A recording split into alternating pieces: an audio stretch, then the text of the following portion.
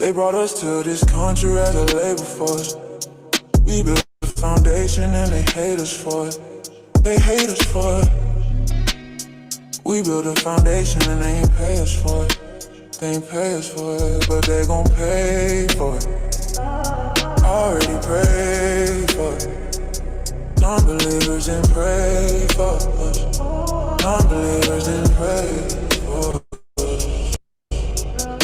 We're black and we built the foundation. Stone by stone, generation to generation. Vultures said we had no culture. Them vultures got a Jay-Z poster. Them vultures got a lazy culture. Vultures eat what they kill. Vultures sleep what they build. They brought us to this country as a labor force. We built the foundation and they hate us for it. We built the foundation and they ain't pay us for it. They ain't pay for it, but they gon' pay for it. Already paid for it.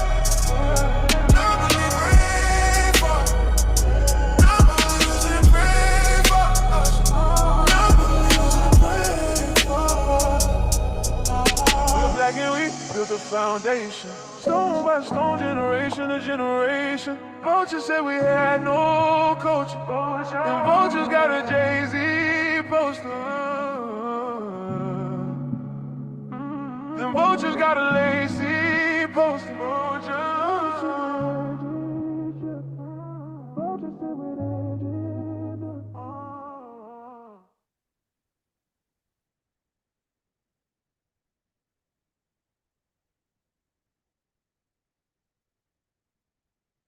What's the contributions?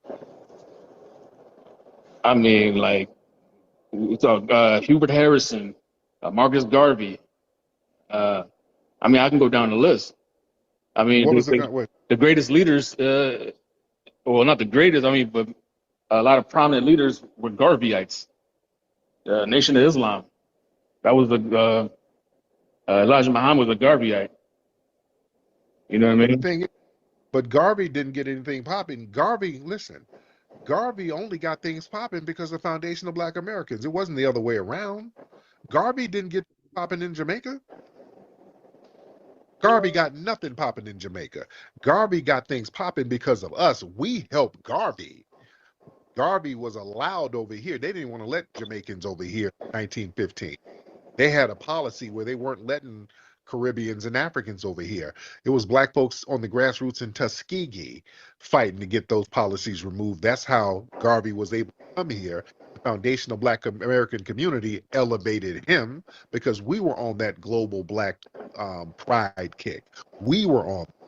He came and that was our foreign brother. We elevated him. It was not the other way around. Understand? Nation. I just said the Nation of Islam was a Garveyite. The Nation of Islam was a foundational Black American, an Honorable Elijah Muhammad. That was the Honorable Elijah Muhammad, foundational Black American. Honestly, what you can do is executive protection. Who built up the Nation of Islam, one of the longest, most respected organizations in the country, and got to do with Garvey. If that were the case, why are Marcus Garvey's organization still around with respect as Huh? Yeah, I disagree with you, Tariq, because I think you're saying everything I'm saying is underwhelming. You're dismissing it. How can you dismiss Garvey? Yeah, I am. Garvey was not what y'all think he was. Garvey was somebody who we elevated. We elevated Garvey. Let's get that Garvey thing straight. Garvey didn't get a damn thing popping in Jamaica. We done said this multiple times. Garvey didn't get a damn thing popping in Jamaica. The Jamaicans did not even like Garvey. Garvey tried to get his movement started in Jamaica. He failed multiple times. He only got it popping when he came around foundational Black Americans because we were embracing everybody. If you were Black and you were talking about Black empowerment, come on, you are our brother. It is not the other way around. He didn't influence us. We influenced his movement. And we elevated him. We were already on that.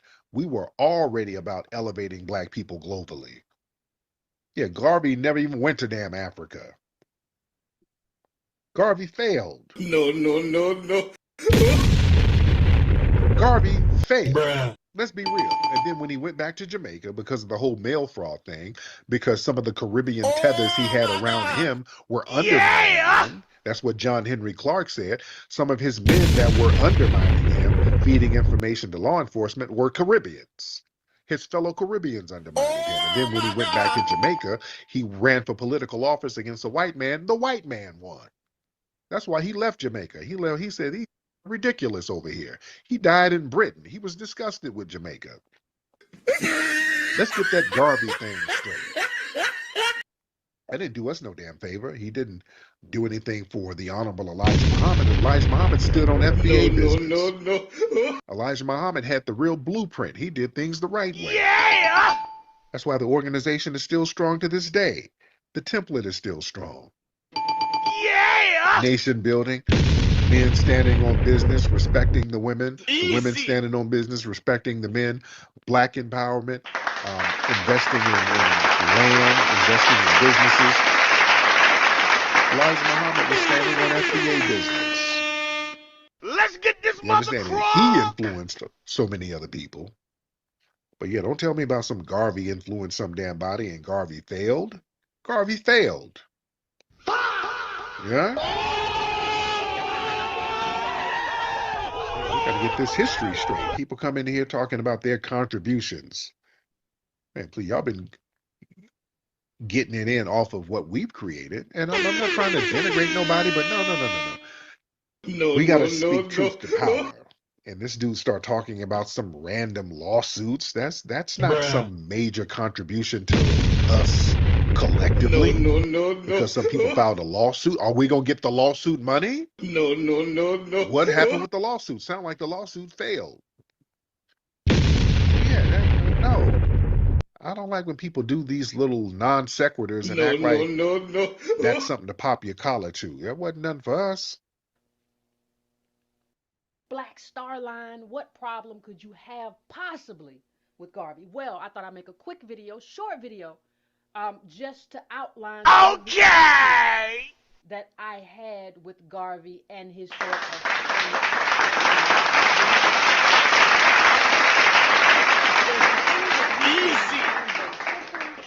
is that Garvey, during this period that he was talking about getting everybody back to Africa, which I have a problem with, during that same period, during his lifetime, there was something called the Red Summer. For those of you who know, the Red Summer was 1919. That was the Red Summer.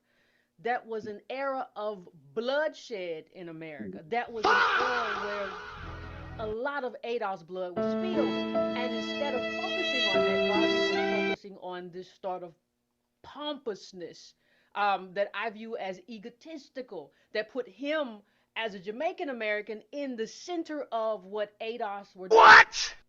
And so the thought became, well, we can escape. And that thought, if you ask me honestly, I believe that there's a lot that Garvey stood for that was problematic then and is still problematic now in terms of how we do our politics. Because we now are still very invested in escape hatching. We are very invested in getting out of America. We're very invested in a romanticized view of Africa, as opposed to doing the work here to be in America. So while you have a bunch of Africans coming into this country trying to become Americans, you have people telling us it is your job to go back home, to go back to your homeland. It's almost as if there is some sort of exchange going on where people want to see us as ADOS become Africans and Africans become ADOS. That's what it looks like, and that's what it looked like to me, even in the Garvey era. So when you're talking about, oh, we're going to have this ship and we're going to go back to Africa, you're not going to have to deal with white folk no more. Even in Africa, you have to deal with it. Not so much then, but now. So part of the problem is that I saw Garvey as running as opposed to building. And as many people know, I have a problem with running. If your problems are here in America, then your work is here in America, not listening to someone who came today and told you what you should be doing, and that thing that you're doing means that you have to go back to Africa. Now, I would remind everybody also that there are a number of ethnicities in Africa. So this idea that we're going to be automatically somehow accepted here, I just don't see how it made any sense. It just seems like one man's ego. That's one problem that I had with the Garvey mechanism, right? And he'd never been to Africa. So here's a man who had never been to Africa that all of a sudden was going to show us the way to move and navigate in Africa. I don't think he ever went to Africa. He got sent off, and then he ended up, I think he ended up in London. So somehow in his whole frame of work and his movement, he never ended up in Africa. And he's never really dealt with all of the limitations that come with a movement. This was very fantastical. It was like he was writing a movie as opposed to actually doing something that I view as worthwhile. There's also, when you talk about the back to Africa movement too, it just reminds me of the same thing that racists tried to do with the American Colonization Society, which was formed in 1817 to send free African Americans to Africa as an alternative to emancipation. I use the Back to Garvey movement, or any movement that would have us go back to Africa as opposed to fight here. I view any movement like that as problematic to me, and it should be problematic to you that we would build the richest country in the world, and then after we build it and after we're done and America's rich, then we get to go into a third world country or a poor country or underdeveloped country. That to me seems like a kind of robbery. That to me seems like the same racism that we saw from the American Colonization Society, which was going to free us in Africa. So when I feel the same way when somebody says go back to Africa as a racist slur as I hear when I hear somebody say it today, and when I think about Garvey saying it back then, especially since he had no friends except for his ship. This is a problem for me. May not be a problem for you. It is a problem for me. And this is just part one, ladies and gentlemen. So like I said, this will be quick. But another problem that I had in terms of Garvey and what he did and what he was doing was how he the best way to say it is how he sucked up to racists, right? What? I'm sorry if this is new to you, but there was a letter from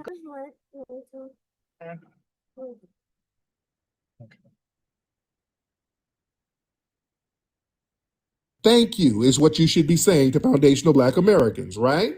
Marcus Garvey come here since the 1920s. Marcus Garvey was a buster, and they ran him up out of here.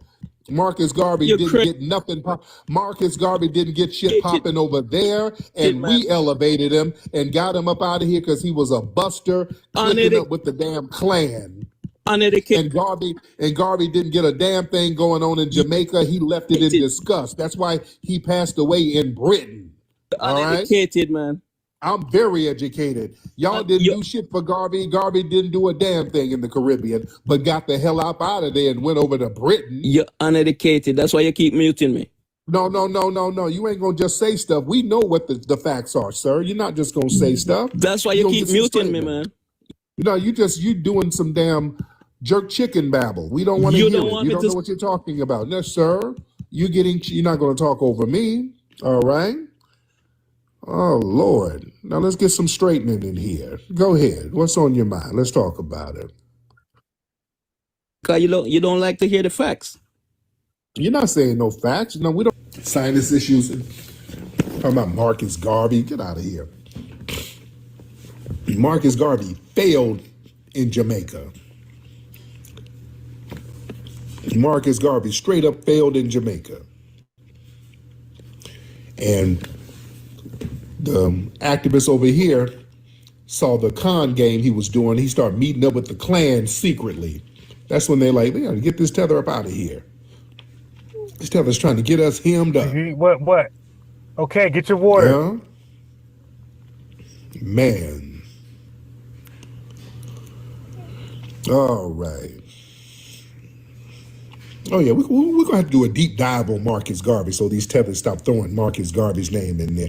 Marcus Garvey had a secret meeting with the damn Klan down in Atlanta. He went down there on the low and met up with them, and then it got revealed later, and that rubbed a lot of people the wrong way. That rubbed a lot of people the wrong way. That's when they had the Garvey must go movement. They're like, what is this Negro trying to do? Because the Klan at the time. The Klan was acting like a shadow government at the time. It's like, hey, we don't frolic with them at all. Yeah, the Klan was the shadow government at that time. The Klan was extremely powerful at that time. The black community was vehemently against that. Like, we're not sitting at the table with them for nothing. You understand? Yeah, we're not sitting at the table with no damn Klan for no reason. Yeah, 1922 down in Atlanta, Marcus Garvey took his big back ass down there and met with the Klan on the low, did it in secret. You know, that rubbed a lot of foundational black Americans the wrong way at the time. No. As it should. Yeah? Man. Please, you a club dancer. Who is this person talking about he a club dancer? Marcus Garvey does more than, okay, well, hold on, get your ass on. Azania? Or is that Marcus Garvey's wife in that thing? Get on, Azania. Marcus Garvey didn't do shit, but got propped up by us. Can you hear me? Yeah, I can hear you. Great, because I tried to get into your conversation the other week and there was difficulties with the technology. Yes, I was ma'am. happy to listen, sir, but you're so wrong about Marcus Garvey. Oh, well, tell me what's right. What's right? Well, firstly, you said that Marcus Garvey was what in Jamaica? Shut up! He failed in Jamaica. All right, let's put this into perspective.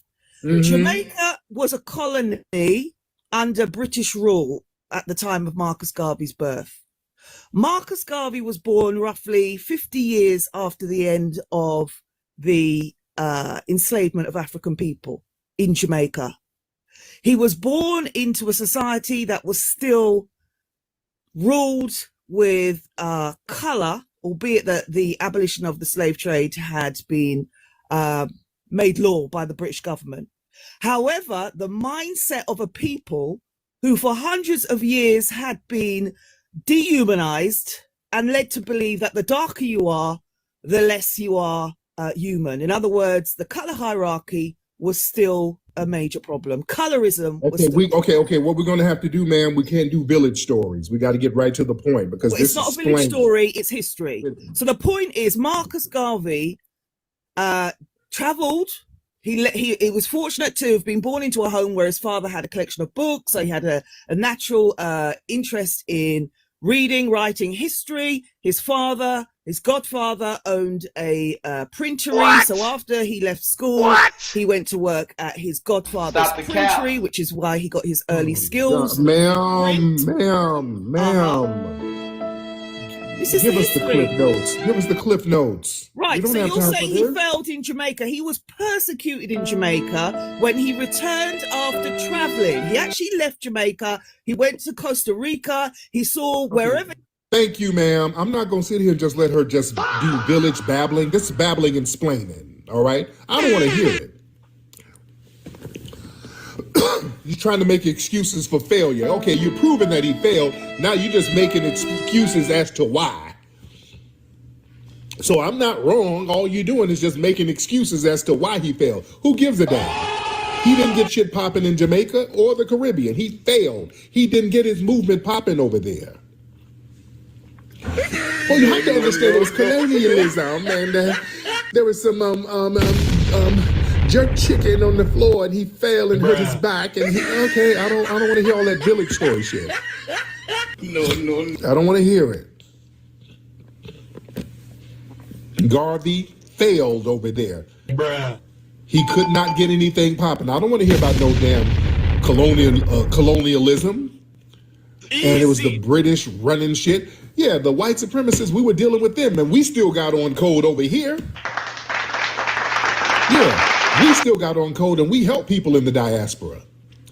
Jamaicans weren't trying to do that. Easy. Come on now. Let's talk about it.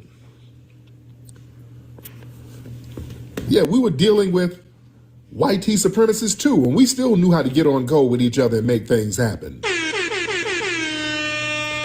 Yeah, Garvey came over, got elevated by us. We elevated Garvey.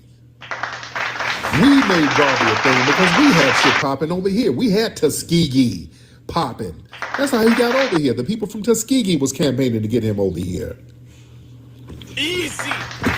Come on now, let's tell real history. And then he come over here and we elevate him, we prop him up. Hey, okay, that's our brother from a foreign land. We're trying to be on some global black thing. He come over, okay, hey, our brother is talking like we talking. All right, let's get it popping. Then we saw he started meeting up with the damn Klan on the low. We're like, oh, this big nigga might be funny style now. No. So yeah, we were like, no, he can kick rocks. You understand? No. We don't do village stories, Azila, or whatever your name is, Azania. No. We don't do village stories. We ain't doing all that splaining. We ain't doing all that splaining. He was meeting up with way too many white tea supremacists over here for us. So we were cool on that. Yeah, he never got anything popping. Only thing he got popping, he came over here, we elevated him. He only got things popping with us. Marcus Garvey never touched foot in Africa. Never sat one of his little ashy big toes in Africa. Yeah? Got people's money and bought janky ass ships. Oh my God. Yeah? Come on, man. Yeah, they've been running these little Pan-African schemes and scams all the way back then. Let's just tell the truth and stop playing games with this shit. Let's tell the truth about this. Yeah? We telling the truth now. We ain't doing all that old splaining. Yeah, he never went to Africa. Yeah, he was the Umar School before Umar School. That shit was Umar School. That's why Umar has the same spirit. You know, damn all that. You understand? Damn all that. And you calling up making excuses as to why he failed, nobody cares. The point is he failed. Yeah? Bruh. Man. You know Tether they start trying to explain when they start talking in circles. Everything has to be a long, drawn-out village story. No. We ain't sitting through that. And they try to wear you down with the village stories. No, just get to the damn point. Now, what you don't understand is that, there was the Queen of England. They were very hostile, and it was a hostile environment. And man, I don't want to hear all that. I don't want to hear all that. You have nothing. You're just talking. You have nothing. So now you talked about Marcus Garvey. I don't know why you want to talk about Marcus Garvey. You called him the biggest scammer of all. Marcus Garvey, you could really call him a black nationalist because of the things that he created more in America. This comes from the nationalhumanitiescenter.org. Let's scroll down here. We're going to look at what this person brought forth. I'm going to turn this screen sideways so we can see this.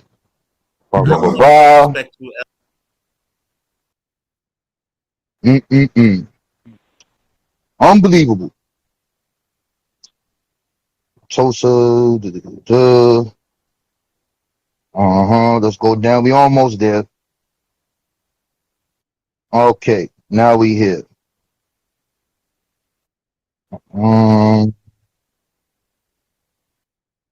Hold on, because I haven't looked at this in a while. I want to make sure that I got it right. Garvey organized his group in a way that made the sentiments viable, and that's the sentence of we need to liberate ourselves. He created an African legion that dressed in military garb, uniform marching bands, and other auxiliary groups, such as the Black Cross Nurses. He was elected in 1920 as that provision. But I want to get to these organizations. I want to get to what he brought forth here. Want to get to that. Where is it at? Okay, we have the Black Church, Mr. McGuire. You have that. Okay. Garvey's black nationalism blended with Christian outlook rather dramatically when he claimed that African Americans should view God through our own spectacles. That's one part. Scroll down. We want to get here. Where is it? Man, where the hell is it, man? I think I passed it. In any event, he had multiple organizations dealing with steaming, dealing with stores, dealing with groceries, dealing with cleaners, dealing with manufacturing goods, and all of those things beside this starship. And that's a whole different conversation for a whole nother day. So why is this person important?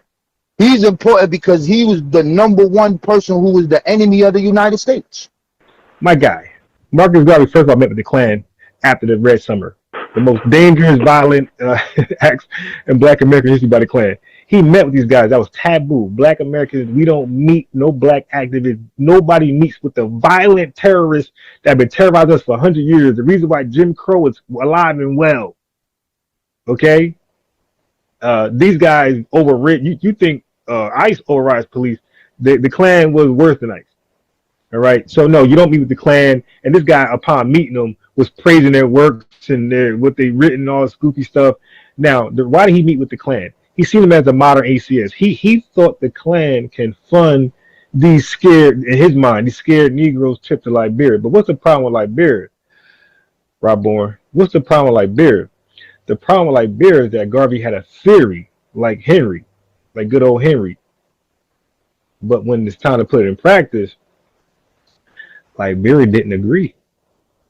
They never told Garvey, hey, yeah, bring all those 20 million, 40 million Negroes over here.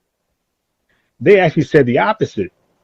They said, don't bring your West Indian ass over here. And don't bring none of those real blacks over here. Y'all stay there. Y'all work that out. And we're going to be over here. So he never got the green light to go to bring 20 million or 40 million black folks to Liberia. Yo, y'all should have educated this guy who he's talking to. All right, and then let's talk about the scam. So that's part of the scam because he's pitching this as a real reality when he knew there was nothing ever negotiated for him to bring anybody to Liberia for residence or repatriation. Dude, you think he's talking to, my guy? I don't need to share shit just off the top of the head. All right, then Marcus Garvey was selling stocks.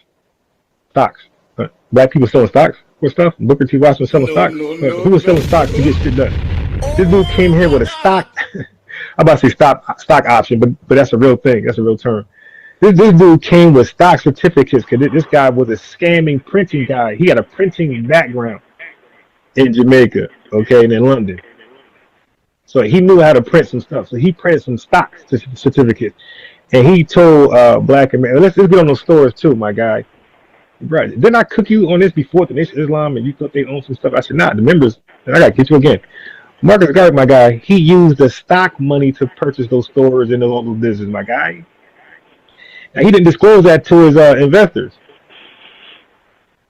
Yeah, you share your screen on that too? Yeah, all the money they gave him for stocks, he used that money to, so while he's trying to ship you to Africa, he's anchoring himself to America. Robbing Peter to pay Paul. Good. So he's robbing Peter to pay Paul, man. Go ahead. Right. All right, okay, so watch this. Now, this is what you got to do it, my guy.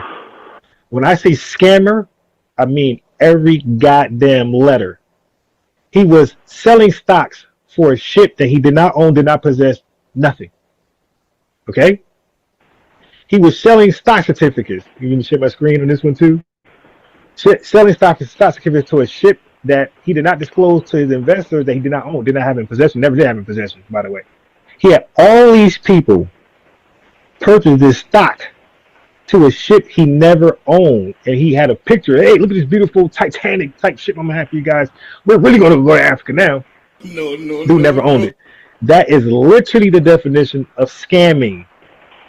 It's to say that's Bernie Madoff. Okay, pyramid schemes. Hey, invest in this, and I'll get you to the promised land. Some heaven type stuff he was preaching to Black Americans. A couple of fools know that agree with that stupid shit. He has to help expose them. And when he talked to, when he met with the Klan, yeah, that's part of the government's go campaign, by the way. I'm gonna throw you all right, bro. Okay, bro. Whatever you say, bro. Yeah, we ain't doing that. Let me select your name right now. You try to run, you're gonna keep right off this damn panel. What? What did you just So say to me, bro? let me select your name now, because if you try to run from the question after you say Run this from name, what I'm gonna go. question? Run from what question? Did Garvey sell stocks to a ship he didn't own? No. To Black Americans? Right. He's a piece of shit. Right. Okay. No. I just want you to put the source up there, bro. The Black Star Line brochure for Phyllis Wheatley, central exhibit in the mail fraud case of 1921. Phyllis Wheatley did not exist. This is a doctored photograph of an ex-German ship called the Orion. It was put up for sale by the United States Shipping Board. The Black Star Line, Marcus Garvey, had proposed to buy her, but the transaction never was completed. And in spite of all this, it's a doctored photo by Marcus Garvey. And what he did was he told his investors, Black Americans, hey, invest in my new ship. Okay, and he solicited donations through mail for this ship. That was the mail fraud case. But he never owned the ship. The transaction never happened. I simply asked for born. Now, is that scamming? And this is his answer. So the Black Star Line, did Marcus Garvey doctor up a photo to misrepresent a ship that he supposedly owned and solicit stock sales for that very ship from Black Americans? You said no, right? You still stand on that? Yeah, he had a shit, but that wasn't the name of that joint, as I remember. It's called the Yuckamock or some other shit. What is this? Where is this from? No. What's this one from? This is your same thing. When you were sharing your wiki thing. Oh, it's the same wiki page? Oh, okay. Yeah. I was showing what you said. Okay. Yeah, because I know it's it. But so whatever the shit was called, you still don't believe that he misrepresented a ship to his investors and had them no. You see, I was looking to see if you knew, like this, because the story is this, right? The story is this: the corporation owns the ship. It is a ship. The problem is that the people that went and purchased the ship, they purchased from a European. The ship was fucked up, and what he didn't do was basically like tell the people like, yo, this shit is not right and exact. So now, is that scamming? No, it's not scamming. He was trying to get it. No. Hold on, brother. Listen, it's not scamming. Somebody say you're a lemon. That's not scamming. Nah, brother. No. Hold on. I take it all the way to the origins of the thing. And then when you come to, Garvey was a Klan member. Garvey took the American colonization. Unbiased said that I taught him about the American Colonization Society. I didn't teach him about the American Colonization Society. I'm the one who connected Garvey to the American Colonization Society because he has the same movement. Stop the cap. He's come in as a plant 100 years after, or I'm going to say 60 or 70 years after because the American Colonization Society started in 1816, bruh. Garvey wasn't born until, Garvey wasn't born until 1887. But he's using the same talking points, going to Liberia, going over here to a colonized land that was already colonized by America, and they're spreading out and trying to be colonizers over there. And Liberia is once African American or enslaved Americans. Liberia was colonized by America? Huh? Did I hear that right? The Berlin Conference. Listen, let me ask you a question. Huh? The Berlin Conference was 100 years before. Hold on, wait a minute. The Berlin Conference was 100 years before Garvey. All right. That's okay. 1885. What does that got to do with 1820? Now, listen. Just like I said, Garvey was taking the American Colonization Society's movement, which was trying to send black people back to Africa. He was meeting with the Klan. He was a Klan member. No. All right? And then he wanted to take us back to Africa as a one-party state, and he's going to be the governor of it. He's going to be the president. He's going to be the king. Garvey was lunch meat. Garvey lost his mind. And now, just like I said, he's following in behind these racist nationalists And when you talk about black nationalists, the only thing they're doing is taking what white nationalists. And guess who the white nationalists that started these movements? Was the separatist movements and the KKK. So the only thing you did was take white off of nationalists and add black. All right, bro. Like, he was nothing but a coon. You know what's strange about this? What you telling me? No, hold on. You tell me that nationalism. Hold up. Nationalism is ran off fear. Nationalism and this. Hold up. No. Listen. Hold on.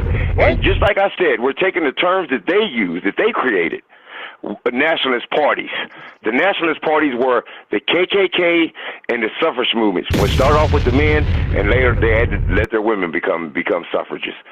Like I said, and they didn't involve none of us in none of those nationalist movements. And then we take the term nationalist, just like we taking the term black, just like we taking the term the N-word, and we take it and adopt it upon ourselves as social construct. You take the term given by one group to another and adopt, and the group who the name was put on takes the name and adopts it upon themselves. And we're doing the same thing using the terms nationalist, using the term genetics. Genetics is a form of biology, right? Hey, yo, hold on, bro. Listen. So it's strange what you're telling me, because Martin Delaney had a Back to Africa movement. He did this on his own accord. And the person that we start in this conversation with is Paul Cuffey, who got nothing to do with the ACS. He does this on his own. Stop the cap. I show in the beginning in the 1780s, you got fucking Prince Hall and all of these individuals talking about going back to Africa. They make these petitions to do that. I put it on the screen, bro. So I don't understand. And Garvey's coming in as an agent, not even an American, coming in trying to tell us how to live. Hold on. Trying to tell us how to live, and then will take us over to Africa where he never been and become the king of Africa. Man, don't that sound delusional as hell? Yo, listen, brother. You right. That's delusional. Yo, listen. He said African for the Africans, period. This is a slogan and things of that nature. But he's going to be the king of Africa once he gets over there, though. He wants to be governed by him. He wants all of Africa to be governed by him. He envisioned a unified Africa as a one-party state governed by himself. Yes, he did. He did it. He didn't want all Africa to be. Where did you get this from? Could you give me a source? Or Wiki. This is what y'all do. Pull up Wiki. Pull up Marcus Garvey and Wiki. Let's pull it up. And it's gonna say what you just said, right? Exactly. Right now. Okay, it's gonna say Marcus Garvey wanted to be the king of all Africa. Let's pull it up right now. So we got Marcus Garvey here. I'm saying let's put it up right here. Marcus Garvey wanted to be the king of all Africa. Yeah. So we sharing the screen right now. We sharing the screen. So Marcus Garvey wanted to be the king of all Africa. So here's Marcus Garvey. You said go to Wiki. So we're on Wiki now. Let me hide this reader. So let's see. UNIA. Garvey was born in Jamaica. Let's get to where goes to Harlem. His black separatist views and his relationship with white races, the Klan interests of advancing the shared goal of racial separation. Stop. Hold on. No. Yo, listen. This same ideology or what he did is the same thing that Elijah did and other individuals did. I don't agree with it. A lot of people don't agree with it. But he's like, yo, listen, we want to be separate from you. We don't want to be around you, motherfuckers. And we don't want this to happen. And this is the same conversation that happens after the Civil War. When they took those 13 black leaders and they put them there, they asked Stop them, the cap. do you understand what's happening? What is it that you want? Do you think that you can live amongst our people? No. Stop the cap. Would you be able to fight for us? How does the other people feel? And they said they wanted to be separate away from them. So this is nothing like yo, bro. Anyway, I'm looking for this joint to say, believing that black people needed to be financially independent from white dominant societies. Garvey launched various businesses in the U.S., included Negro Factories Corporation, Negro World newspaper. He became president of Starline. 1923, he was convicted of mail fraud, boom, penitentiary, Atlanta, Calvin Coolidge. Garvey was a controversial figure. Some in the You skipped the whole paragraph, though. Nah, I'm looking bro. I'm looking for what you told me that's gonna be in here. That he wanted to be the king of all Africa. That's what you said. I got it pulled up. You want me to read it? Yeah. Where is he to say he's going to be the king of all Africa? All right, now listen. Where is it at? Garvey was born. Listen, it's in the paragraph right before. All right, Wait. now What Garvey was born in Wiki. In Wiki. Okay. Well, you said believing that black people needed to financially independent from.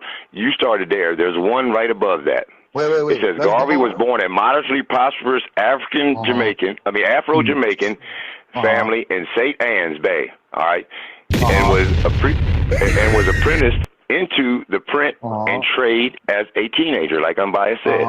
Now, working in Kingston, he became involved in the trade unionism. He later lived briefly in Costa Rica, Panama, and England. Okay. Now, on returning to Jamaica, he founded the UNI in 1914. In 1916, he moved to the United States and established the UNI branch in New York City, Harlem district.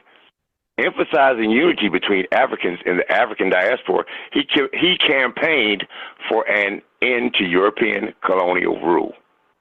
I don't know how that is, because he's trying to send you to a colony of that is run by America over in Liberia. No, but anyway, no, it's not. Liberia was made by Africans at that time. What are you talking about? Why are you making this stuff up? Okay, well, I'm wrong about that. I'm sorry, but let me finish reading. Yeah, go ahead. Into European rule in Africa. In Africa, and advocated the political unification of the continent. He envisioned a unified Africa as a one-party state. Hey, family, let's get the likes up. Click the like button. It's not hard to click the like button. Let's go. Click the like button. He's going to be the governor. Okay. He's going to be the ruler. He's going to go to Africa. He ain't never been there before. A Jamaican telling us how to live. Trying to get us to go back to under the American Colonization Society, guys. Using the same talking points as them and the Klan, and then he wants Africa to be governed by himself. Like button. Let's go. Like button. Like button. Click the like button. Thank you. It's okay to use Wikipedia, but when these claims is made like this right here, it has to be a source there so we can go get it. There's no source. There's no number next to this. There's no 1 next to this. There's no 2 next to this. There's no nothing next to this statement. You are deceiving people.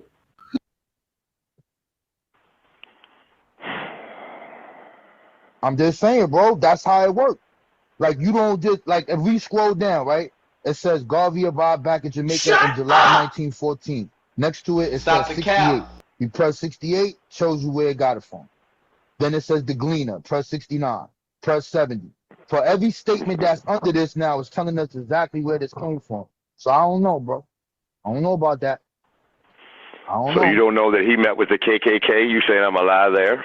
No, that's not a lie. You're saying that he wasn't using hold up. He wasn't using the American Colonization Society's ideal of sending us back to Africa because they said that we was hold up. Said that we was unfit.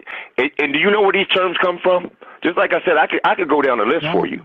I've already done it. I've already done these presentations. I start with the Papal Bulls, and then I go to Carl Linnaeus, who started classifying humanity, and saying that the Afro-Niger was lazy, cunning, and lustful, and then you go to Johann Friedrich Blumenbach, who weaponized the term race, split humanity up into 5 different races, and put the white people on top. And then when you want to go to the population control agenda, you go to Robert Malthus. That's who started that. That's who started the population control agenda that's still going on with Bill Gates and people like that today, these philanthropists.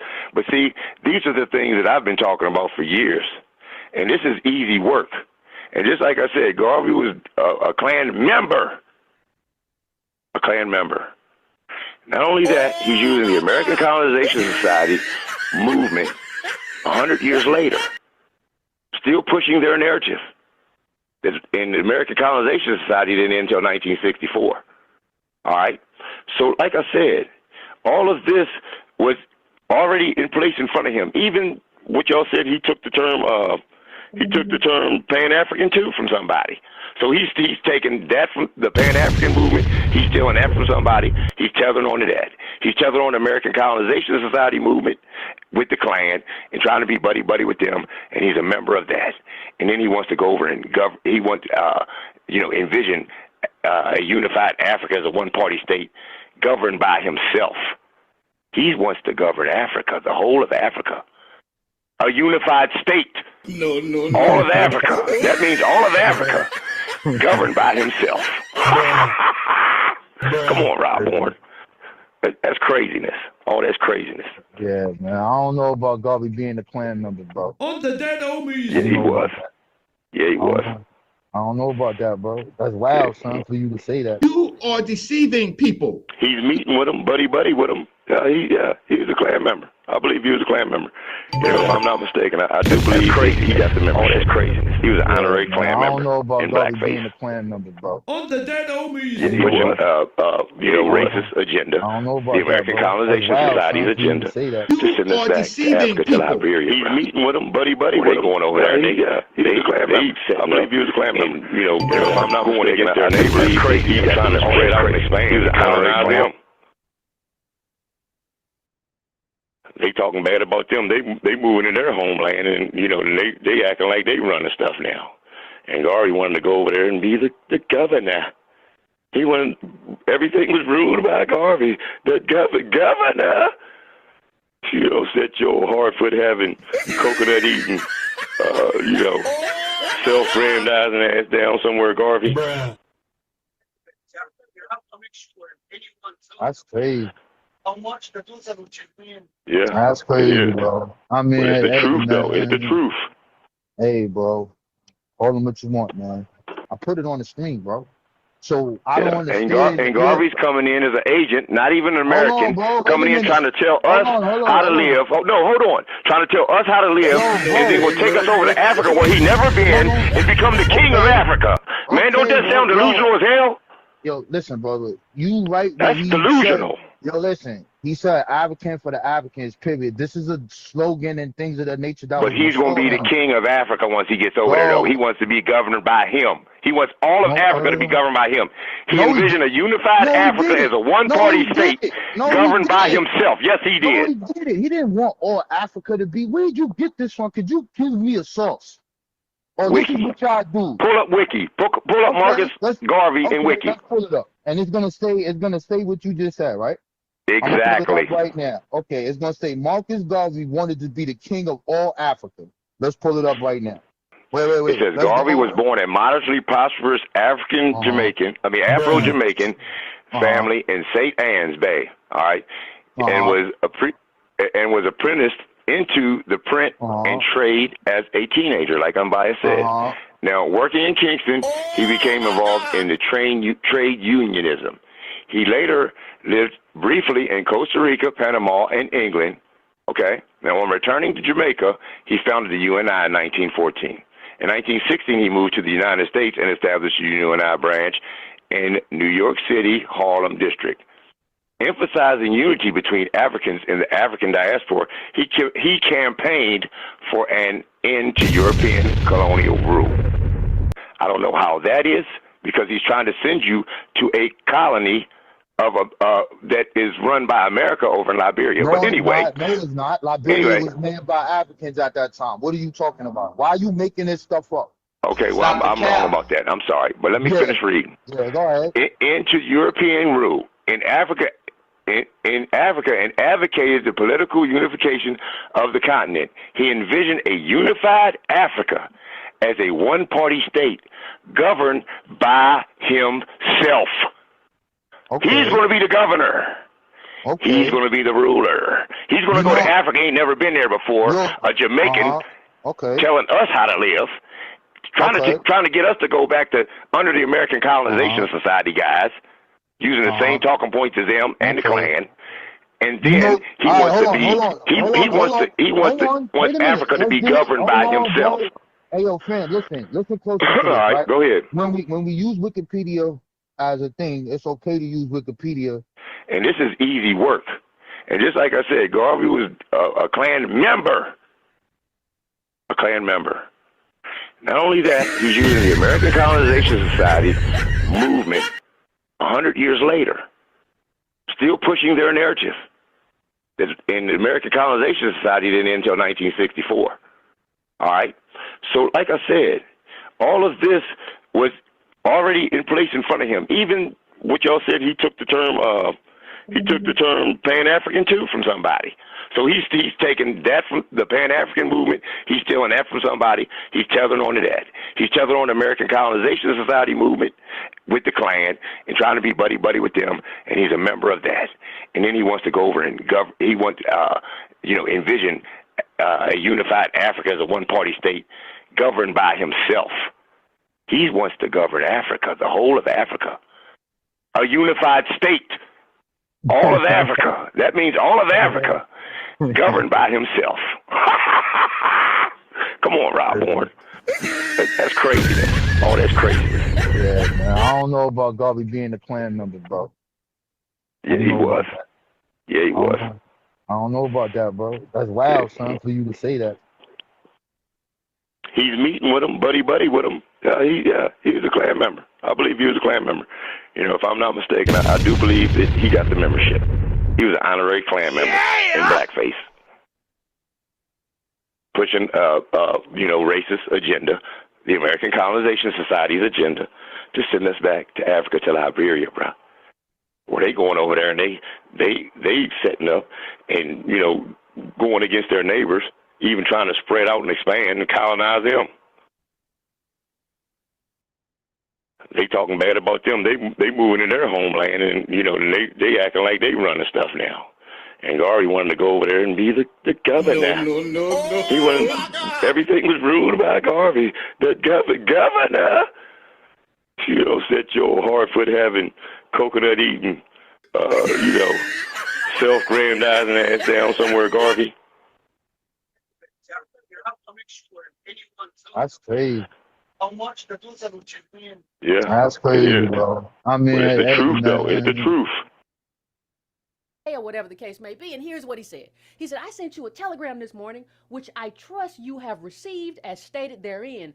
I have just completed reading the book, White America. It is wonderful. Yvette Carnell is reading a letter that Garvey wrote to the KKK. Okay? KKK. I see a lot of folks are not liking the video. What's goody here, man? This is an FBA channel. If you're FBA, like the video. If you're not FBA, do what you want to do. Don't care. But if you're FBA, Adolf Friedman, if you know that we need to delineate, like the video. Thank you. Stay on code. That is how he sucked up to racists, right? I'm sorry if this is new to you, but there was a letter from Garvey to Ernest Cox. And I think Ernest Cox was a white supremacist, KKK, or whatever the case may be. And here's what he said. He said, I sent you a telegram this morning, which I trust you have received as stated therein. I have just completed reading the book, White America. It is wonderful. From the white man's point of view, it is a masterpiece in history, ethnology, and general race literature. It should be in the hand of every intelligent white person, not only in America, but Europe, South and Central America, as also the hand of every intelligent Negro. I do not and cannot agree with much of the historic data in reference to the black man. As a Negro, I have opinions of my own, but I fully appreciate the fact that you have written from the white man's viewpoint. And in that, I hereby agree and am in full sympathy. If I were your race, I would have written with the same force and probably with prejudice. You have been fair as anyone could expect under the circumstances. Stop the cap. You have been much more liberal than the average writer or author. History, Stop the cap. Ancient is largely doubtful and highly speculative. The points of vantage credited to the one race can be easily claimed by the other. Yet that is not a matter of dispute between us. The fact is that the modern Negro is a lazy, good-for-nothing slumberer. This is my conviction. Stop the cap. No. Arrived at by close and careful study and the experience.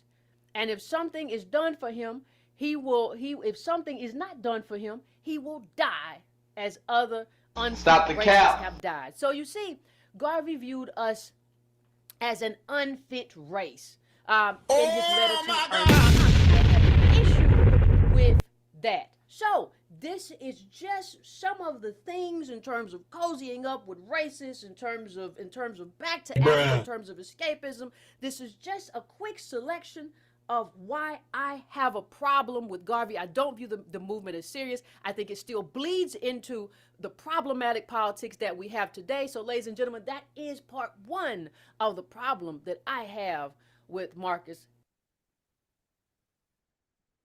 Hey, man, listen, click the link. Stop crying in the goddamn chat. Click the link. All right. Garvey's history is recorded. It's public. It's a Googleable search away. Stop crying. Your leader, your first leader, your national leader, your global leader was a goddamn scammer. All right. And all of you have been scamming ever since. Everybody who goes under their name Pan-African has been scamming, or they condone scammers. They haven't rejected them publicly. You dig? They only do so when they come over here. I make them reject these scammers publicly. All right? When they come over here, they reject these scammers publicly. I make them. I'm going to show you. Somebody pulled up yesterday, some clown, and I had made him reject Marcus Garvey publicly, and he was really reluctant. They all be reluctant. Okay? But it's your credibility. You dig? You do what you want to do. Just know that this is publicly being recorded. So how do you handle truth? It will be displayed the next. You know what I mean? It's all on the line. It's live. It's online. So you reject Garvey being a scammer, then we got you. We got you being a fraud, somebody who can't stand on truth. All right, hold on. Hold on 1 second. I got to source up. I had somebody call in my live yesterday. 6,000 people tuning in. They say, ain't like this is a channel, like this is a Pan-African channel with nobody tuning in. Now, folks tuning in, and we got a piece of shit Pan-African who's going to go live in about 5 minutes, trying to, justify Garvey and come against Tariq. Nobody better not dare go over there. I'm live. I'm cooking this fool. You dig? Stay over here. You on code. We are cooking their leader. All right. We got people who named their organizations after this clown, this scammer. And by the way, they called in over here. A lot of those guys called in over here, got cooked.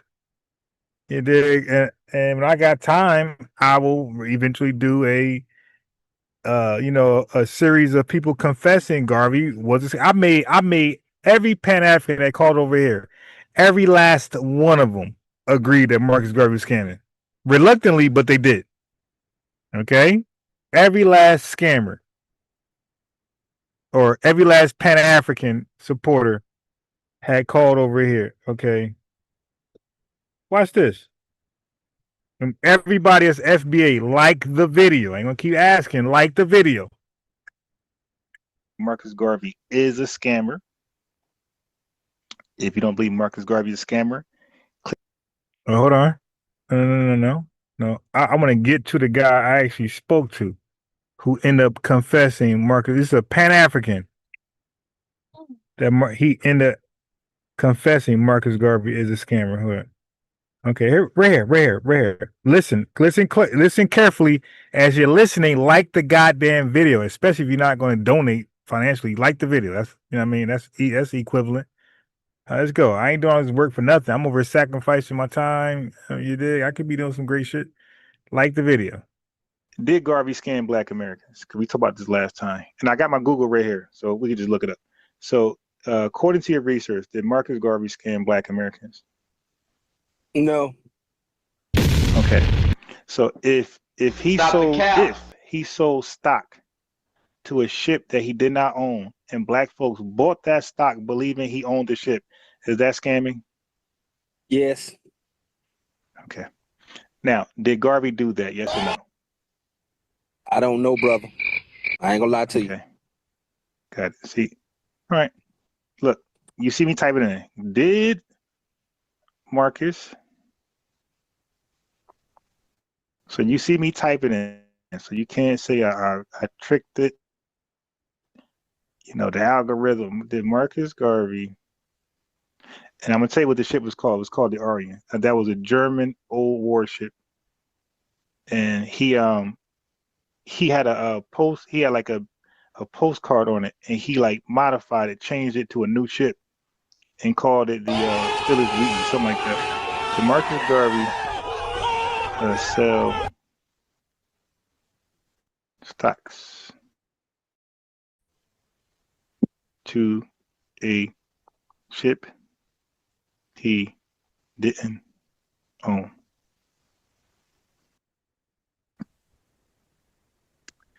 Can you read that? Wait, not the. Okay, you can read the whole thing. Go ahead. Well, from what I'm seeing here, brother, it said he was convicted of fraud in Not that 1923 part. Yeah, keep going now. for shipping the Black Star Line. Oh, you talking about the Okay, Black Star Line? So basically, what you're brother. saying is, since no, Hey, hear me out. bro. No, wait. I said not that part. I said read the whole thing, please. My argument is not the fraud, the mail fraud. That's not my argument. I don't argue the mail fraud. I'm arguing the ship. He didn't go to jail for the scamming Black Americans. He went to jail for scamming the government. Or defrauding the government. So can you read the whole thing and don't just stop where you okay, read the whole thing. Brother, I see it. But I still want to know why you think he scammed people, though. Tell me that. Wait a minute. Wait a minute. Who are you? You just agreed. If he sold stocks to a ship he didn't own and his stock investors thought he owned it, you agree that's scamming. Right? Yeah, I do. Right. So he scammed Black Americans. He did that. He scammed Black Americans. Right? Yeah, but you know what I'm gonna do? I'm glad you brought this up again. I'm gonna go look into this. I'm gonna go deep diving into Marcus Garvey to really see, because sometimes people put things out there that's not always true about a person. Wait, bro. But this is AI. This ain't somebody. Yeah. This is AI searching. Wait. Okay, this ain't somebody, my guy. This is AI searching the net. And by the way, have you went into Garvey's? I did a whole video on Garvey court case. Do you know about that? No. Okay, well, he confessed. We got his so not only did he do it, he confessed he did it, and he explained why he did it. He tried to explain it away. So yeah, go a deep dive, come back on the show like everybody and their mother did, and say, "Bias Ron, you were right." Okay, because right now we're looking at it, and now all of a sudden an AI search ain't worth shit. All of a sudden, because your leader is a scammer, and this is why all of them started to scam, because Pan-Africanism started with scamming. Your first national global leader was Marcus Garvey, and he did the first scam, and then Umar, then you got everybody else following after him, just scamming. 19 Z's and everybody else, Young Pharaoh and the Polites. Go ahead. You're welcome, brother. Yeah. Well, brother, I hear what you say, but I'll make you this. So, do only Pan-Africans scam? No, not only no. People scam all the time, but as far as an organization, as far as a consistent organization, Pan-Africans have largely amongst Black Americans, and we're not just talking about like credit card scam. We're talking about scamming in the woke communities, like the people who's supposed to know better. We're saying Pan-African in the woke communities have a longer, not even close, scamming history than anybody else. Easy. So you saying John Henry Clark a scammer, Dr. Ben a scammer, everybody a scammer? Shut up! No. Dr. Ben, well, yeah, he's scammed because Dr. Ben and Dr. Clark, do they have real doctorate degrees? On the backside, yeah, but no. There's no such thing. No. I'm saying formally through education, did they? Yeah, no, right? They didn't do a master's and none of that stuff. No dissertation. Okay, so when you go around claiming you're a historian and you're saying you're a doctor, that's not scamming, because now you made people drop their guard, because people like to listen to educated people, professionals, experts. Right. So if somebody go around saying I'm a doctor, listen to me, people are going to listen because they're a doctor. That's not scamming. Yes, but John Henry Clark went back and got all his degrees, though, brother. No. Hey, bro, you made that up. John Henry Clark. Go ask your man Sean. John Henry Clark and Ben. They never went back and got nothing. They are not an educated doctor. They wrote no dissertation. They did none of that, my guy. You're lying and you're making stuff up. Stop the cap. They could teach us in No, college. they weren't. They listen to me. No. Hey, bro, anybody can go and teach a Pan-African study. Like, you don't need like crazy credentials. You have Phil Valentine out there. Yeah. You have Brother Polite. You have Brother Polite in there teaching us stuff like that. And this dude, a high school graduate, he'll tell you he didn't go past the 9th grade. So he did. Anybody can go and teach Black history, Black African studies. Like, you don't need much to go there and do that. But I tell you one thing he ain't gonna do. He ain't gonna teach no chemistry class on the college level. He ain't gonna teach no science class on no college level. He ain't gonna teach no law class on no college level. Okay. And he's not gonna teach a regular history class because again, the Pan-African study class, that was something made up and it was funded by the government, and they don't give a damn who go in there and teach that. So you think the government people run start. Pan-Africanism? You don't know. Wait, so you don't know the government funds and was behind a lot of the Pan-African studies? You didn't know that? No, I didn't know that. Okay. Yeah, go Google that. Yeah, so you got a lot of homework, man. And what I want you to do is, like, was it you before? Yeah, it was you. You came back and said, I forgot what you admitted to. African American. You came back was like, yeah, African American was in the 1990s, late 80s. You came back and said that. So I want you to do it. I want you to play this part of the video back. Research it and come back. Now, this don't matter because I got Jamaican friends, I got Caribbean friends. I got no African friends, but I got friends from the diaspora, right? And they're good people. Are you from the diaspora or like from a different island? Or are you from Africa? Which one? Brother, I was born in Patterson, New Jersey at Barnett Hospital. Stop the cap. Okay, are you from Jersey? Yes, Patterson, New Jersey to be exact. Yeah, you in Jersey now? Stop the cap. No, I'm in South Carolina right now. Okay, are you out there with? Okay, so yeah, I was out there in South Carolina last year. I'm in Jersey now. Okay, but you're FBA, right? Huh? You're FBA? No, I'm African American, brother. What is that? Someone who's descended from people from the continent of Africa, but I've been over in America for what, 400 years now, 300 years? Yeah, but there's no such. I need recordings, okay? What? There's no such thing as an African American. Like nobody's a continent and a. Wait, hold on, my guy.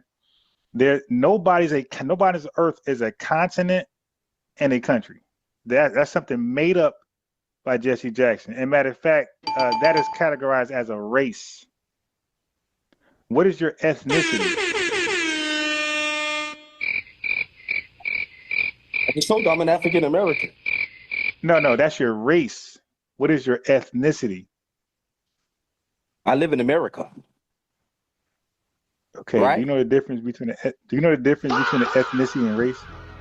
What is it? Your race is okay. African is your race, right? Where I'm saying because black can't be your race, right?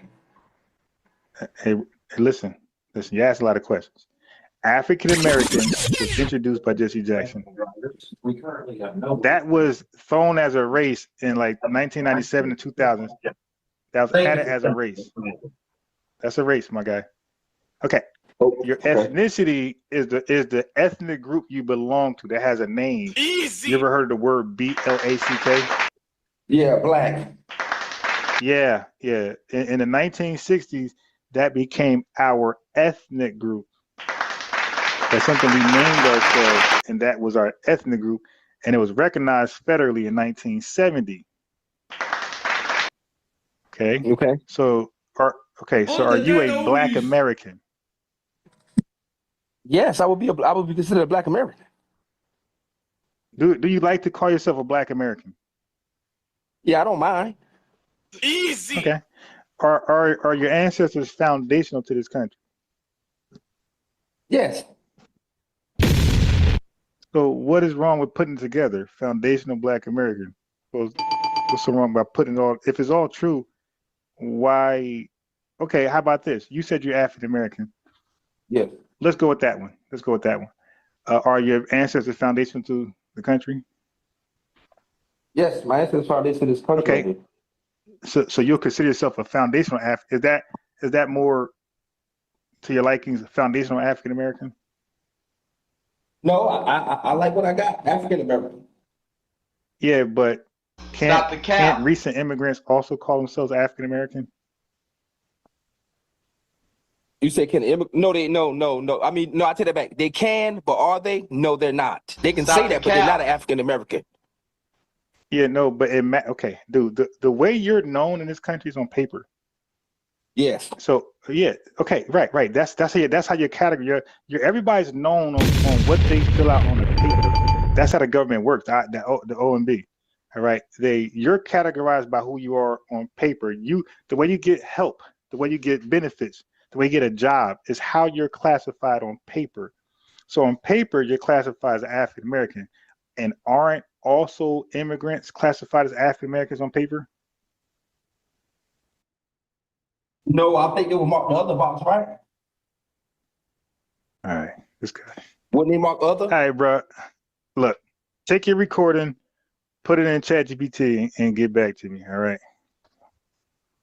Yeah, I'm gonna tell you All what right. African American is.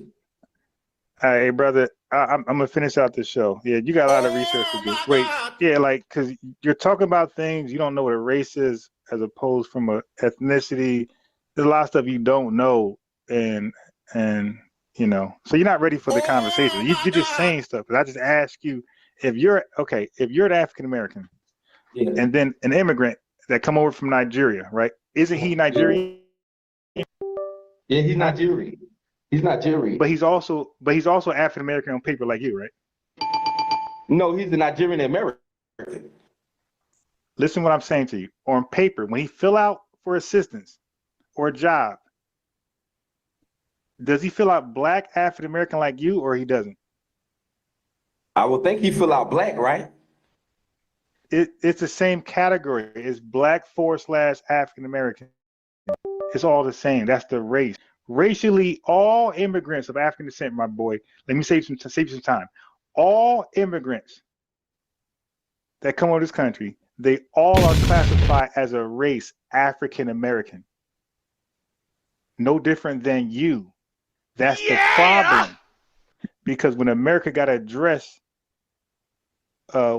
their ills and harms they did to Black Americans solely, those who are foundational, they have a hard time doing it because there's immigrants that's also considered that as well.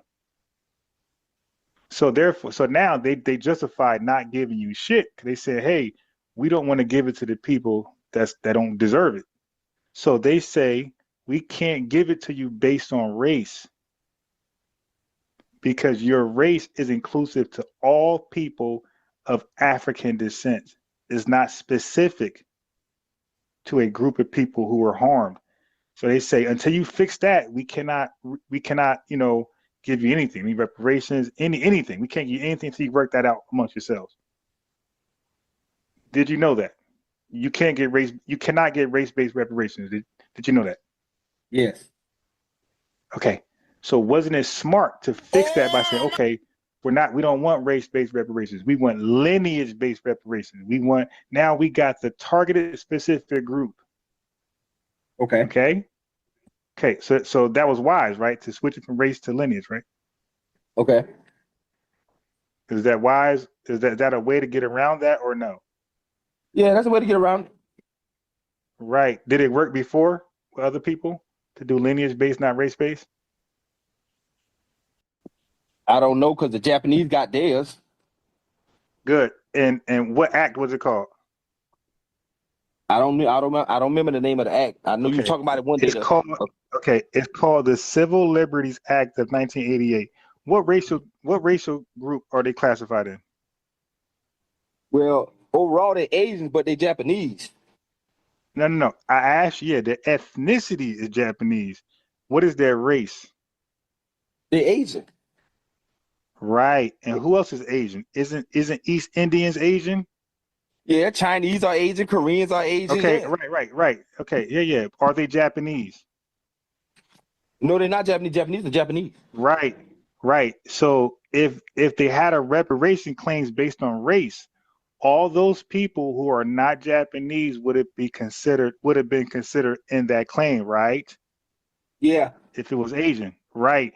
Therefore, it'll be thrown out because you cannot do race-based reparations claims. So you have to be specific. So they didn't do that. They went with the lineage, Japanese people. The act is only for Japanese people, it's not for Asians.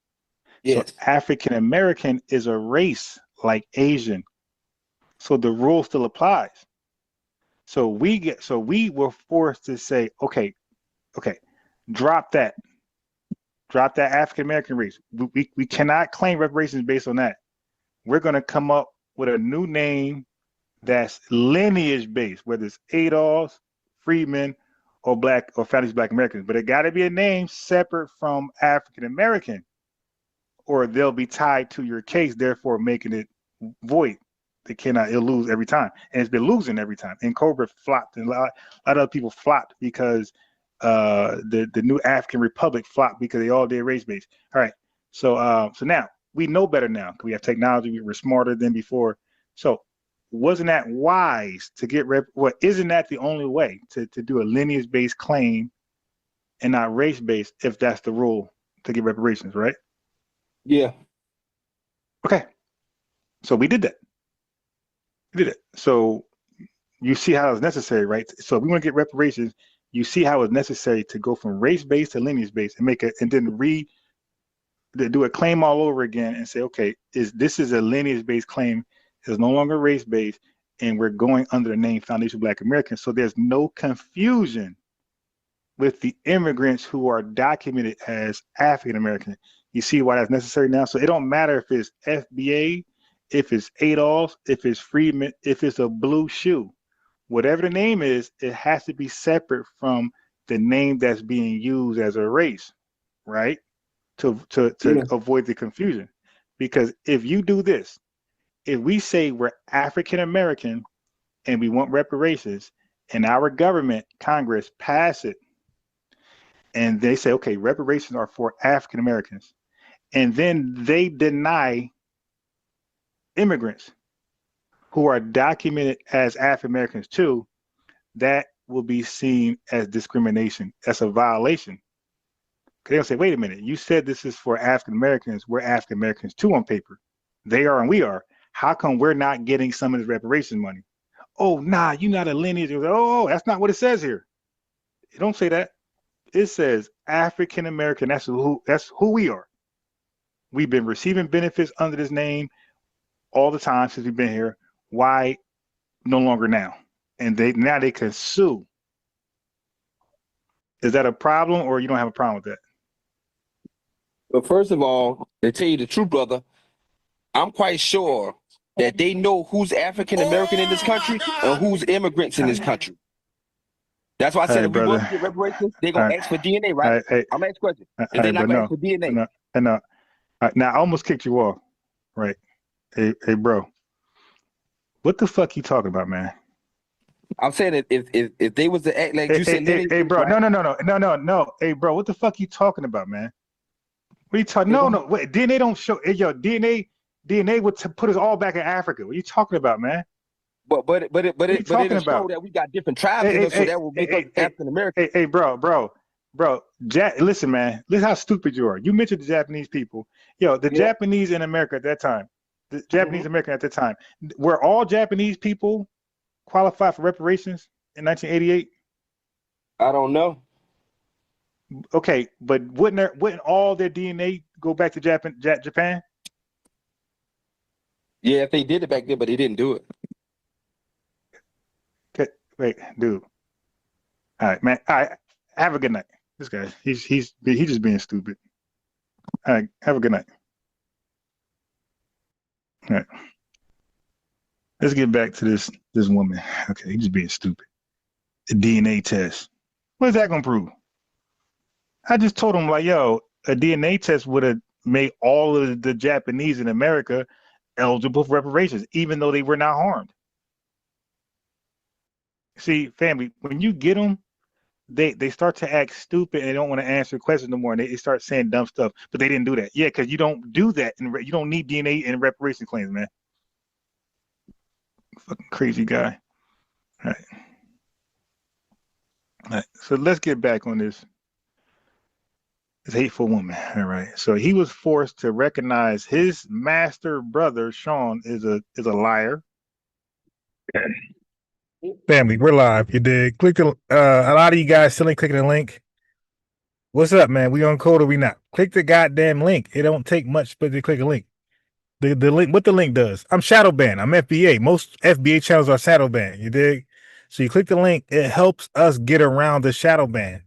Because now our videos are now in the suggestive box, the category. So when people, when FBAs go live, most of our content, most of what we want to look at is FBA stuff. You dig? So now, that like button puts my content in our Lineage suggestion feed. Okay, so like the button so people can hear this today or tomorrow, next year, whatever. All right. Okay, as you can see, none of these guys on my level. I'm on a whole different level. I'm a real researcher. I'm a real journalist. I really do this. The link is out here. Click the link. I'm a Marcus Garveyologist. You did. Click the link. You'll get smoked. Oh, like this guy and everybody else. Click the link. You guys don't know Garvey. If you do know Garvey, you're lying. Like you're lying leaders. Like what's the guy named Dr. Ben Johannesburg, that lying clown, and that lying Tether. Then you got John Henry Clark, that liar. Okay, I'm not them. I don't lie. I'll be honest. Everything I say is a Googleable search away. All you gotta do is fact check me. Go to Google. I submit to Google, by the way. I submit to AI. I'm not these guys. Okay, I'm the real deal. I don't have excuses when my information don't line up. I say, all right, shit, it was wrong. Right? So let me go ahead and switch it over here. 1 second.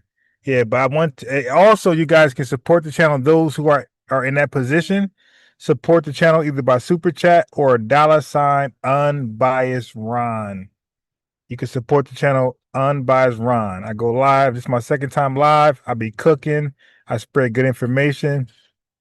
You dig? It's good information, stuff you can learn from, stuff you can teach.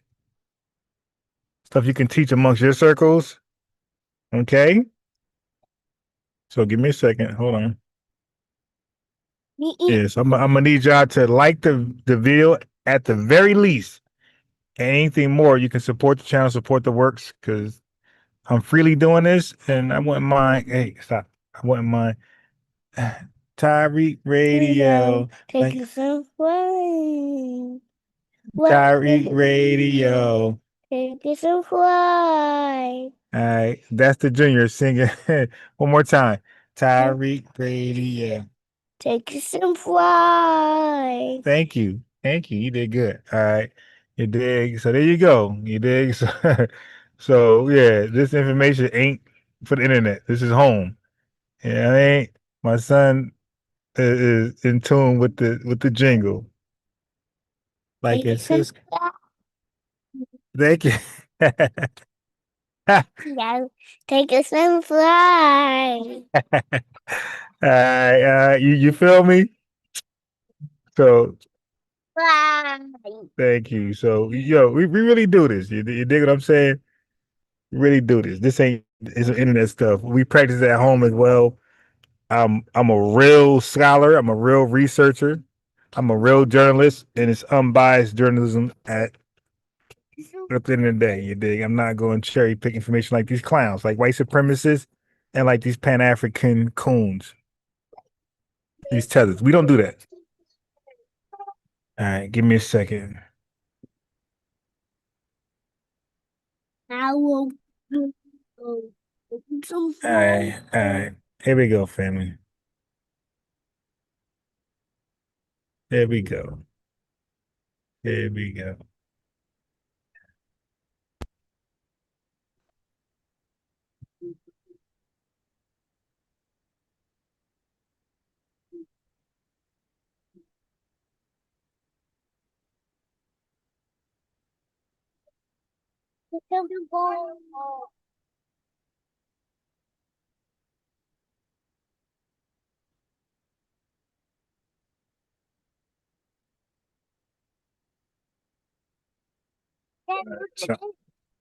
Tariq Radio.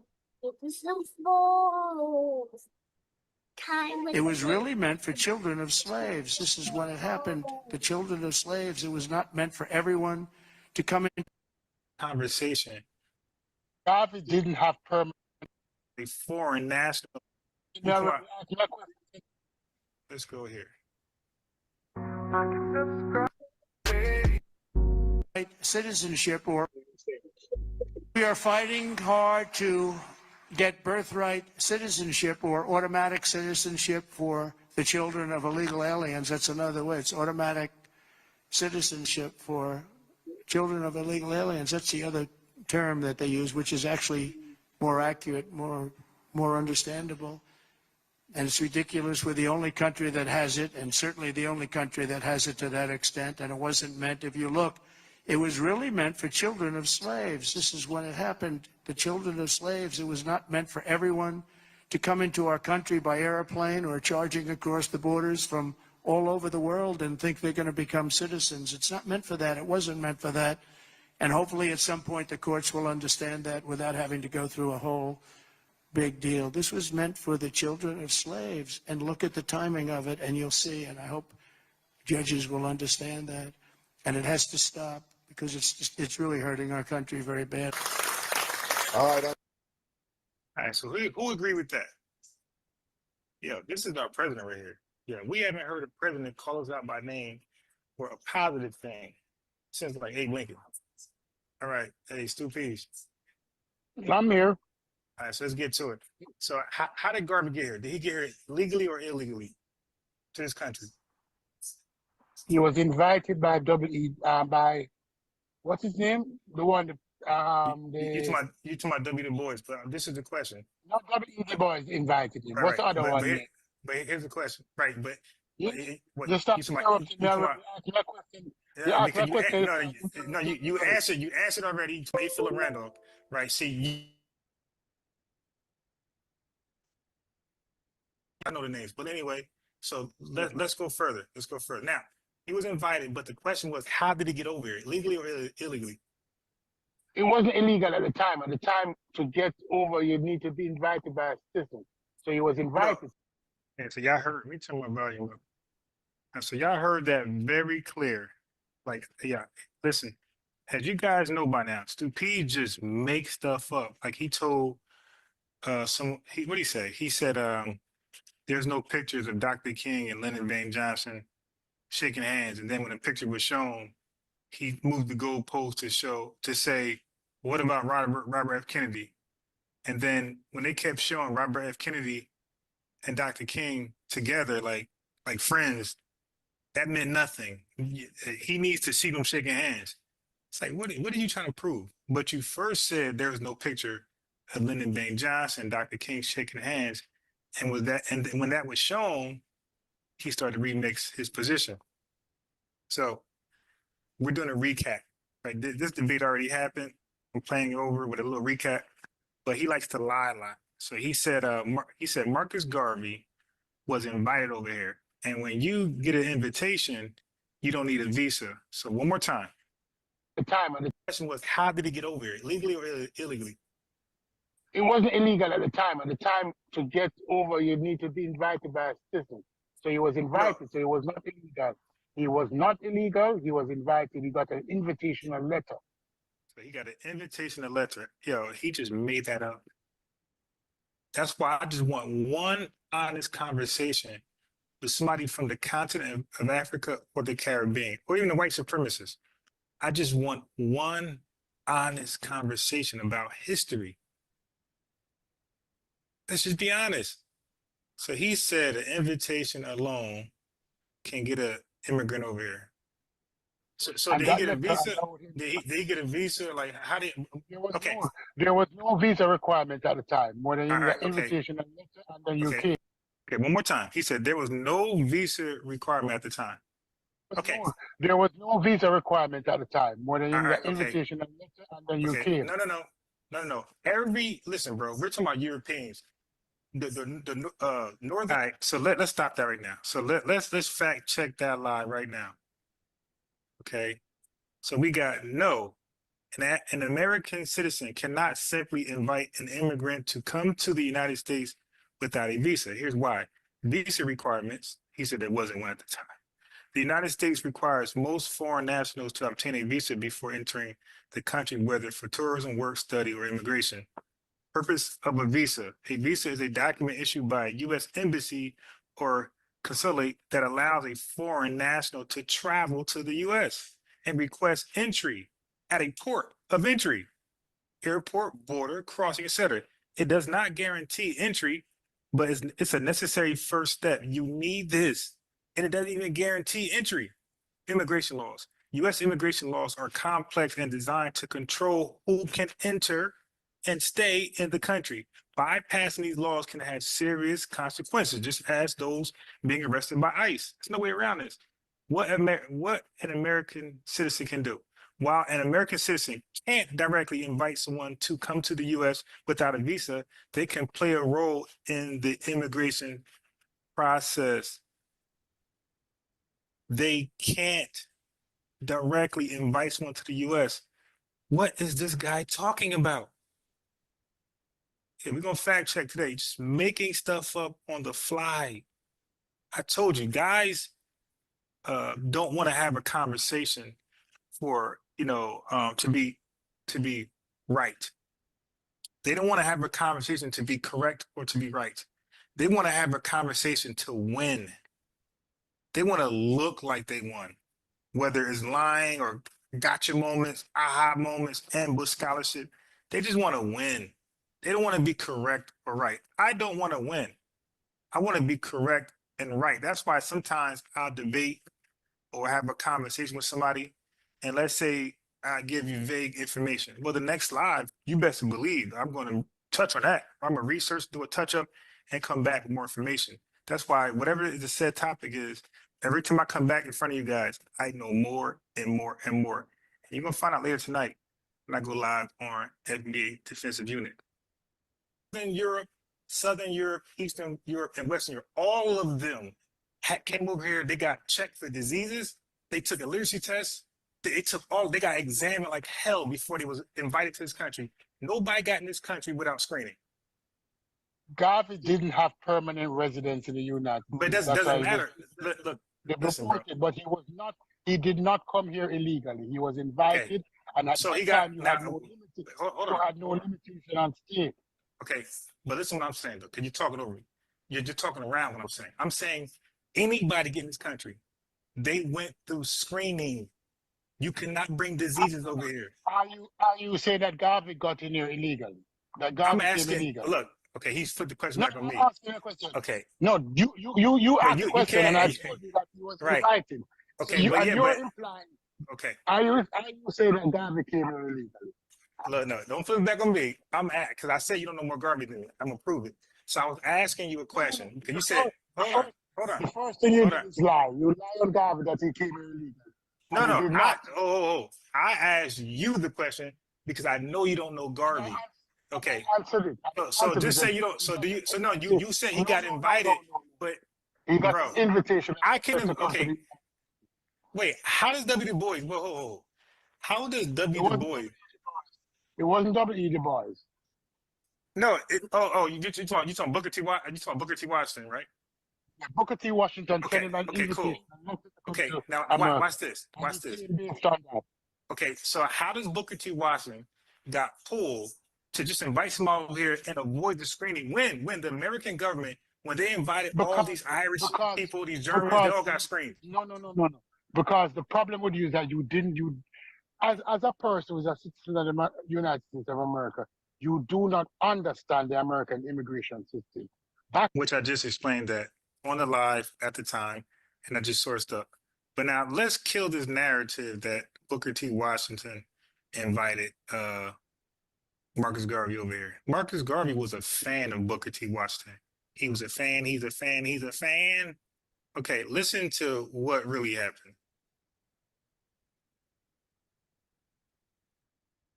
Marcus Garvey came to America for a few key reasons. To meet Booker T. Washington, Garvey greatly admired Booker T. Washington, a prominent African-American leader and educator.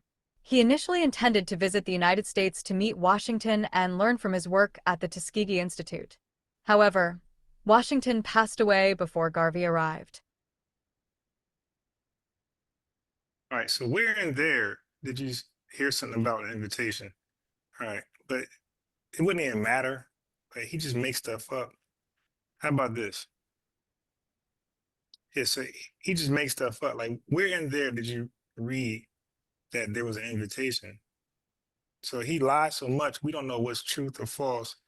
So all we know is that Marcus Garvey was a fan of Booker T. Washington. He wanted to meet him. He came over here somehow to meet him. Okay, and we'll discuss that later. Back in the day, a president or a citizen of America could write a letter of invitation inviting somebody to come to visit them in the United States. So we know that's a lie. So they can avoid. Okay, so based on the invitation, they can avoid the screening process. Because he was not coming here as a refugee, as okay, but still, so they're able. Okay, cool. No, still, you do not understand. First, admit that you do not understand. Okay. Mute you. See, this is what I knew he's gonna do.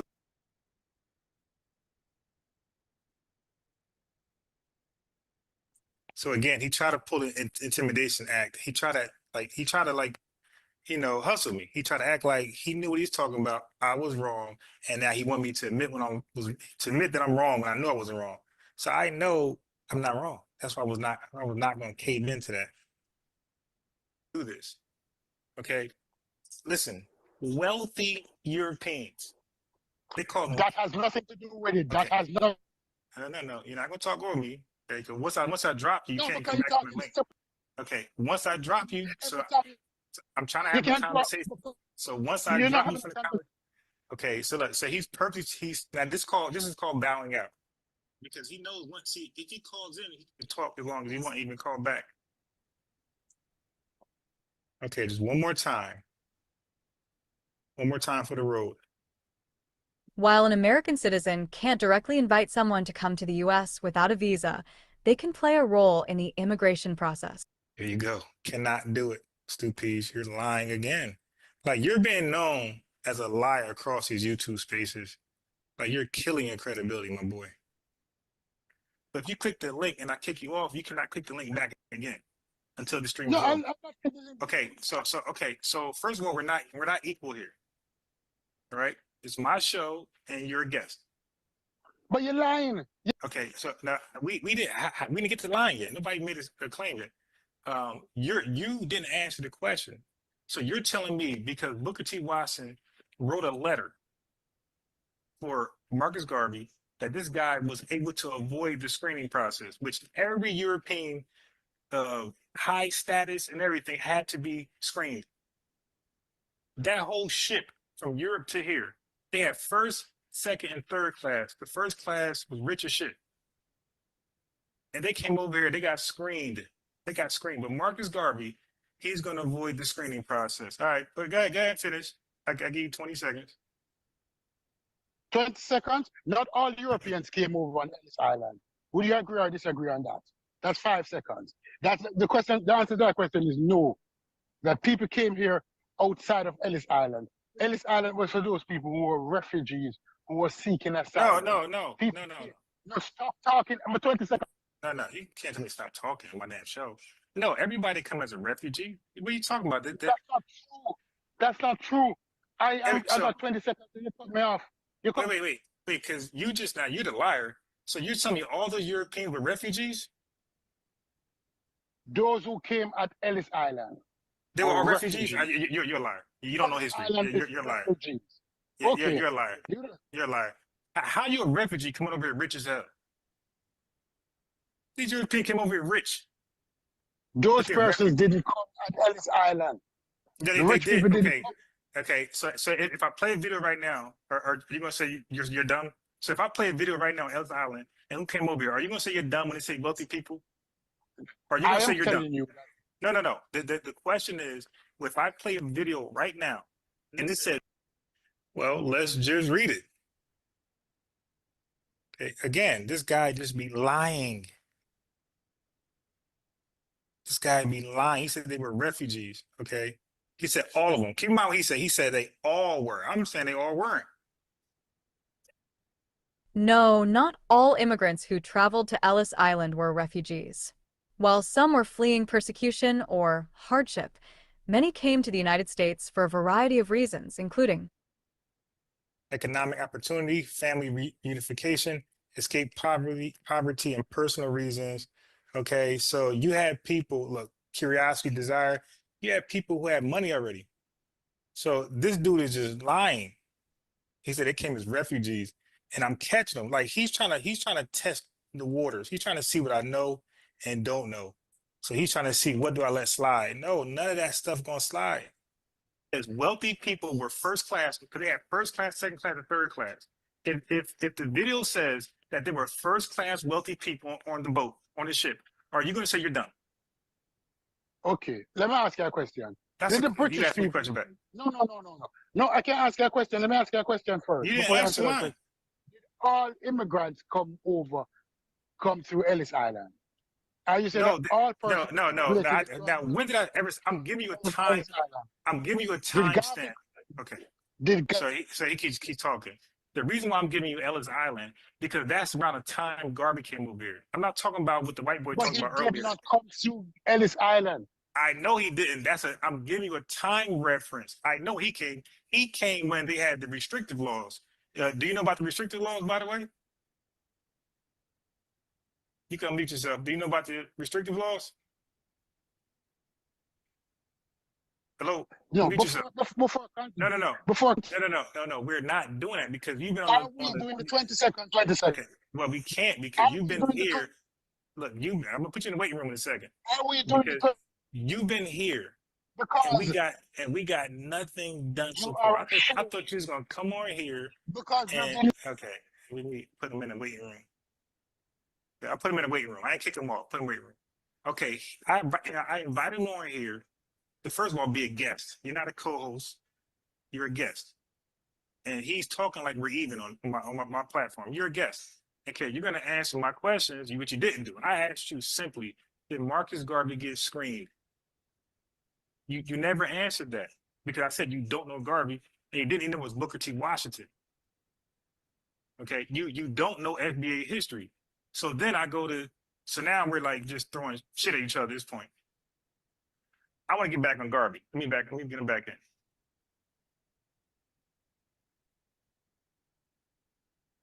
Let me get him back in. All right. So look. So now I'm gonna ask you. No. Okay, so he's gonna tell me no. Bro, I got a show. You interrupted my show. No, we're not doing it. You gonna go back in the waiting room? They do. I gotta do it. Okay. Because you're fucking. All right, go back in the waiting room. I'm in here, ladies.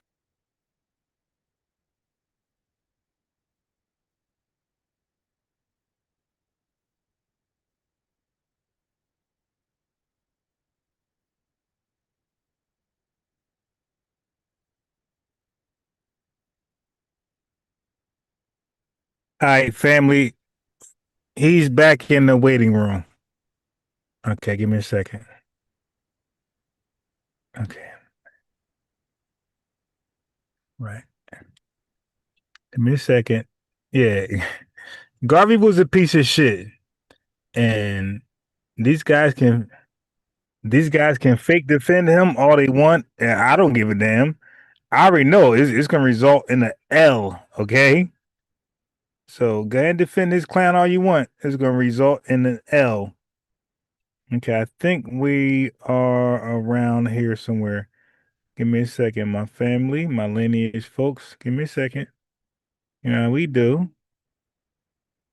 Okay, I'm gonna put the link back in the chat for anybody to click. If you disagree with FBA's position, anything, any questions, do not hesitate to click the link. I have a phone number too. All you gotta do is ask for the phone number. You dig? Either way, it's going down. All right.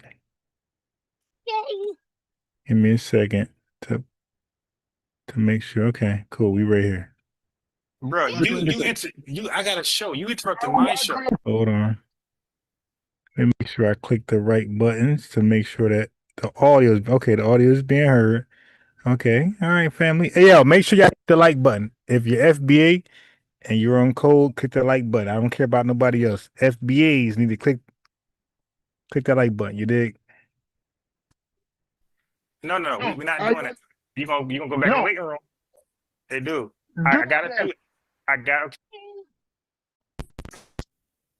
It's okay. All right, go back waiting room. I'm in here.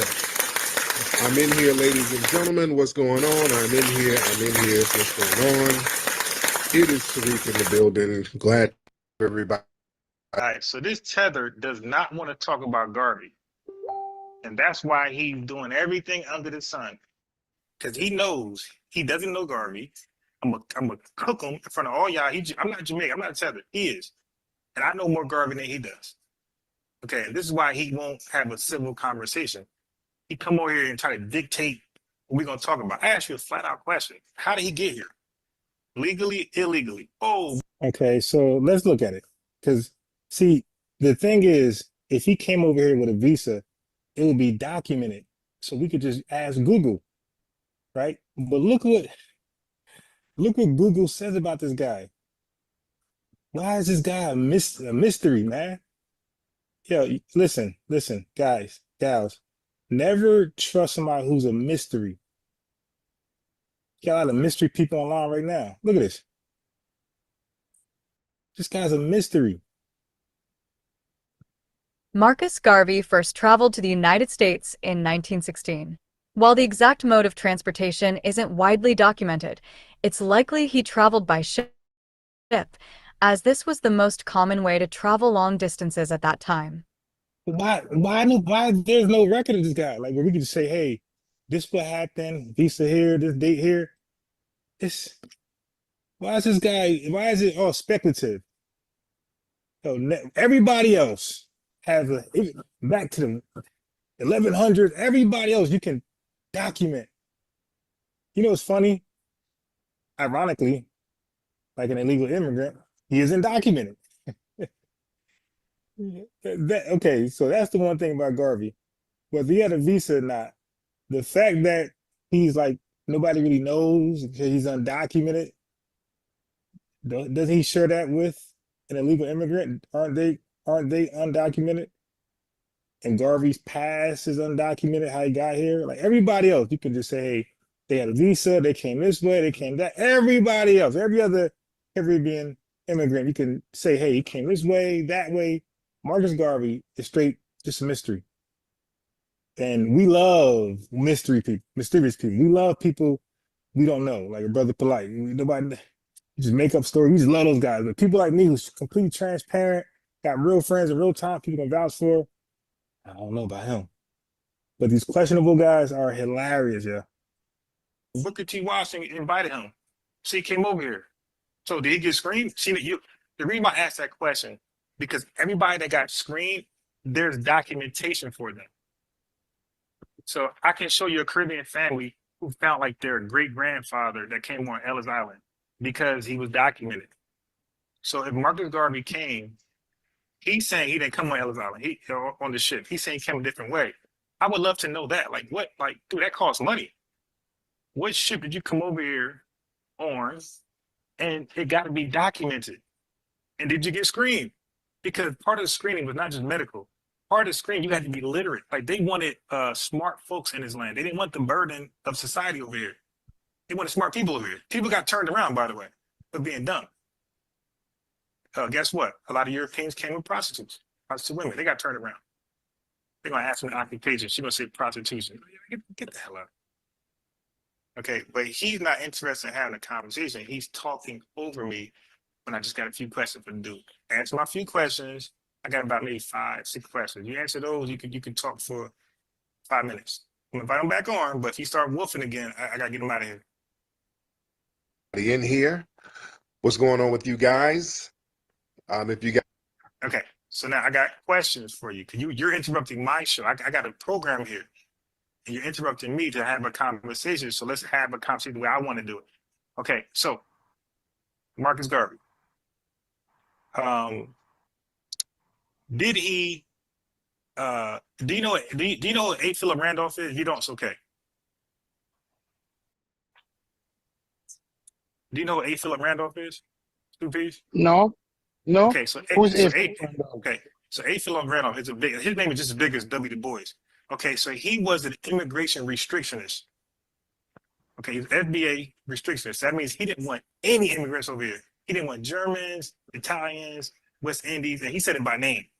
Okay, so he was the one that led the campaign, Garvey Must Go. Because when he seen Garvey come over here and meet with the Klan, which was a big no-no in FBA history, you don't meet with the Klan. The Klan was our #1 ops. They terrorized the shit out of us. Now, that's like a Jewish person meeting with the Nazi party. Like, you don't meet with the Klan. So when he met with the Klan, that's when FBA started questioning his nationality. Like, yo, where he from? Kind of what we do now. Like, yo, where he from? So he launched the campaign, Garvey Must Go. And they called for his deportation, by the way. But so he had FBA's not rocking with him because of that. Now, let me ask you this. Garvey was locked up for fraudulent stocks, right? No, Garvey was locked up for mail fraud. Right. But did it have something to do with stocks? Garvey was locked up for mail fraud. Okay, let me ask you this then. Wait a minute. Let's go to that question I asked him. I asked him, did Marcus Garvey get locked up for selling stocks? Okay. He said, one more time, let me back it up. Garvey was locked up for mail fraud. That's right. Listen. He was locked up for stock rocking with him because of that. Now, let me ask you this. Garvey was locked up for fraudulent stocks, right? No, Garvey was locked up for mail fraud. Okay, so watch this. AI, was Garvey locked up for selling stocks? No, the stocks of Marcus Garvey's shipping company, the Black Star Line, were not backed by the government. In fact, Garvey was convicted of mail fraud for selling stock in the company. So the original question, it said no because the original question was Garvey stocks backed by the federal government or backed by government? So that's why I said no. All right, so now, watch this. So the question I'm going to ask 2 Ps was he locked up for selling fraudulent stocks? Garvey was locked up for fraudulent stocks, right? No, Garvey was locked up for mail fraud. Okay, so what now? Watch AI. Who's right? Who's wrong?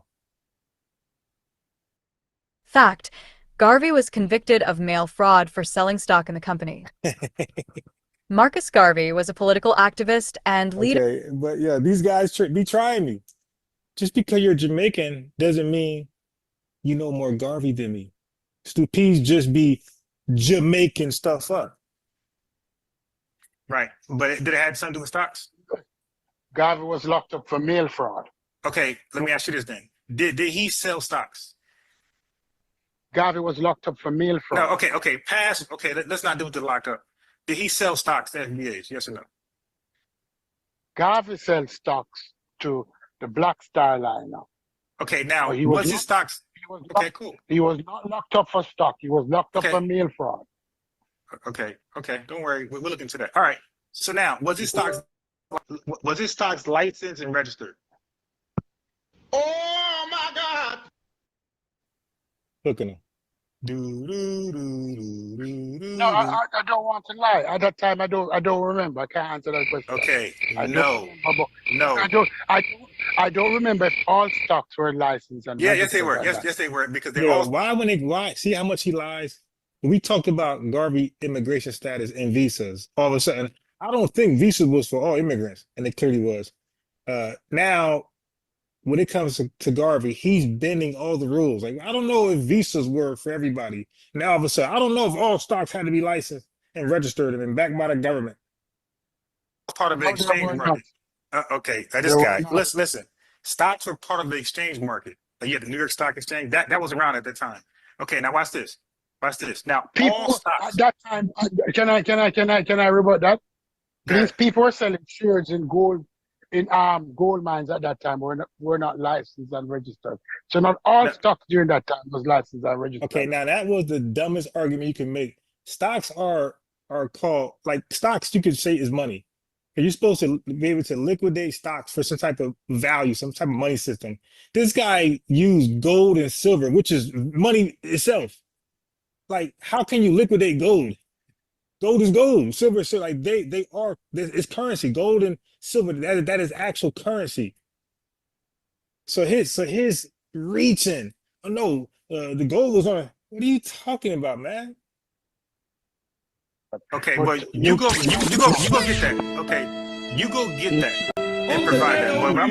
But I'm gonna tell you this. Look, Garvey. Did watch this? Did Garvey offer stock certificates? Garvey offered shares in the Black Star Line. I know. And then when you bought the shares, did he give you a stock certificate? He gave you a certificate for the shares that you bought. Right. So okay. When you offer a stock certificate, your stock's got to be licensed and registered. Now watch this. Watch this. Watch this. Watch this. Was his stocks protected by a body of government? Because all money is FDIC, stock market protected by the government. Was his stocks backed by the government, protected?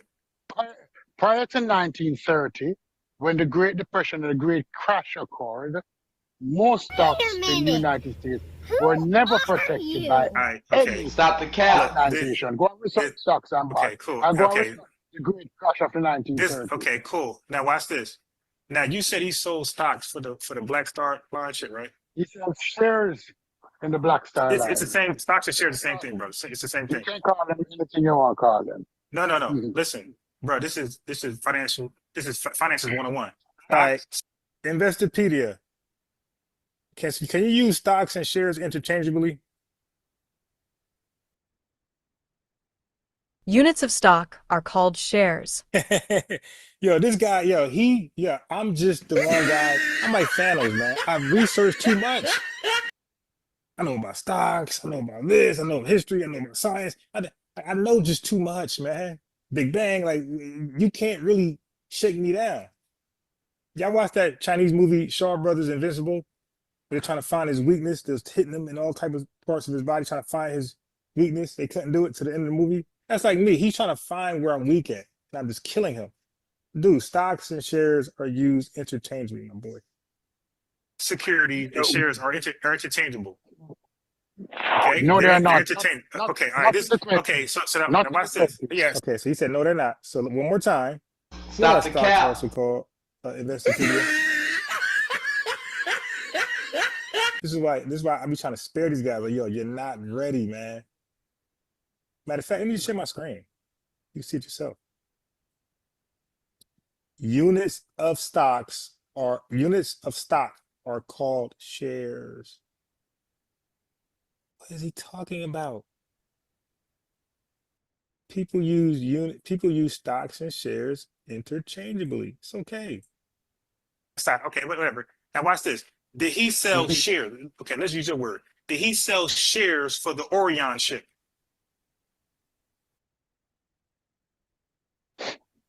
I don't know. Educate me. I said I don't know. Educate. All right, so let AI read it.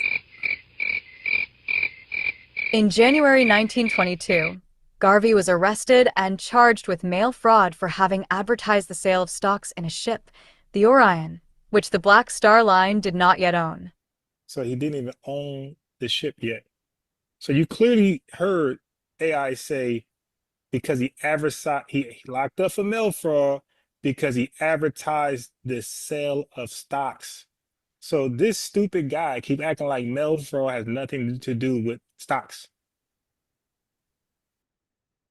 So he was selling stocks to a ship he did not own. Okay, and J. Edgar Hoover said, "Gotcha, bitch." Yes, he did. Oh, no. I'm showing you something. Okay, no. Okay, what Okay, you relax. saying? Okay, you don't know, so let me fill you in. Anybody can Google this. Google is at everybody's hand right now. Garvey sold stocks to the Orion ship that he did not own. That's called fraud. That's called scamming. He did not own the Orion ship, but he passed out five like he did. He showed beautiful pictures of it. And he never owned it. And he sold shares, his word, he sold shares, the FBAs, on the beliefs that he owned this ship prior. And that's what made J. Edgar Hoover start looking at him. That right there is what got the odds of the FBI on. Okay, now, Stu Pease, why didn't Garvey go to the South where there's 20 million black people? Why did he go to the North where there was like 300,000 numbers? No, what you need to do is Google the UNIA in the South. Garvey was in the North, yes, but so was Louis Farrakhan. So was many persons in the North. Hold on. But I'm talking about Garvey right now. went to the South. No, but you're acting as if people establishing the base in the North is a problem. That's what you're implying. Yes, okay. That people who establish a base in the North in a more secure area would be a problem. It is. Any smart person will tell you that you establish your base in a stronghold where you're protected and you move out from there. But you're acting as if that's not what everybody was doing. Everybody established in the North because the North was safer. All right, And so then yeah, they exactly. Safer. moved- He's safe. But we're in the South where it's unsafe. Was the UNIA in the South? Did you I don't know Google where. that? Okay, look. If it was okay, now watch Did you this. Google that? No, I don't need to because it's irrelevant. But let me ask you this: Did Yes, it was. he? Because Nigga, most. Okay, the reason why I don't gotta Google that because most of his work was in the North, was not in the South. And guess what? When he went to the South, did he meet with the Klan, Stu Pease? Yes, Garvey meet with the Klan, but again, let's get back to that. The UNIA was also in the South.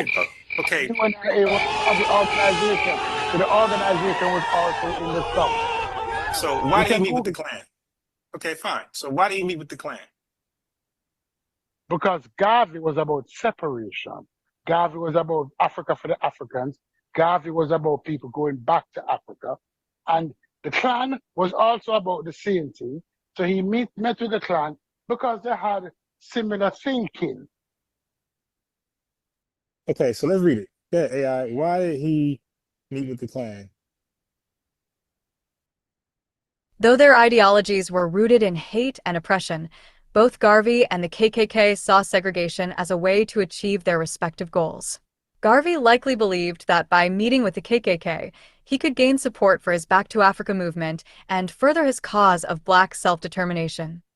How the hell meeting with the Klan can bring support for your Back to Africa movement? Keep in mind, Stu Pease and this right here just says segregation. Yeah, do y'all know that's how white America locked us out of wealth? Segregation. So when they started to provide home loan acts, they segregated us from it. When they wanted to do the redlining, bank loans and things like that, we were segregated. So the wealth gap happened because of segregation. They didn't want us in their middle class areas. They wanted us to be segregated in the poor slums. All right. So that is why, and that's how we were locked out of the wealth gap. It was through segregation. That's why the Civil Rights March was opposed to segregation. But ironically, Marcus Garvey, just like the Klan, were pro-segregation. Don't forget, we don't know Garvey origins. Like he it's not well documented. Who is this guy? Why is he having the same ideologies as white supremacists, this segregation stuff, and back to Africa? It was the white man who wanted us to go back to Africa. He knew that we go back to Africa, any reparation claim is done.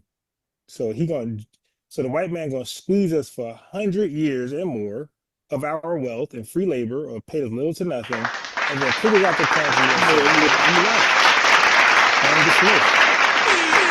So Garvey came at the right time. He came at the right time where this country started to thrive, and they felt like they no longer needed FBA's Adolf's labor like that because they was being industrialized and people were coming to the industrial, way of life.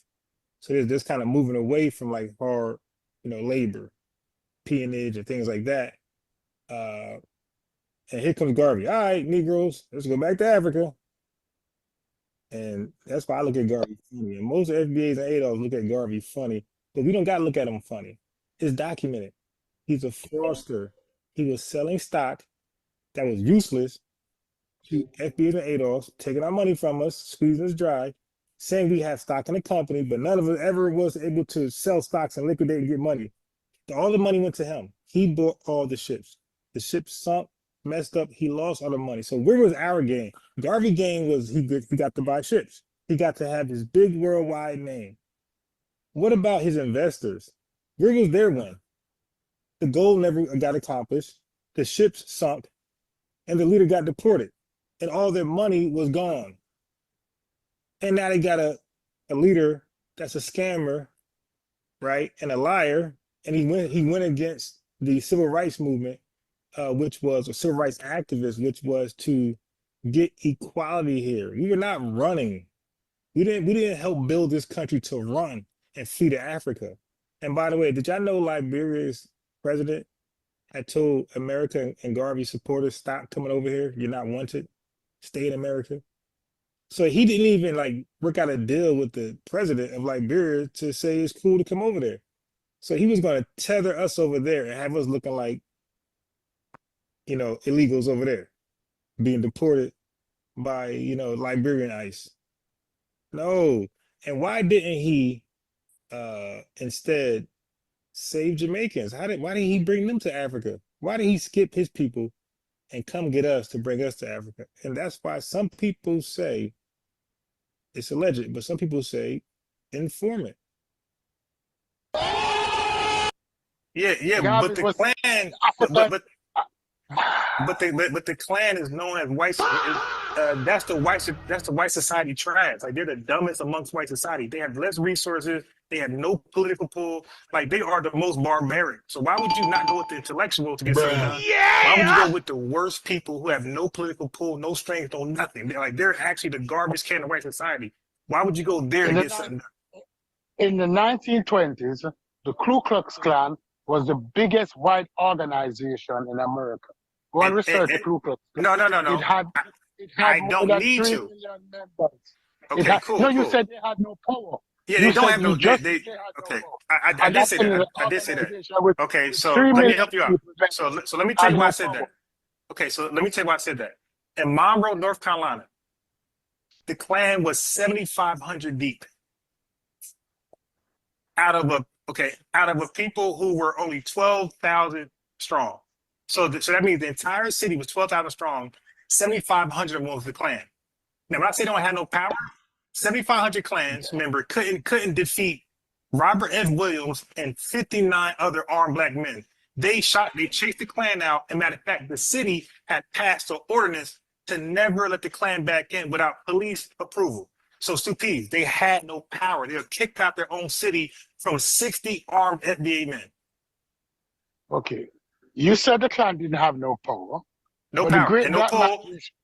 The great black migration that occurred was primarily due to Klan activities, the lynching activities.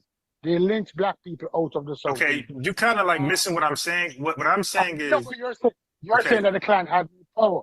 No. Okay, no. Look. Deeper than that. What I'm saying is, if you meet with a group, you hope to accomplish something afterwards. I'm saying when he met with the Klan was not able to ever accomplish anything politically like what Garvey wanted. The Klan had no power. White society looked at them as clowns. They were the degenerates of white society. They were hoods.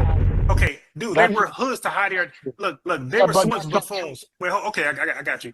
Well, first of all, he never got. Okay, so what happened? He met with them, and what happened? Did something get done? Nothing got done, but people meeting people all the way. Exactly. That's my point. Okay. So no. FBA gonna meet with the Klan. Okay, so watch this. The time he met with the Klan, did he know that FBA is gonna rock with the Klan, or did he not know that?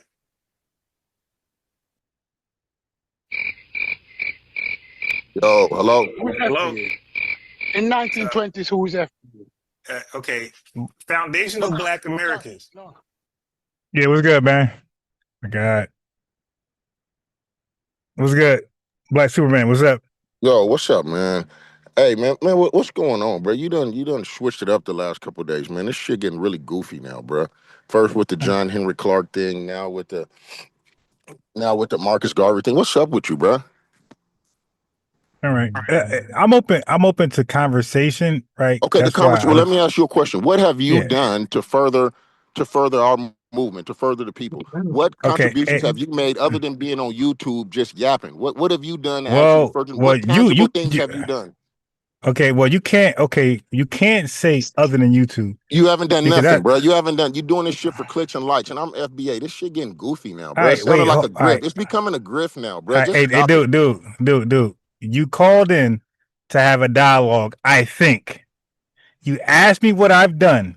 Okay, so now let's compare resumes between me and you. Now, what I've done is record. Absolutely, Okay, let's do it. Okay, cool. Okay, so I was part of a movement in my community called Community Revolution. I have video and everything where the community was getting together to be on one accord. This is way before an ADOS and FBA. I recorded. I got records of myself on at the rostrum talking. You lying, about, bro. You stuttering. Okay, you lying, okay, bro. Come on, okay. man. Hey, dude, listen, my guy. I stutter. That's fine. Black people stutter. White people stutter. That's okay. Okay, but I'm telling you what I did, and I said I got it on record. So if I'm lying, that means I cannot produce the recording, right? Okay, not only that, I joined the Nation of Islam. Okay, so we went house to house. You dig, offering assistance, food, all type of resources. That's my history. Now, besides that, I'm on YouTube as an educator. And also, by the way, brother, I teach kids for pay. Okay, I've been getting paid for 10 years, making a living for teaching elementary kids. That's my activisms, right? It's my LLC. Now, let's get to you. You're an agitator. Now, what would you like to know about me? Okay. Now, I talk about my background. What did you do for the community? Well, my background is an entrepreneur. I've been an entrepreneur over 12 years. I've been employing people that look like me and you for the past 12 years. To do what? To do what? Hold on, brother. I'm asking you. Okay, but I'm asking you the employment was to do what? Clean toilets? What are we doing? No. I have a background in accounts receivable. Okay, got it. Well, that's what I was doing for property management. I did that. Okay, Yeah, same shit. I've owned a collection company for over 12 years. What I'm saying is, bro, you're not an educator. Okay, wait. Oh, hold on. Stop. You're calling names. That's fine. I could call you names. I say you're an agitator. Right. That's calling names. I can call you a tether. That's calling names. How can I be a tether if I'm from Pomona, California? Okay, stop. Well, there's something called a tether word around the niggas who ain't tethers, bro. Hey bro, but you're the retard that called in my platform who's arguing, not speaking civilly. Now stop. Man, you're using buzzwords and you're using these. Okay, I got it. But we're talking though. Yeah, we're having a conversation and you're crashing out. No, bro. Okay, now let me. Okay, but you're crashing out, you dumb nigga. I gotta mute you. Okay, I got it. Yeah, but you're crashing out. You called in to do what? Yell and call me names? No, great. You told me to come up to the panel, bro. What you doing is agitating. Okay, so cool. So so let's talk about John Clark and Marcus Garvey. This is your time, my guy. This is your time to prove me wrong. Was Marcus Garvey a scammer? Yes or no? No, in my opinion, he wasn't a scammer. Okay, stop. If you sell something like stocks to something you don't own and your stock investors believe you own it, is that scamming? It's no different than Tariq Nasheed doing crowdfunding. No. It's the same. We're talking about Marcus Garvey, not Tariq Nasheed. I'm making a comparison. Oh yeah, no comparison. Let's deal with one. I don't mind dealing with Tariq Nasheed next. We could deal with Tariq Nasheed next. Hey, yes, I am. It's my shit. You call it my shit. I am gonna do what I want to do. Here, you're in. By the way, so whether you hear or not, I'm going to do what I want to do. I'm lit, not you. It's my shit. My shit lit. Okay, you called in because I'm lit. That's why So FBA no, can't get on okay, code. That's why we no, can't no, get on no, code. no. We Why we can't get on code. We got we don't concede. We don't. No. Stop. I asked you a question. All right. Now you're the one who's crashing out. I don't want to kick you off. I just muted you. I didn't kick you off. I'm asking you, if a person sold stocks to something they didn't own, is that scamming? And your answer is what? Go ahead, no, unmute. it's the same as crowdfunding. Okay, stop. Okay, stop. No, he didn't crowdfund. That's stocks. That's stocks. That's not crowdfunding. You stupid nigga. Okay, hey, dude, no. That's stocks, you dumb nigga. With stocks, you got stock investors, and they expect something. That's not crowdfunding. Crowdfunding is a donation. That's a donation. Stocks investing. You're not a donor. You're not a donor. We ain't gonna do this. I study financial shit, my guy. I study stocks. So what do you call him, brother? So what do you call him, brother Tariq? Wait, stop. No. We're dealing with stock investors only right now. Crowdfunding, we'll talk about later. And we could Google crowdfunding. We could Google stocks. Okay, so you're on here to talk about stocks. You're not gonna do that with me, my guy. I'm well educated on stock investing and crowdfunding. I got hella stock investment books. You dig? You got the wrong guy. Okay, so unmute, or I got to throw you off. We got two other guys who called in. So you're either going to talk and have a civil conversation, or you're going to get the fuck off, my guy. I'm lit with you and without you. Okay, wait. Okay, yeah, but you called in though, right? You called in though to talk to me, the big homie. You're done. You're done. Okay, you're done.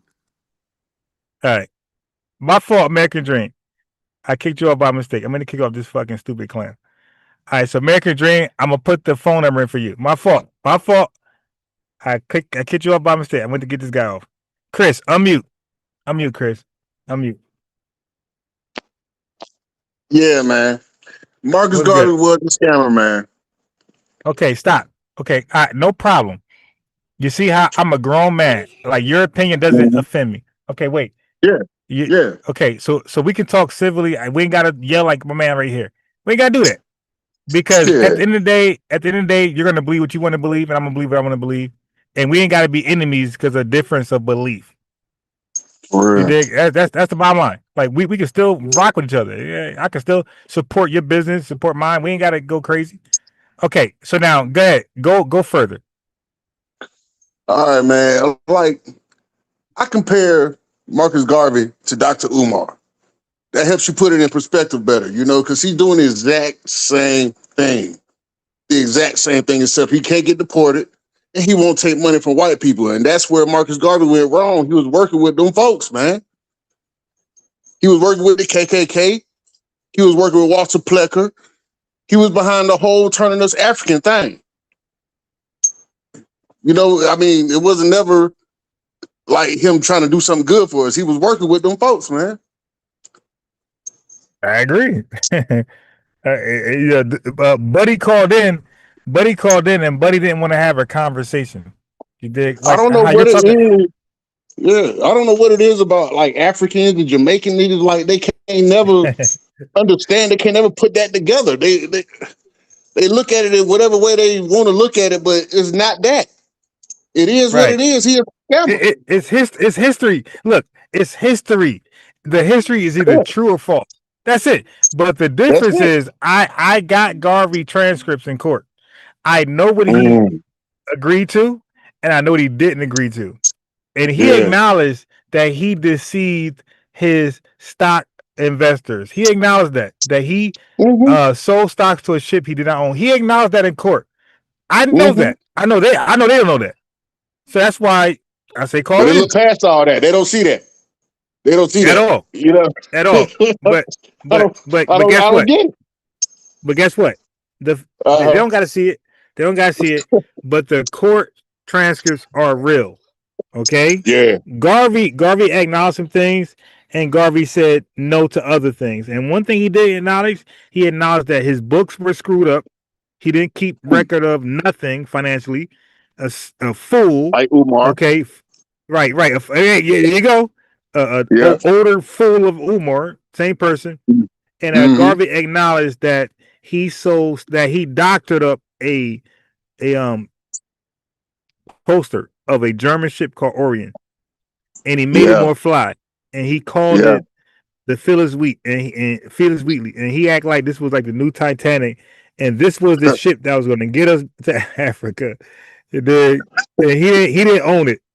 All right, that's the bottom line. The bottom line, he didn't own that shit, and you cannot do that in stocks. So now the And white I man just don't don't get care. why people Wait, can't see wait, that, wait. man. One last thing. The white man don't care about people, Africans and Jamaicans scamming black Americans, right? The white folks ain't our hero. Yeah. They ain't care about that. Yeah. They cared about when they got defrauded. Okay, when he Yeah. started to Exactly. solicit stocks through mail, they said, all right, bro, you're going too far, my guy. We got to get you a Mm-hmm. mail fraud. Yeah, when he went in, when he hooked up with the Klan and all them, they was totally behind him. They was behind him 100%. They was on the same page. Right. They like, Hey, we'll help bro. you out. Shit, here you go. Got they, get them Hey, niggas up bro. out of here. They started funding him. They was helping him. Right. Hey, yo, they felt like Garvey was sent from heaven, from white heaven. They was like, are you Man. serious? Like, you want to get these guys, you want to get all of them to Liberia? Like, we've been trying this for 100 years. Really? Yeah. What's up? Man, it's ridiculous, man. Pinky It's swear. ridiculous, man. Yeah, they was like, pinky swear, yo. Let's get this going. For real, for real. I mean, like the stuff that he was pulling, you know what I mean? Like, they got him up out of there, but people still today follow people just like him. Look how Dr. Umar still got an audience. He's still doing interviews. People still, for some reason, take him serious. I don't get it, man. I Hey, don't get it. bro. Hey, bro. I But don't as you get it. can see, is people like the guy who called in. Out of control, insane Ridiculous. people. They want to believe a lie. Yep. Okay. And John Henry And Clark, you was right about that too. John Henry Clark's a Clark, piece of shit. Him and man, Dr. just Daniel making up Hannenberg. shit. Just making up shit. Just making up shit. Just whatever sounded good at the time. Yeah. But I mean, he go a little deeper though. You know what I mean? Because a lot of stuff that we think is history is just stuff that people like him was making up. You know what I mean? Right. Romanticizing and Yeah. over condemning white people, Europeans. Yeah, like you make me like question all kind of stuff, like question Mansa Musa, all that stuff. Like they just making stuff Yeah. up, man. Yeah, all Like, that is where in y'all get question, this my stuff from? guy. Yeah. As a matter of fact, you know what I'm gonna do right now? Hold on. I'm going to actually ask AI by Mansa Musa. I never done that before because I thought they were right. But you're right. No, That I'm shit might be really. yeah, that Like, might think be some about it. goofy That sounds stuff. like a fairy tale. It definitely does. All this Yeah. gold and he like this dude Santa Oh, he Claus just with running gold. around, just rich as hell. Where's any trace of that now? You know, Right. where's No any trace at trace all. of that? Like, Like I don't. this dude like Santa Claus with gold. Like I don't know about Yeah, that. like where was it written down that the Mansa Musa actually existed? Besides these so-called historians, you know, like Right. No, not his. These Pan-African historians. yep, Like yeah, cause you don't hear Mansa Musa outside of them. That's a great point. exactly. Outside their folklore, you don't hear about Mansa Musa. Yep, and I mean, you just got to think about it. Like the whole African thought came from a white man. It came from Franz Boas. It came from Melville Hershkovich. You know, like these are the ones. That's where WEB even got it from. They all got it from him. They used to praise his work. You know what I mean? All the eugenic stuff. So I mean, they just started. You know, they was all working together. All the boule. You know, they was all tied in, man. You know what? Where's my mouse? God damn, I can't find my damn mouse. I want to know about Mansa Musa, you know, because I keep hearing about this guy. And like you said, it sounds fairy taleistic because you got all this gold. How come he ain't accomplished shit? Like, what did he have? All this Yeah, gold. He's crushing it economies and he disappeared. built absolutely nothing. Absolutely nothing. Nothing. It should be something standing today to show he Yeah, exists. all that gold he got. Yeah, they should have some type of evidence, some type of proof of his existence. Ain't nothing but stories. Okay. Well, we about to find out tonight, though. Ain't no I'm gonna historic, find out. real historic evidence. You know, like nah. It's just like trying to find the slave ships. You know what I mean? Never existed. Good story though.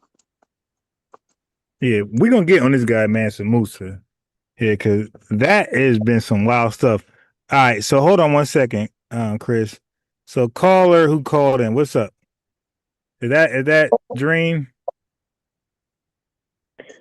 Yes, sir. The one and only. Peace to you, Ron. I don't know what that means, but what's up? Ain't nothing. You invited people to call in, so I'm calling in. Yeah, sure. Yeah. Go ahead. Yeah. So I guess I want to stay on the topic of Marcus Garvey. I don't want to. Yeah. I don't want to switch off topic. Okay. But quick question. You're a former member of the NOI, of the Nation of Islam. Yeah. Did the Nation of Islam ever meet with the KKK? Yes, they did. Okay, so how come you don't have as much venom for the Nation of Islam for meeting with the KKK as you do with Marcus? Good question. That's a fair question. Now, let me ask you a question. Before I answer that, do you know anything about the Nation of Islam history of the KKK? Do I know anything about that history? Yeah. Do you know anything about the Nation of Islam? Or a better question is, do you know anything about the Nation of Islam wants and beliefs? Not enough off the top of my head to really speak about it. I know they are. Got it. Okay. They believe So the black here's the man is difference. God and No. Forget about that. And I said once it beliefs. Here's the difference. The Nation of Islam, Elijah Muhammad, they did meet with the Klan, which I don't agree with at all. I'm against that too. But they met with the Klan because they were under the false premises, like Marcus Garvey, that the Klan had power. They're wrong, and I cooked them too. But the difference is they met with the Klan to stay in America. Elijah Muhammad, their once in beliefs, they believe that America reparations should give them southern states in America, not in Liberia, not in Africa, not as a foreigner somewhere else.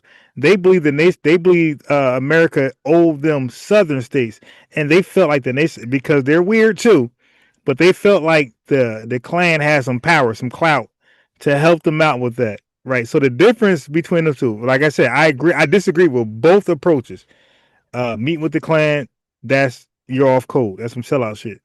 Okay, but the reason why they don't get held to the scrutiny of Marcus Garvey, because Marcus Garvey wanted Black Americans out of the country. Elijah Muhammad wanted Black Americans inside the country. That's the difference. right, because it's when you played the Tariq video, Tariq was pretty much saying it was the fact that he met with the KKK that was the problem. It wasn't. Yeah, that is a problem. I'm telling you, that is a problem. But the time periods were different, right? When Garvey met with the Klan, it's 1920. That's right after 1919, which is Red Summer. So at the sensitive time ever, when the Klan was the most violent ever in history, Marcus Garvey met with them. When Elijah Muhammad met with them, it was in the 1960s. So we were like 40 years removed. Right. So we were like kind of like not as sensitive with the KKK at that time. But Elijah Muhammad at that time, brother, there was no Malcolm X. Elijah Muhammad did not draw the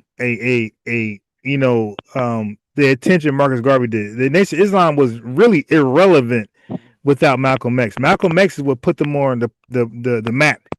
They were a nothing burger. They was like small.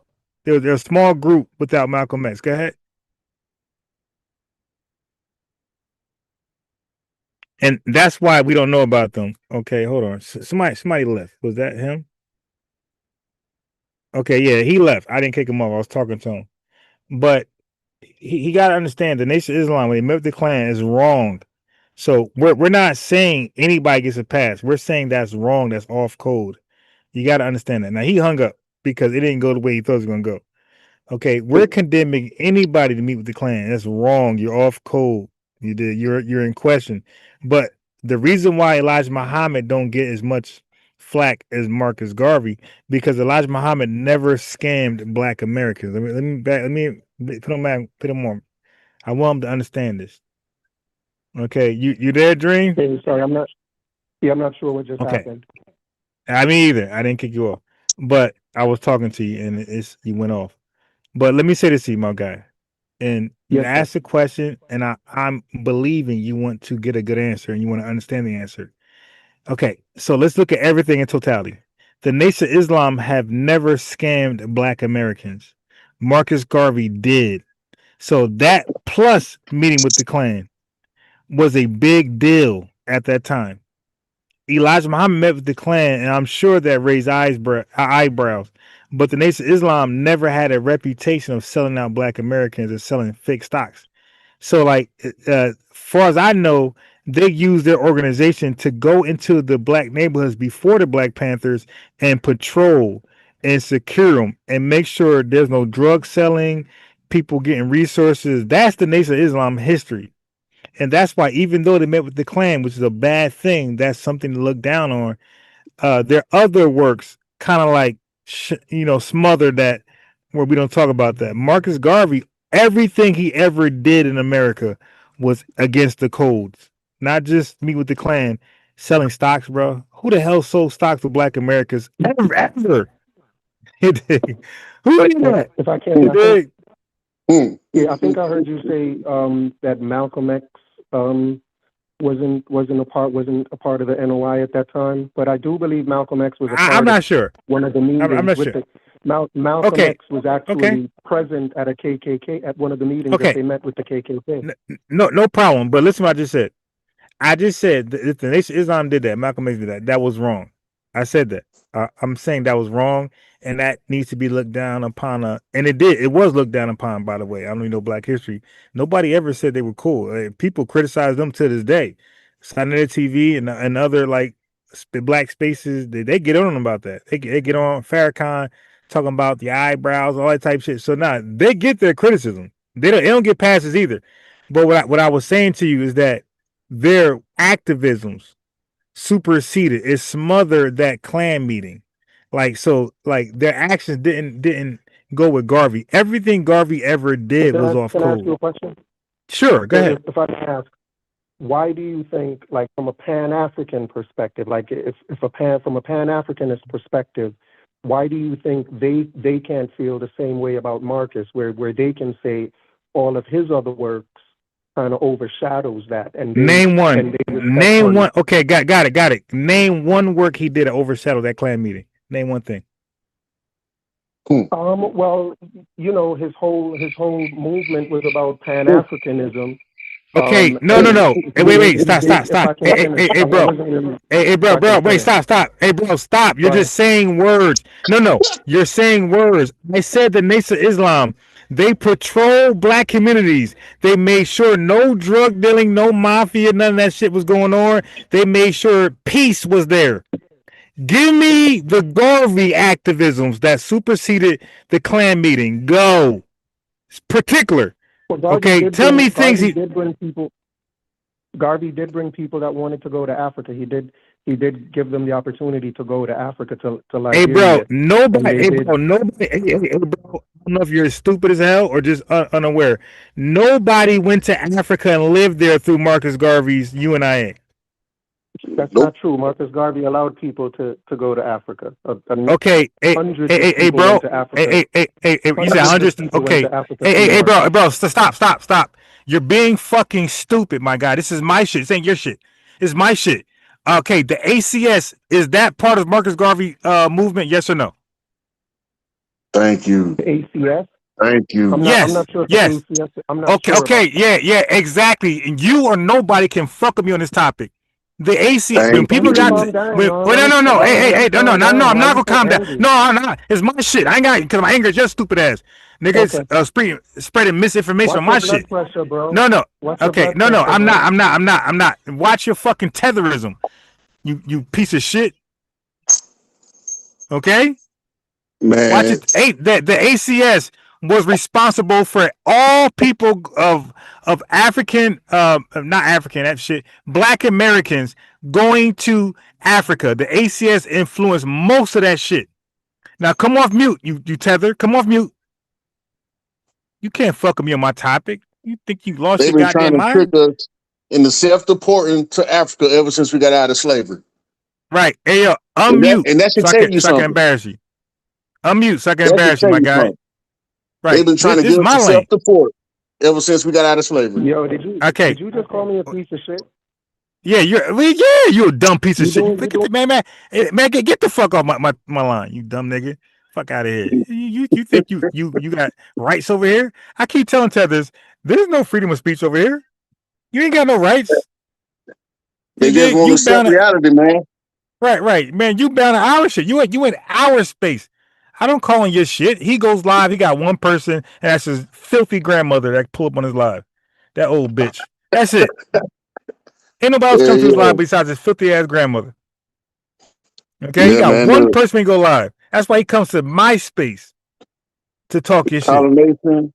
The colonization society, and all them. They've been trying to get us to self-deport ever since we got out of slavery.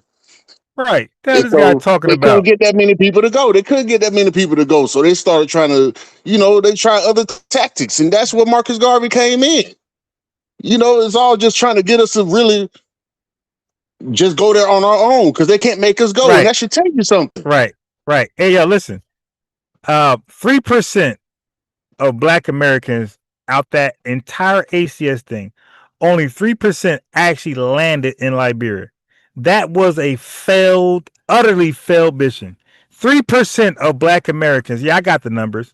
I can't fuck with me. 3% of free blacks went to Liberia. 3%. That was a failed mission. Now he don't know that. Like 5,000 people or something like that, but right, it's like 12,000 the most. Like 12,000 was like the estimated most. Okay, but they had some Jamaican like Caribbeans going over there too, right? Yeah, I'm sure they went over there. But good luck. You're now a Liberian. You're an Americo, whatever they called them at that time. But one thing you're not going to do is come over on my panel and think you know more about Garvey than me. You did. Yeah, you ain't gonna know about Garvey and ACS more than me. You're gonna bow down and learn. Man. Right. So now he is not a Pan-African. He is a Jamaican conservative. Now that piece of shit does. Yeah. He doesn't believe. He doesn't believe that systemic racism is alive today. Like he believes it ended during integration. What? Yeah. That's when it really became for real. Like, that's when they really got the system set up. That was the system right there. Like, what? Before that, we were starting all these towns. You know what I mean? Like, they couldn't leave us by ourselves because we kept, passing them.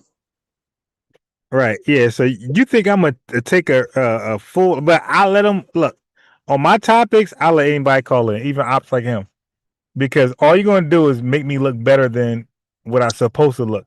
You dig? Like he can't answer no questions. That's why I asked him a question.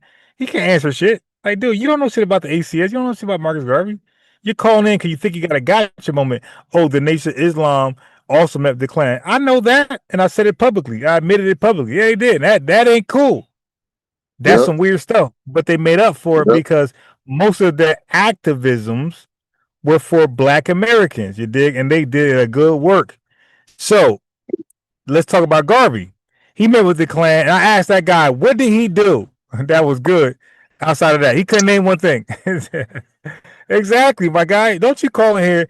Nothing Marcus Garvey did was good for Black America. Nothing. The link is there.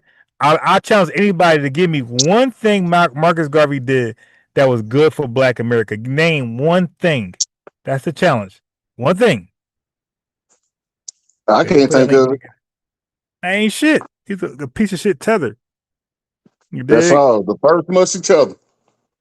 Yeah, the musty, dusty Tether, bushmeat piece of shit that failed in his country.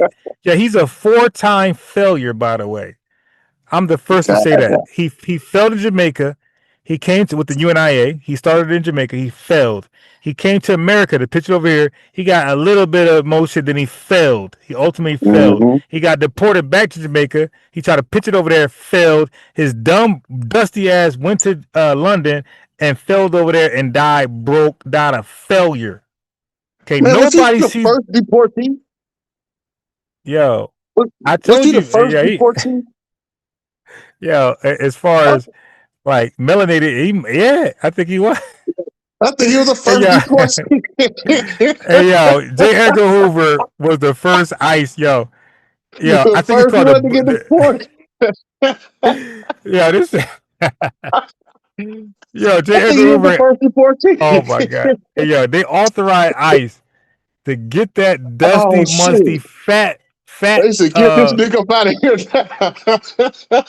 They got that dusty, fat, big back Tether up out of the country. Yo, he got deported. Yo, ICE. Yep, the J. first Edgar one to get Hoover. deported, man. Yo, I J. can't think Edgar of Hoover nobody else who summoned got ICE. deported. Yeah, Hey, he got he bro, got he was the first one to get deported. that's And see, like embarrassing. he had never went to Africa either. And it's like if he would have ever went to Africa, they would have killed him. They would have Yeah. killed him after he called himself the president of Africa. They Yeah, didn't like yeah, that much. bro. Hey, bro. Now you know he ain't said you know he ain't talked that in Africa. In Africa, But cause like they know his grandmother, they know his uncle. Ain't no King Kong of Africa in Jamaica. They, like you said, nope. they'll cut that piece of shit dude head off. He ain't talked Yeah, that over they was gonna kill him as soon as he landed. there. Yeah, he ain't They talked was that gonna over kill there. him. Yeah, He that's was why he never humble, went, because yo. they were gonna kill him. Hey, yo, my man ran for office over there and lost to a white man. Yeah, God. so y'all gotta stop with this Marcus Garvey stuff. And Yeah, look, they I'm always bring open him to a up, man. conversation. I'm open to a conversation, but I'm not gonna let you guys talk over me. The first guy ain't want a dialogue at all. This liberal, this conservative Tether tried to dialogue, but once he realized he ain't know nothing, he crashed out, got kicked off too. Okay, these guys got nothing going on in their spaces. That's why I said FBA, stop going to the channels. I don't give a damn what the title is. Stop. Because you're the people making them pop, making them get little coins and make a living off disrespecting us. Stop. That ain't cool. You're off code. You're off code. You dig? Stop. Tell me about their videos and I'll share it over here and we can all watch it here. So they'll get one view. You dig? We can watch it over here. Thousands of us watch it over here and they'll get one view. Right? But thousands of us should not be going over there watching this bullshit. Stop. You're off code. You're keeping them alive. You're breathing air in their lungs, and maybe because you're Pan-Africanist on the low, maybe you're Tether on the low. You dig? That's when I see y'all over there, I'll start scratch my head like, okay, what's up with Buddy? Is Buddy Yeah, I really can't FBA? even watch that shit, man. Yeah, because I I start cannot questioning watch y'all that like, shit. all right, bro, it's nothing but disrespect. Over and over and over, disrespecting, second guessing us, disrespecting us, over and over and over and over. That's Because all there's it so is. much they don't understand, but they don't want to understand. We can At sit there and all. tell them. Okay.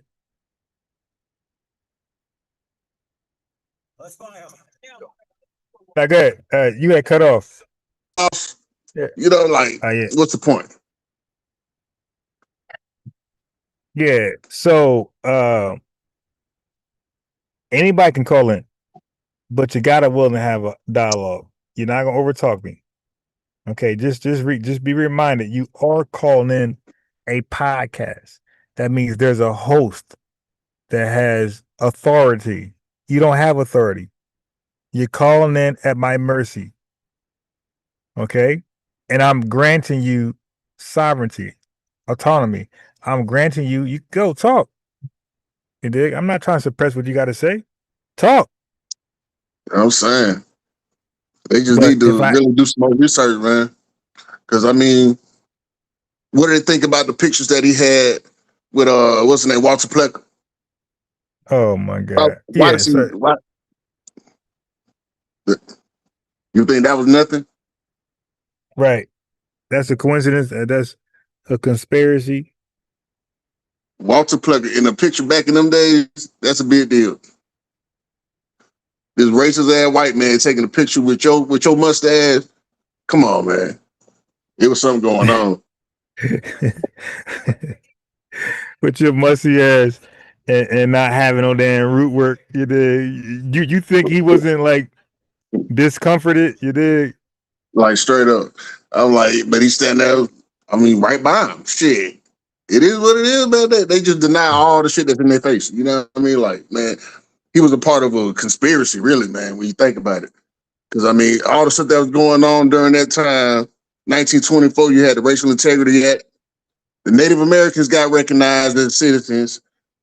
You know what I mean? All this is going on at the same time. And he run around trying to tell us that we African and shit. You know what I mean? Like, it was against the law for us to claim who we really was. You know what I mean? So, like, man, come on. Y'all can't see what's really happening, man. Yeah, Walter Pegger, like, yo, yeah, good. Keep going. Yeah. You a good Tether. Yeah. While Walter Keep up Plucker with sitting this over shit. here changing all your records, he changing everything on your records. You got Marcus Garvey over here trying to change what you think about yourself. You know what I mean? So it's like it was working all at one time. Marcus Garvey got you thinking you African, and at the same time, Walter Plucker turning your ass to an African. So it's like the paper genocide was going on at the same as that time. Marcus Garvey was trying to, brainwash folks. So it was like, man, folks couldn't see the play, man. They can't see the whole play.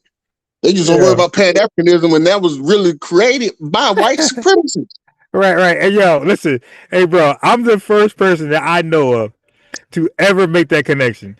Like, people can say what they want to say. Like, a lot of things Tariq Nasheed be saying, he said it after I said it, okay? Like I said, my stuff is recorded.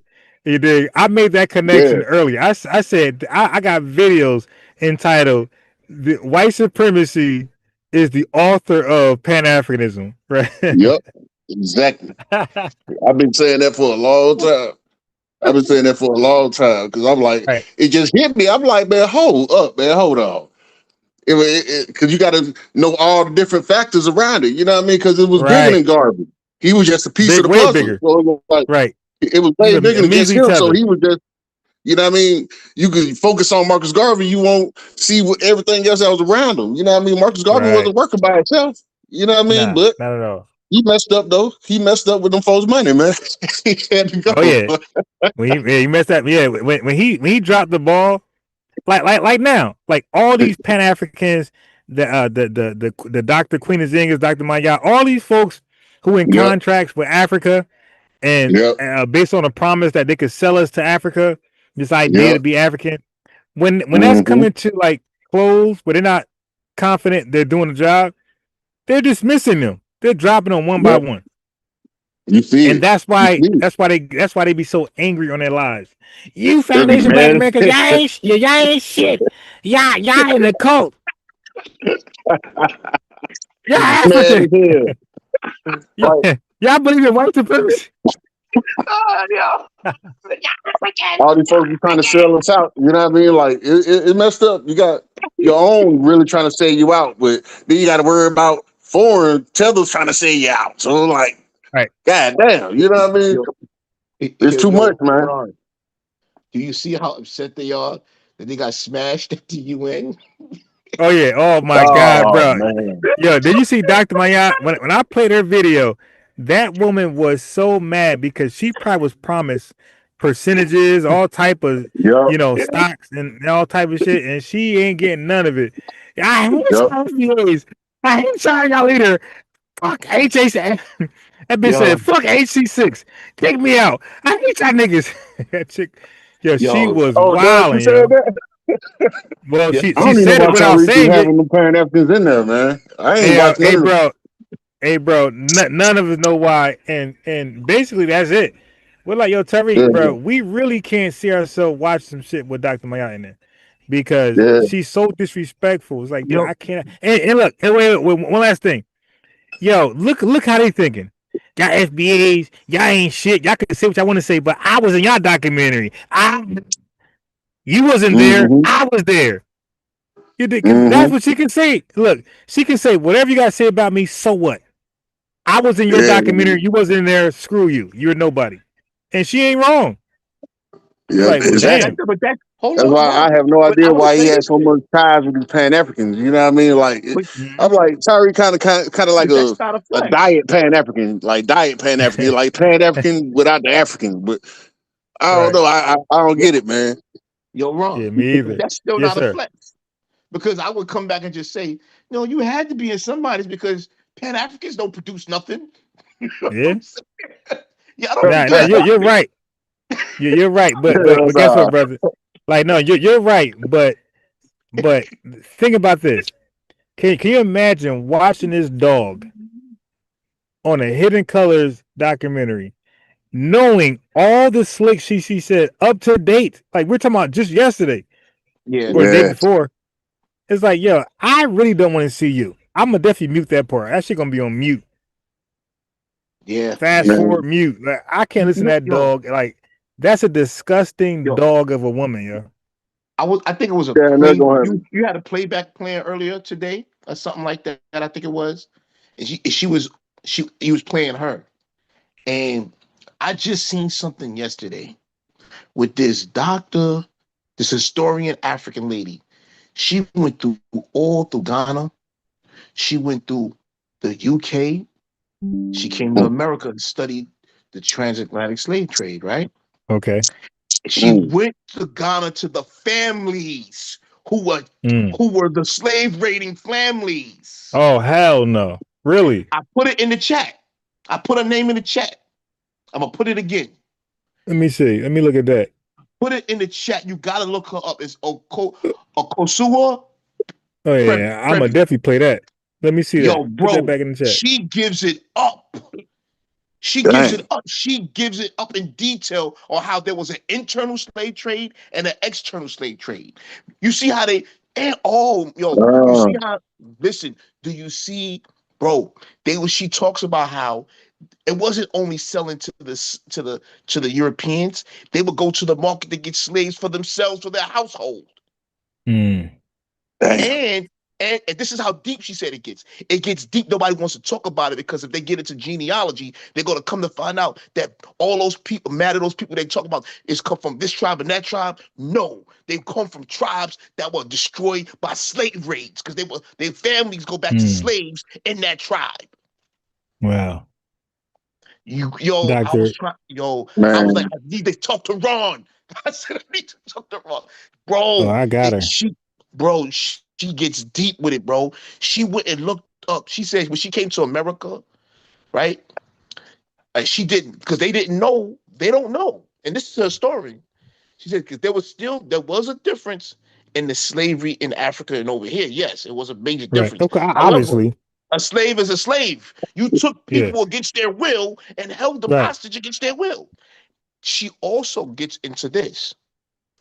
Say the king got a beef with you about some minor stuff and you got to pay a fine. Instead of paying the fine, he sold you. Mm. She talks about how they had husbands who went to the Dutch warehouse where they had all these goods. And several husbands did this. They would go in there and be like, damn, I don't got no money to get this. They would make a deal with the people, with the Europeans, come back with their wife being there looking around like she's getting goods, and they'll snatch her ass up. He sold his wife so he can get some of the goods out the warehouse. Wow. This is what they're doing, bro. Wow. Bro. So my thing is this. When I was watching when you was playing her, I said, you cannot tell me this freaking MIT going to school, having this big, you're an engineer, whatever you are, and you Right. this researcher, and you couldn't have come across this stuff. Of course you did. This is Of a course you did. Ghanaian woman telling you about the Ghanaian slave trade. So It's yeah, so they were bad, telling it. bro. It's not even done. It's so bad. They said that the northern part of Ghana at that time, right? Northern parts of Ghana at that time were desolate because they slave raided so many people. Wow. It goes Took all the everybody. way to Burkina Faso because Burkina Faso was part of them at one time. Yep. She ain't saying nothing about the numbers though. Like the 12 and a half million. Like she's saying that's for real. It was a lot. It was a lot, bro. Think about it. They had certain population. This is what she said too. And I remember we got into this before around when I said they sold off their best and their brightest. Yeah, She I agree with got that. into that. She said what she said was, look, a lot of these people that got sold off back then were the goldsmiths, the ironsmiths, the people who knew agriculture and various different industries. You know, in that day, Hey, those wait, that had wait, hey, bro, that would make absolute sense. Cause think about it, the white man ain't stupid. He ain't gonna take any old decrepit, exactly. like what's up with this guy's background? You dig? And the white man want a receipt. Like, all right, who Yeah. I got? Who this? All right, well, I want a receipt. I want to make sure this person can do exactly what you say he can do. If not, Now, I'm getting my money back. yes, You dig? Yeah, hunters, absolutely.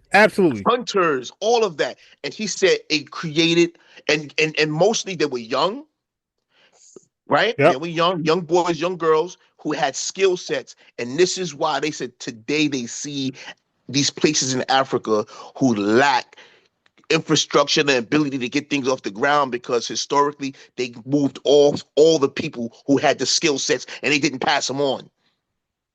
Yep. This And is that's their called a curse. brain drain, family. That's That's called a called a brain drain. curse. They cursed. Right. They're cursed. Man. Oh man, they need to just be quiet because every time they open their mouth, it just gets worse. You know what I mean? Like, It gets worse. And look, Because they got remember the other day I put in the chat, you can go to the Royal African Company and the UK archives. She's talking about those very same archives when she went to the UK to study. They got the receipts. This is why they're gonna lose this if they push this issue, right? All the Europeans in America is gonna do is pull the receipts and say, "Yo, if you talking about, if you continue to talk about reparations, you owe, right. Hey, you owe." listen. Hey, bro. They're talking to the country that got some of the greatest AI tools out here. You think you're gonna lie to it? Like, these guys over here with the best AI, best technology, best army, best. You think you're gonna pull some bullshit on this country? You out your goddamn mind. And I agree with you. They're like, oh, you want to go there? All right, well, guess what? We're going to strengthen FBA's argument towards you guys, and we're gonna make y'all bitch asses pay. But you're gonna be some you're gonna be some hellfire. They got the paperwork. They And still. they got the you know army. what though? Hey, bro, You know and what they though, got the man? army. Wait 1 second. And they got the army to make them pay. Like, To make them pay. sanctions are right. Sanctions are. Hey, listen, you guys want to do that shit? Well, guess what? You owe them. Matter of fact, we got the receipts because this is our shit. We got the receipts. We know the They got kingdoms. the We know that literal. shit. They Right. got So look. invoices, ledgers. Right. Not So just guess that. what? Guess I'm what? listening. You gotta pay. You owe them. And if you don't pay them, we're gonna take your shit. Sanction you all type of shit. You're gonna pay first. Facts. Yeah. And I'm hoping. And look, it's going that way. You know what I They're mean? going to keep playing that game. Yeah, and that's the only time I will go to Africa when that should become an American state. With an American army over there, American base over there. I'll take my ass over there. Like, yeah, thank you. Did that Some of girl you, say man. going to Brazil? Because that's what she really should have went. Let me read to you quick who she is. I did a quick Google search of who she is, right? It says she's the author of a history of indigenous slavery in Ghana from the 15th to the 19th century and has written over 20 referred articles and book chapters. Purby acts as Ghanaian's permanent representative on UNESCO's International Scientific and Technical Committee on the Slave Route Project. Mm. This is who this woman is. And So she's if she telling really you. documented the whole thing, then And this is what she she said still too in came to there. the wrong. She worrying about the wrong places at the same time. Because you think about it, they have already admitted that only 3% of the slaves from Africa came to North No, America. she focused primarily in Ghana, parts of Nigeria, and all of that. You know what I'm saying? But she went to the Also, other countries to get to the archives. She went to UK, Canada, and America to get to the archives. But right, there are some archives in Africa, she said, and in Africa, the chiefs and the kings and the chiefs and those guys that was running those tribes, The family Yeah. members, the descendants are still there. So she said when she was doing the project, she couldn't send certain. She would take her students that belonged to that particular tribe and to go send them to ask questions because if you didn't belong to that tribe, they didn't want to reveal the information to you. Yeah, but I mean, what I was saying though is they saying that the largest population of African slaves went to Brazil. So I'm Yeah, we like, know that. We know that. But just period. go to Brazil Just to see getting what to they had. yeah, you're right. But what I'm saying is this: getting to the root of the matter. Period. Saying regards to where they went, right? You want to cut Yeah, them off at their legs and say, hold you on, got to the root though. You got to the root. yeah, y'all can't Yeah, you can't turn around and act like a victim when you were part of the team of perpetrators. exactly. You was What in are you this shit. talking about? Like you was in So that she shit. so what I'm saying is this. You got these people over here, these so-called Pan-Africanists, who talk about I read these books. You got certified historians traveling in the world getting the information, and it's out there. How, Yeah, how going dumb against can you everything be? we just tried to prove. Yep. You got historians from those people telling you we slave, and guess what, Ron? She used your term. She said slave raids. Slave raids. Slave Man, raids, I Ron. can't believe they tried to pull that I'm a bitch ass nigga excuse. You know what I mean? Like they just came out here and really tried that shit. Yeah. Oh yeah, they just came and kidnapped all the goddamn all my brothers. You know what I mean? Like the hell, if you just sat back and let somebody come on your land and take 12.5 million people, you want Yeah, us to come believe on, that? man. Now I'm In ashamed of 200 it. years, like, and look, well, hold on, because Queen Nzinga and another king was, or another, from what I learned from George Macon, another tribe, whatever kingdom, Queen Nzinga was 13,000 annually, and somebody else was 15,000 annually.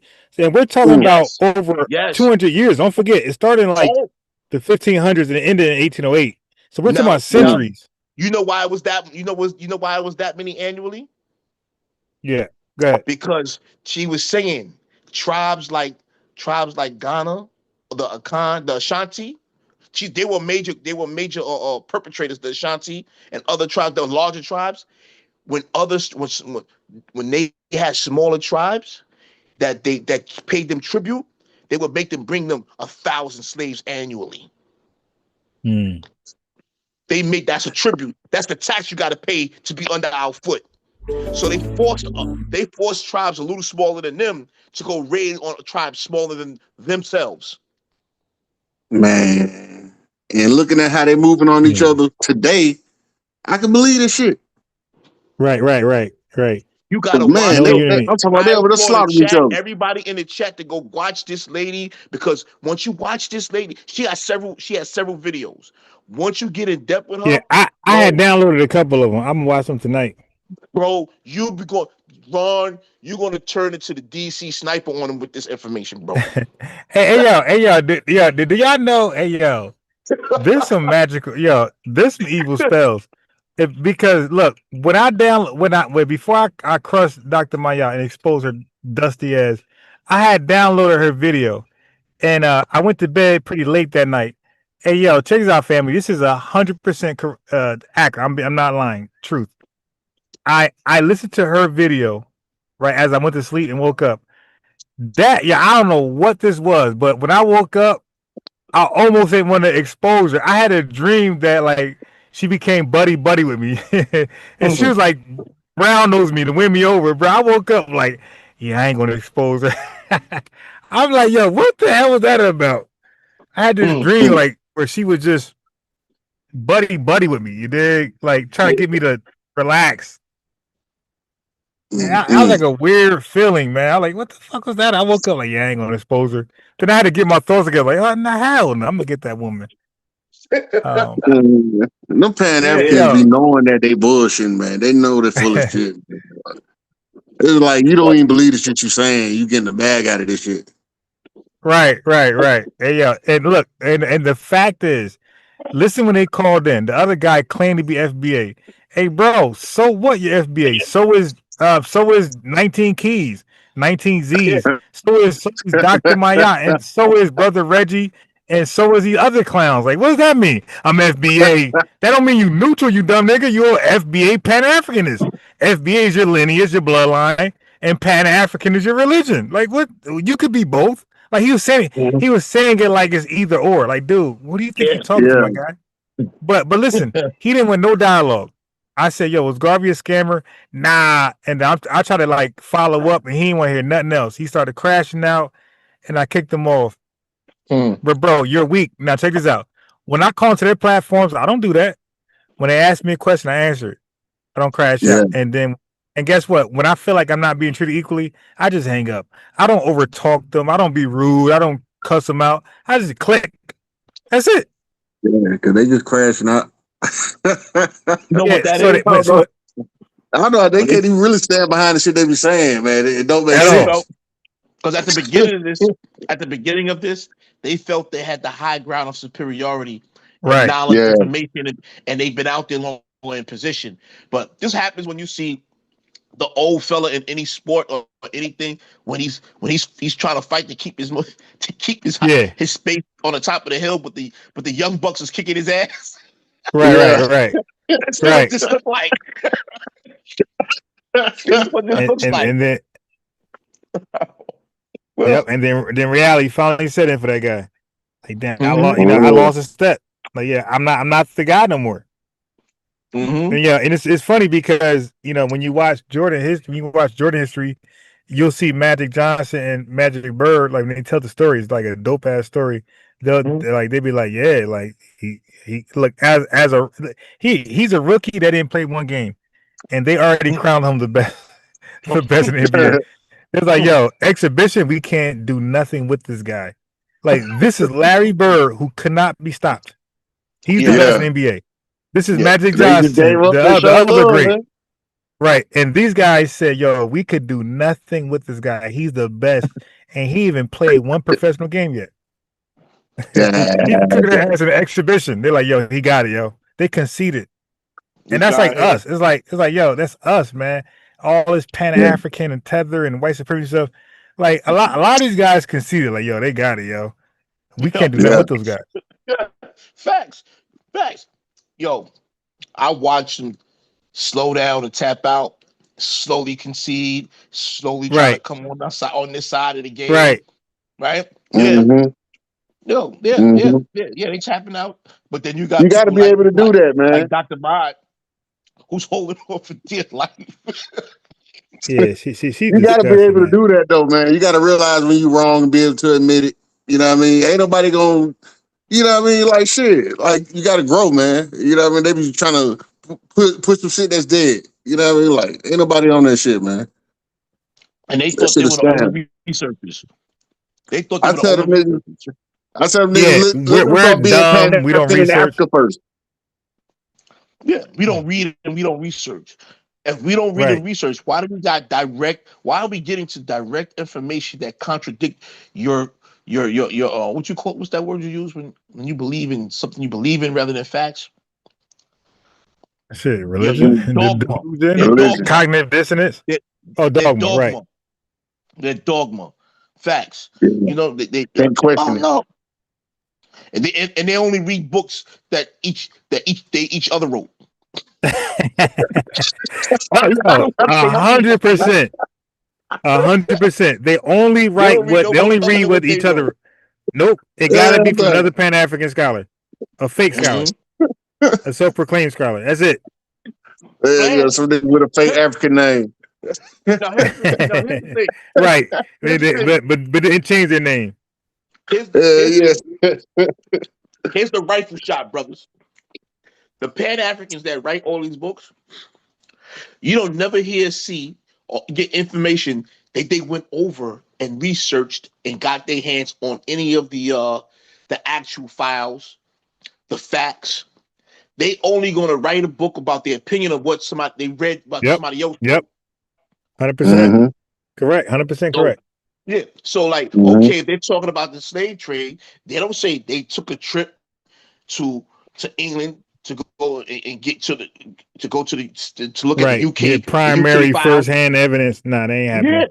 No, They happening. they're gonna take They're somebody's doing opinion exactly and what we're make it. doing. You dig? They doing that's called a reaction. That's called a live reaction.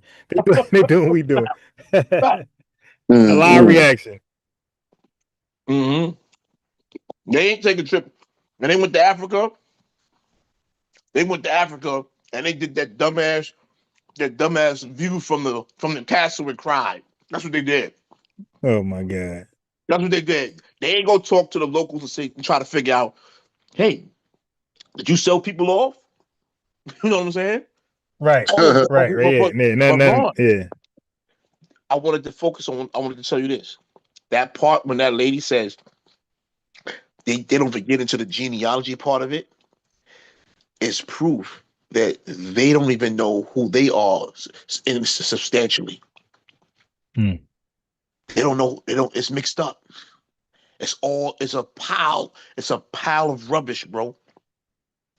They cannot do the genealogy because some of them people came from other regions that were victims of slave raids that was put into this particular tribe as slaves. Hmm. Now, because of their different type of slavery, they're able to work themselves out of slavery, marry, get girls were able to marry and get adopted into a family. Boys were able to get adopted to a family. You could inherit property, etc. So now, down the generations down the line, that slave's family member is going to be called Igbo, or it's going to be called Ashanti, or whatever, right? Right. But when they actually do the genealogy, they're going to find that this dude actually comes somewhere way in the north. He has nothing to do with these people down here. Hmm. Yeah, that's Yeah, wild. they ain't never keep no records though, man. They never kept records out there. They can't even really go back But they one have it. But generation barely. this is what they have, though. This is what they have. They keep you see how, all right, I'm gonna give you an example. Like, my grandmother told us our history, my family history, and we kept a Bible. You know what I'm Mm-hmm. saying? They have something similar in their culture like that. So the elders of their tribes know this stuff. Yeah, yeah, but with the highest Yeah. paternity fraud in the world, shit, how good is that gonna do you? Right. Mhm. How good is that gonna Right. do you with the No, highest paternity no, fraud in the world? no, You don't even know no. who your daddy But is. they do know whose family was slave raided.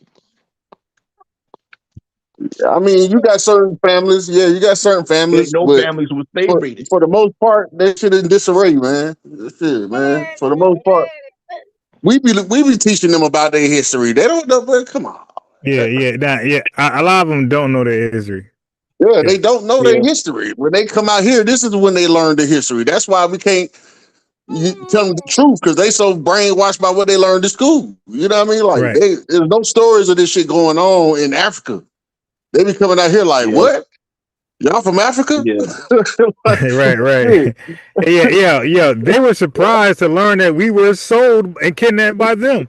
Like they Hell don't yeah, want to they believe had that. no Like, nah, idea. hell no. Yeah. But They you know have what? no idea. It's hard. Yo, I'm gonna tell you like this. I believe that to a certain extent. I believe some of them know more than what we realize. Because an example of that is that chick.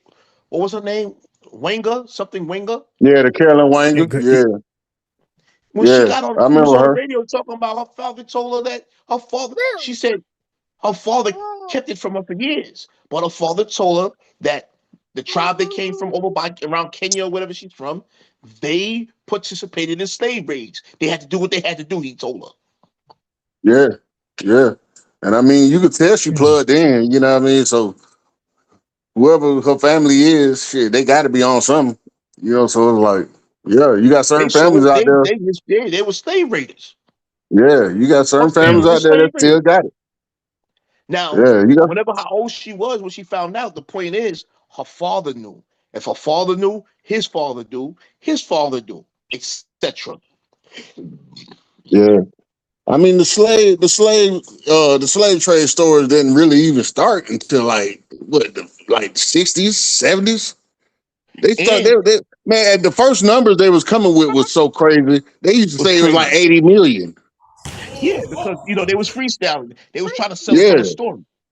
They was trying yeah. to sell They it for was the saying like story. 80 million at first. So I'm like, You cut Come that on down now. to 12.5 million. Then you cut that down to 388,000.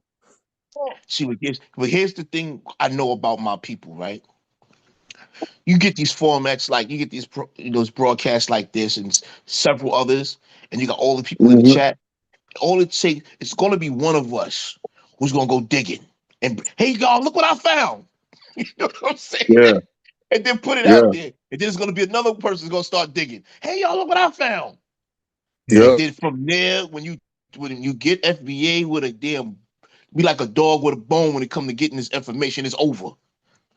It's over. It's over. For real, for We real. gonna keep You like, digging and keep digging. It's over. yeah, you in the rabbit hole now. So like shit, you can't get out. You know what I mean? Wait till Like, I show man, this shit Lineage. it go deep. Yup. This shit go real deep. Hey y'all, look what they got. Look what I got, y'all. I caught them lying. Yeah, Right. yeah.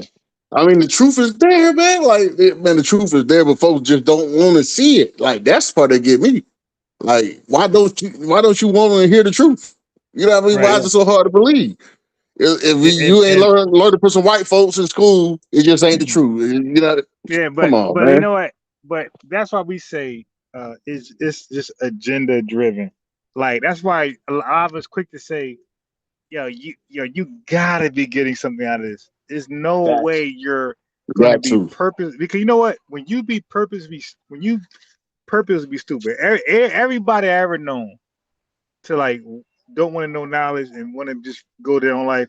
Like a lot of these guys, like I think their brain doesn't grow and they become just limited how their brain functions. Like basically stupid people as grown-ups. You dig? I Yeah. don't believe you can like be wise and witty rejecting information. I think at some point you stunt your growth, Mm-hmm. your brain growth, and you just become that. And we see it in people's decisions, how they be crashing out today. Like, okay, if you Yeah. crash out like that, I know you was a dumb nigga. I know you were. Exactly. There's no way Yeah. you a Exactly. witty thinker crashing like that. No way. And we have yet, Ron, correct me if I'm wrong. Have we yet to come across a Pan-African who refuses to relent with this bullshit that we don't eventually find out they got some kind of business going that's African or Pan-African related? Yeah, that's a fact. Or So or it's or they either a fucking a business, foreigner. right? It's either they are themselves faking and cosplaying their tether, or Mm-hmm. they are dating one, Yep. or Mm-hmm. they are best friends, or it's some type of business, it's some connection. And the thing Yes. is, I'm from Some I live personal in shit. Jersey. Look, but the thing is, I live in Jersey. I got Caribbean friends that's like cool with me, like family, like damn near extended family members. I don't gotta sell out Yeah. the lineage. Like so I'm living proof that you can have friends, best friends with Caribbean people, like damn near extended relatives, and still stand on 10. You ain't gotta Yes. sell out because your friend or significant other or your kid. You ain't gotta your business. You ain't gotta sell out. And my Caribbean friends be looking out for me like on the next level type shit. But that Yeah. ain't Mm-hmm. enough for me to be like, hell FBA, I'm approximately. And it's not to say that all I'm, Caribbeans and I'm Africans still are 10. terrorists. Eh, No, You no, know what I'm no, no. saying? No, I make that very well. I make that very clear. Most, Yeah. Yeah, they most definitely not. for the record, Yeah. Not most, all of them. most. Look, most people are not tethers. Most Africans are Yeah. not. Most Caribbeans are not. Most are, Brazilians. They're not. There's a small Yeah. few of that melting, that big pot that that misrepresent the whole. Yeah. Yeah, but this Most FBA Africans, thing, hey, hey, look, let me say this. Most Africans don't give a goddamn what we doing over here. They're trying to Facts. yeah, survive. you They're right, trying you to right. survive and make a living in their country. They don't think about us Facts. at all. Okay, Yeah, most Caribbean people, they're living their life. They're trying to make the best of it. They don't think about us at all. It's their yeah, Facts. tether class. The folks yeah, that got Facts. the education, got access to tools and internet, it's those folks who envy us and jealous of us. It's them. It's a small percentage of them. man. Yeah, It should man. be Like, funny come though, on. man. Like, you really got to see, like, man, they really think they us. Like, Right, like, yeah. Like, oh shit. Like, yeah, man, I, I am FBA. hey, bro, You I had see? to argue. Hey, bro, I had to argue like the guy Tether Dream who just called in Jamaican Dream and Revenue. I had to Yeah. argue with them before they conceded. Like, dude, you're not black. The hell? What's Like, what wrong the with you? hell? And you know what's the Y'all been amazing telling thing? us y'all weren't black. You know what's the amazing thing? Yeah. Until a year or two ago, you couldn't get them to Exactly. say they were black. Right, They never said they right, was black. right. Now they I'm want to not gonna gaslight So, niggas and shit. You know what I mean? but guess what? Like, They got bad luck because now we know that black ain't something you just can be overnight. You got to be yeah, born into it. It's a lineage. Black is the name yeah, of the lineage. So now we know yeah. better. We like, yo, we like that was our fault calling you black. You know what? You were actually right. You ain't black. Exactly, You bro. dig? We was fucking up, man. Yeah. We were off code. We were proximity Yeah. tethers. We're like, man, Like, we yo, you all black. black, you Nigga, you black. black too, Yeah. nigga. And like they were right. I ain't black, nigga. I'm Jamaican. Yeah, you ain't black. Nigga, like, yeah, you right. And Right. now they Yeah, want they to get were mad, right. like, hold on, man. We all black. Like, no. Yeah. Nah, it's Nigga, too late for that. Nah, you put that your flag scam. up. And Yeah, don't get mad when I that put my scam flag sailed up. away. Right. Yeah. Nah, we know It's better gonna now, be the my guy. American flag. We were Yo, wrong. You were never black. You could never be black. Nope. They got a whole other yo, man. mindset, man. Yo, this delineation movement and this mindset it took them by storm because they like, what are we gonna Yeah. do? Yeah, it brought them out. It brought them out. Like, damn. Like, Oh shit. my God, What's the delineation is problem? coming. What are we gonna do? Like, what's the damn They problem? You got your flags all up and shit. You let me y'all know want to you ain't me. separate yourselves. Like yo, listen, I've never heard of people so mad because they feel like we want to separate ourselves, right? Yeah. And delineation doesn't mean separate yourself per se, but Right. hold Just on. Right. That doesn't. distinguish. It You just Right. doesn't mean that. distinguish yourself. Yes. So, but in their mind, distinguishing ourselves is separating ourselves, right? I've never Mm-hmm. met a group of people so hell bent on wanting to be next to somebody they believe don't want to have nothing to do with them. Yep. Right. Yeah, ain't that It's weird? weird. Like, yo, like, what's up with Yeah, you, man? What's yeah, up with Weird. yeah, you? Like, yo, yeah. when we say delineate, you do know that's just paperwork, right? Like, dude, like you're still my friend. We're still in Yeah. business. I'm still dating you. Like whatever the thing is going on. Yeah. Nothing changed. It's on paper. I'm not you, and you not me. That's it. Exactly.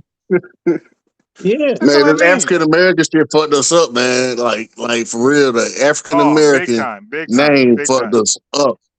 big That time. shit fucked us up. Jesse Jackson sold us out. I'm talking Yeah. about I sold can't us stand. I out. can't stand that coon, man. I can't Yeah, stand that coon, man. I don't yeah. respect nothing about that guy. Al Sharpton right behind him. Same Yeah, situation. him too. It's sell out. This Benjamin nigga Crump, got all them guys, documented man. Cherokee history, man. He got documented Cherokee He's heritage. documented Cherokee. Yeah. Yeah, He's just like Jesse documented Jackson. Cherokee. But you That's a since you That's fact. standing wild. up here with this damn president from Ghana, selling us He's Yeah, out that's just wild. like documented Jesse Cherokee. Jackson. Yeah, that's wild, man. That's Hey, wild, Al yo, man. that's Sharpton is yo, y'all selling documented the Cherokee. contradiction. He's documented Damn. Cherokee. And when you really look Yep. at him, you can see it in his face. Yeah, you can Wow. see it. Just really Just look like at Jesse him Jackson. closely. Look at them niggas. It, That ain't even no perm. it don't nothing. He ain't look nothing African. He don't look nothing African. Yeah, I'm driving. I'm about to crash driving. Look at his face. Ain't no Jesse perm. Jackson don't look nothing like no damn African. Calling himself, nigga, you a Cherokee, nigga. Right. These guys, man. Hey, yeah, I wish Standing up I there with could the just have. gun. Hey, yeah, and the thing is, like, I wish. Look, man, I can't wait till my channel grow. I'm telling you, man, I'm not gonna buck dance when I get in front of these people. The Al Sharptons. I'm gonna ask, like, nah, it's recorded. Yo, let me talk to you, man. Like, Yeah. what's up with this finesse you got going on, my guy? What are you talking about? This finesse you got, bro. You know goddamn well Black Americans, you know, African American is used as a it has a dual uses to it. You know, immigrants can Come call on, themselves man. that. Like, come on, man. Like, fuck you got going on, dude? And you know how you know those dudes are bought and sold? When I was looking at Roland Martin, right? And he was mad about he was mad about Nick Cannon saying the Democrats start the KKK, right? So Oh yeah, they did though. yeah, I know, but yo, he's furious, right? He was furious. His ass was furious. So he decided to challenge and make a thing against him. I said, you know what's funny? I have never seen Roland Martin or anybody like him ever have any disagreement with anything the Democrats are doing. Right. Exactly. It's Never. Not one impossible. thing. Never. It's impossible for you not to be on the Well, you got to table add Willie D on if there you now. agree with every single thing all the time that they're doing. Yeah, that's crazy. Yeah. Yeah, you got to He had add a little Willie big D. town hall education thing to try to prove that the Democrats didn't start the Ku Klux Klan. Wow. Facts. Wow. I'm like, this dude is insane, man. He always calling somebody dumb and idiot. He's the only one who know anything. Right. Typical. I said that a Pan-African and liberal, like a black liberal, are damn near one and the same. They got the same talking points. Wow. And that's why They they the get only along ones so who well. know something. Yeah, everybody else stupid. Yep. Just Roland Martin and only Roland Martin supporters are smart. Everybody who disagrees with them are stupid. Yeah. They got nothing to say. Yeah, man. Just looking in the comments just make you shake your head, man. You like, man, oh my God. All these niggas just so brainwashed by these Democrats, man. Like, how could you go for this? You know what I mean? Like, how could you not see what's going on? They trying to replace you with immigrants. Right. and you just gonna help them do it. Right. You dumb, like, are you working? No. Yeah, you ain't gonna be working no time soon, you stupid nigga. It's a fact. Hell no, this they finna have the illegal. floodgates wide open. This illegal going to take your job for $2 an hour, my guy. Yeah.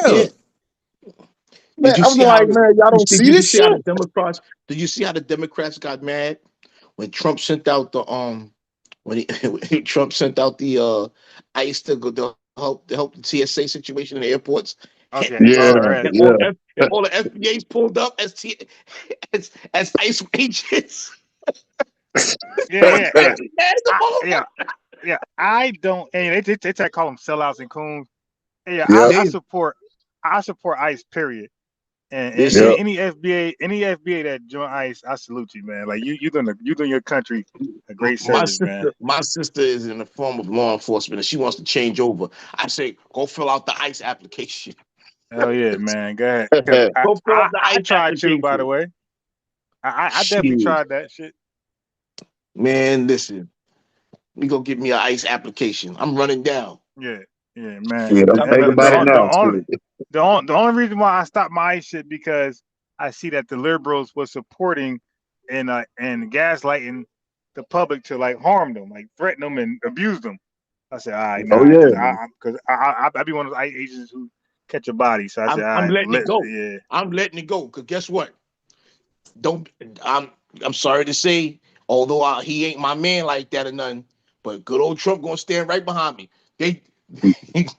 You were acting Man, up. Trump passed all them laws. Yeah, you I'm would have letting been it good. go. If you acted up while I'm letting it go. Don't Yeah, play that's with me. federal, bro. You good. Don't play with me. Crazy. I'm letting it go. Yeah, can't blame you. Listen, man. Yeah, they was mad. They Yeah, seen but- all them black. They seen back when they seen all them black people, them black ICE agents pull up. They was so mad. They like, well, yeah. Nah, I support. I make that very clear on this channel. Yeah. I'm What the hell you looking 100% at? support of Yeah. ICE. I'm 100%. I got ICE back Oh, all day long. Yup. If you I here said, the hell illegally, you looking at? I got Yeah, a you ain't big gonna net shame bag. me. I got a Hell big no. net bag to catch some people that's here illegally. Yeah, right. Yeah, I want all illegals gone. You dig? I want I got a all big Santa Claus illegals bag gone. full of illegals. Let's go.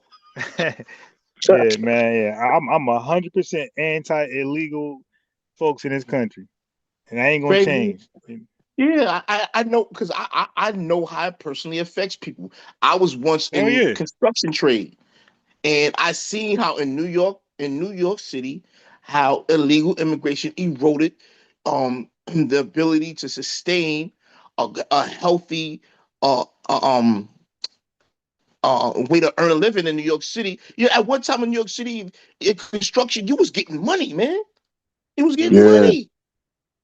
Yo, New yeah, York dudes in construction running around looking like drug dealers at one time in New York City, yo. Damn. man. It was lit.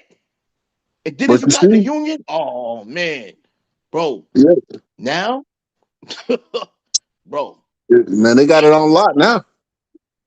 yo, these dudes is doing stuff for $15 an hour, bro. Construction. Yeah, hey, How you bro. gonna Yeah, it ain't just that. It's other jobs like is other jobs that's like that's seen in Jersey that's like 25, 20 and above. I'm looking Yeah. at job shit. It's just like you said, $15. I'm like, yo, how the fuck we at $15 an hour? Yeah, yo, Facts. before the pandemic, a one bedroom apartment in Jersey was in between 1,000 to 1,400. After the Yep. pandemic, Mhm. all of it is 1,800 or better. So Yep. if prices went up, and at that time, you ain't working nowhere for $16 an hour. So how did shit go up and we go backwards? How we go from 22, 25 to 16? I'm like, what is this? Like Yes. how is this even legal? Like, I'm like, get these niggas out the fuck, get these fuck Yeah. out the damn country, man. Man, Yo, yeah, man. Yo, you know what? I was just talking to gentrification, somebody man. the other day, and I was looking around. I said, look at all these fast food joints. Remember when all these fast food joints was for college kids and high school kids with jobs? Cause I worked at Wendy's, I worked at Walgreens, Yeah. Toys R Us. After school You dig? jobs and all of this stuff. Yeah, You this see shit them in careers for there? these illegals, man.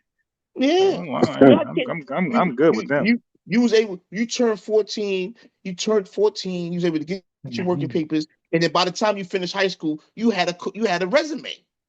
Right, That's right. gone. Like you worked Yeah, before, right? You had jobs yeah, before, you so got work I experience. worked there, yeah. You It's see how they gone, doing Cesar man. Chavez? They turn him to the Bill Cosby or some shit. You know what I mean? Like because he used to talk about the illegal immigrants. He used to call them wetbacks. They had a strike going on at the farms. You know what I mean? And so they brought all them illegals in. They took the deals, fucked up the whole strike. You know what I mean? So even like legal immigrants hate that shit. You know what I mean? So it's like they fuck up a lot Oh of yeah, shit, yeah. man. Hey, of course, legal immigrants don't rock with it. That's like us. Like we don't They rock with can't. criminals. That's like no. But listen, we don't rock with criminals in the black community. Like, cause they give us a bad name. Yeah. Just like Italians don't rock with the mafia. Give them a bad name. Like Yeah, nobody rocks with the people who give their society a bad name and create yeah, stereotypes and make them marginalized. Yeah, nobody rocks with the fucking bad you're right. apple. Yeah. So illegals don't rock with illegals. Yeah, Yeah. you're right. Yeah. They don't like They're that gonna shit. suffer. They're gonna legal immigrants are gonna suffer from illegal immigration the same way we You are. speed up. Because once you're legal, you gotta get paid above the table, Yep, right? You yep. gotta get paid whatever the market value of that job is, right? Is what they're supposed to be giving you. And then you're not gonna be looking to do something you know you've worked, trained, and developed your skill sets for 30, 35 an hour and up. You're not taking Yeah, them $15 an yeah, hour. yeah. But I mean, it's like you got to think of it too. Like them bringing them in, like this. See, the illegal immigration was already messing up, wages and all that type of shit. But see, the illegals that was coming in under Joe Biden are different. You know what I mean? Those were asylum seekers. Mm-hmm. That's why they was getting all them benefits and all that. That's why it came to a head the way it did. Nobody ever seen that shit before. That I'm talking. Wait, You hold had the on, hold border on. wide, Wait, but border let me wide open. explain. Let me explain between the difference between asylum seeker, and a refugee. Yeah, they was going to become Because citizens. right, but hold on. Let me explain the difference. Y'all know the difference between a refugee and asylum seeker. So a refugee are confirmed people who are going through some shit in their country and they got to get out because they're under Mm-hmm. duress, violence, threats. Okay, Yes. asylum seekers are people claiming refugee status. Claiming. So, right. Yeah, So they're in a gray area. So they come over here as asylees, and we are investigating them to see if they are a true refugee or not, and then we get rid of their ass if they're not. But what would they do while in that gray area? They have babies over here. Yeah. Yes. You dig? Usually they won't let them come like in the until they that's figure where out.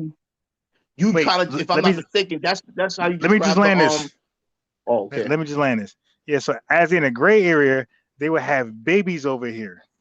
And then their status would be rejected. They will be seen as, nah, you're not a refugee. Dude, you live in a violent society.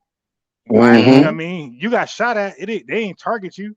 You just got shot at. You dig? Yeah. So now you gotta go. So what they so now ICE on their ass, they got a baby over here, and then they draw up the narrative. Oh, they taking his parent from their baby. No, your dusty Yeah, ass man, was that never supposed to bullshit. have a baby in the first place. And you can You take did that your on baby. purpose. But see, Biden changed the game though, because usually the asylum seekers they stayed they stayed detained until they figured out their status. You know what I mean? And so Joe Biden let them come in until they figured out their status. But how the hell are you gonna check millions of people? You got millions of people you just letting in. You're not doing no investigation that you don't intend to. You about to make these folks citizens. You know what I mean? I remember I went to the DMV in Atlanta, man, trying to get my license, man. I was standing all the way at the back of the line. There's like 100 people in the line. Man, the dude come in the back, he come from the back and he say, who here to get their license? Everybody put their hand up. Second question was, are you a U.S. citizen? Only 3 of us had our hand up. I came from the back of the line all the way to the front. I was in and out of there in like 20, 30 minutes. Crazy work. Everybody in there was illegal immigrants trying to get their license. And that's what you call a voter ID. That's what I'm saying. All these voter ID laws, they trying to say, oh, the SAVE Act is racist. I'm like, all they're saying is you got to have a damn ID. The SAVE Act, I'm going to tell you why I support the SAVE Act. Because out in New York, what's them niggas? What's them dudes? They work alongside the mayor. The city council. They tried to have a law pass, and in New York State as well, have a law pass where you can be a non-citizen and vote in New York City election. Oh yeah, all the Democrat cities. So yeah, it took some FBA who filed a lawsuit because it was unconstitutional under New York state law. They didn't give a fuck about, they didn't give a fuck about state law. They are trying to get illegals to be able to vote. Yeah, that's what it's all about. That's what it's all about. That's why they're trying to hold This on was to just a them couple right of now. years ago. Yeah, because they was voting in local elections. And see, if Kamala would have won, she would have been able to get everything set for them to be real citizens and be able to vote for president. And then they would have been in office indefinitely. Republicans would have had to offer us goddamn reparations to get back in office. So this is why they so hell. And then here they go again. Oh, black people don't have IDs. Where you get this from?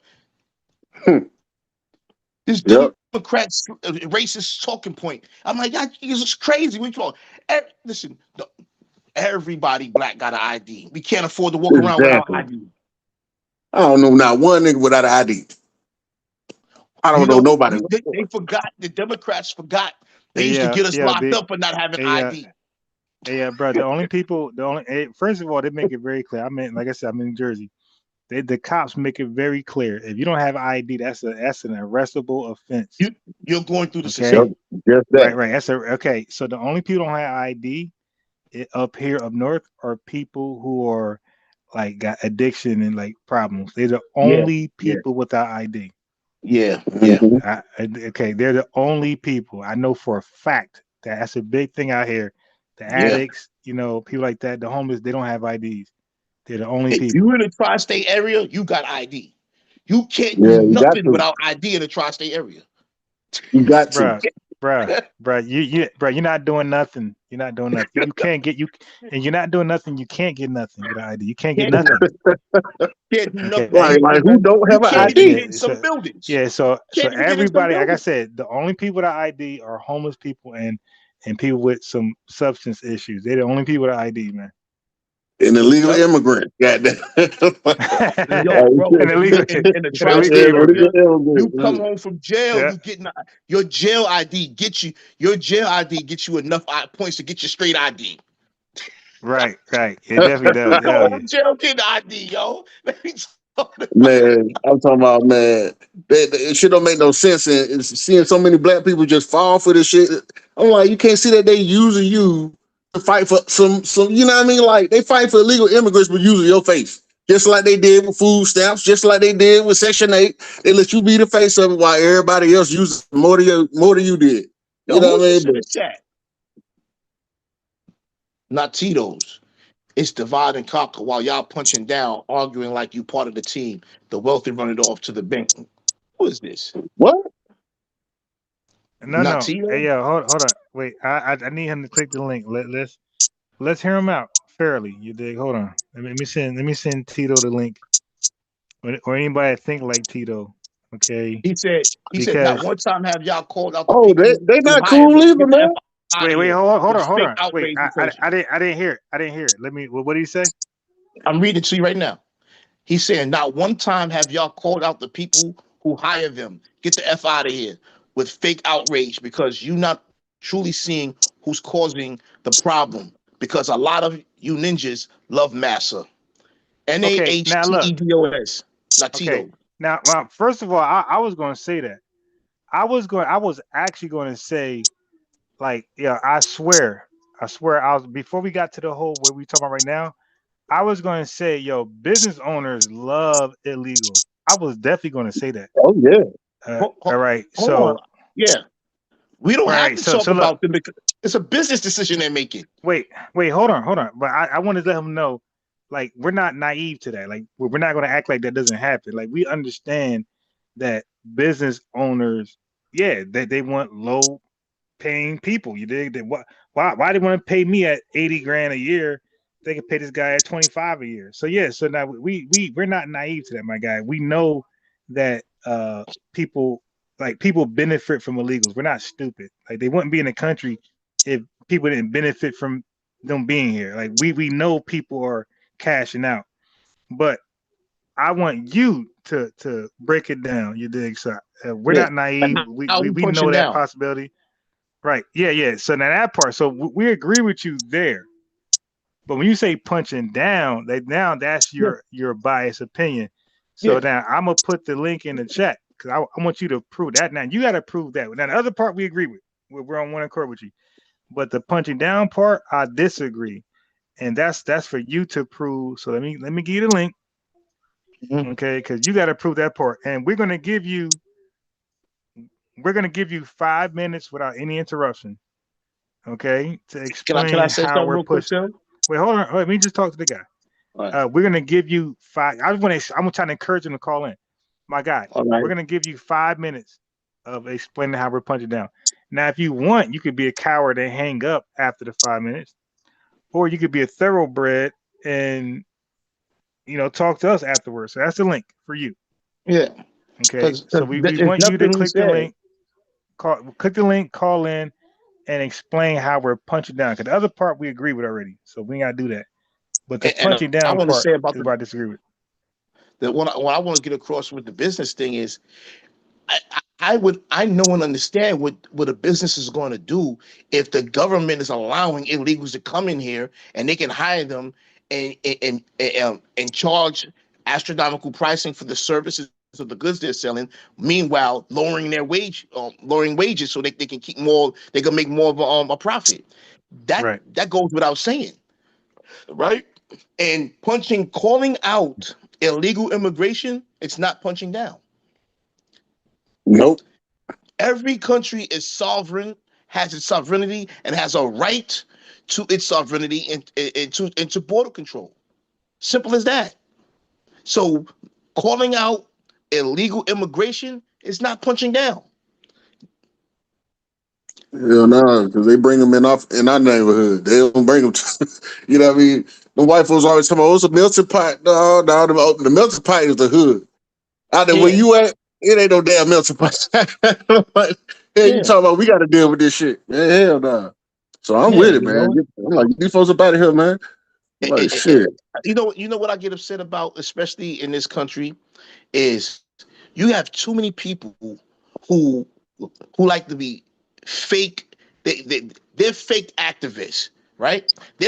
Mm-hmm. They're fake civil rights people. They think they're the civil rights people of the 60s and the 50s and all that, and the early 70s, right? No, you're not. Yeah, And here's the thing about that, right? They have no concept of what rights are and what privileges are. To yeah. be allowed into somebody else's country under any circumstance is a privilege. Mm-hmm. So you're basically arguing that you're upset that somebody can't come in my house and wipe and put their feet on my furniture like they could do in their own house. That's basically what you're arguing. Man. It's a privilege to be able to be allowed into someone else's sovereign country, right? And Yeah, then the further disrespect is to come here and attach yourself to somebody else's legacy, right? man. Or Yeah, somebody else's he lineage. can't. And Yeah, he can't dispute that. But the biggest respect is to make that comment and not click the link, facts, because that's the that biggest means that disrespect. that means you don't believe in what you just said, and we're gonna Mm-hmm. dismiss you. He just You don't trolling me. believe that. Yeah, you just trolling. He You a said a troll. troll argument and you left because we put the link out there. I said you got 5 minutes to talk your talk, and I said you could even hang up afterwards, or you could stay on. I gave you the option, but I said you get 5 minutes to go in, state your cause, defend it, and then stay on or hang up. You could choose either one, and you didn't Yeah, do come either. on, man. So Hey, you're yeah, trolling. come on, man.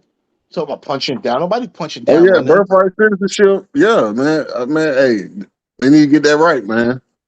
They need to get Yeah. that right. When they It ain't first meant read for some. off, when they first read off the argument about what birthright citizenship is and what the actual statement is, I said Yeah, people are going to be upset, but Trump got an argument there. If you he listen to do. the entire statement, that what it says, It makes sense, and it got them motherfuckers he has an mad. argument. He got an Like it argument. only makes sense. And people want you to Hey, be ignorant, and they want you to be biased, and they want you to be, oh, we hate Trump, so you should hate him too. And because we hate him, we don't listen to nothing he say. Bro, the mm-hmm. dude has an argument. Yep. Why do you think Them the folks Supreme Court wasn't want to thinking hear him? about no Mexicans or no Asians. They were thinking about nothing but us when they wrote this shit. Why do you It was- think they're going to hear the argument? I just watched the yeah. whole video today talking about how they know the Chinese higher ups in the Chinese government, they're having Mhm. their wives or other females have children and come over here, send them over here, and and have their ladies have children, so the children could Yeah. be American citizens. Take them back to China till they're 18, Back and then home. send them back over here. Yep. Yep. They say they Exactly. estimate that's 100,000 a year for the last Man, they 13 said it's a years. couple million and all. They said it's like a couple million over there. And it's like No, they're saying it's been 100,000 born a year for the last hey, 13 years. oh shit. Oh shit. This is the numbers they're talking about. And they wait till they voting age and all that, then they get to come over here, go to Yes, school yes, and yes, yes. This is part yeah, of the yeah. this is part the ID thing and the voting thing as with the birthright thing is a part of the whole thing. He's trying to close that hole.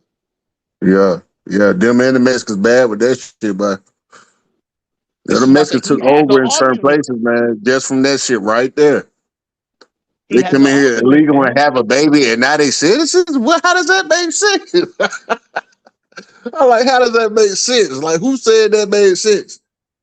You See, born to people illegal just gotta parents. think. They think they stop because people just idiotic in thinking. It says born here and subject to the jurisdiction thereof.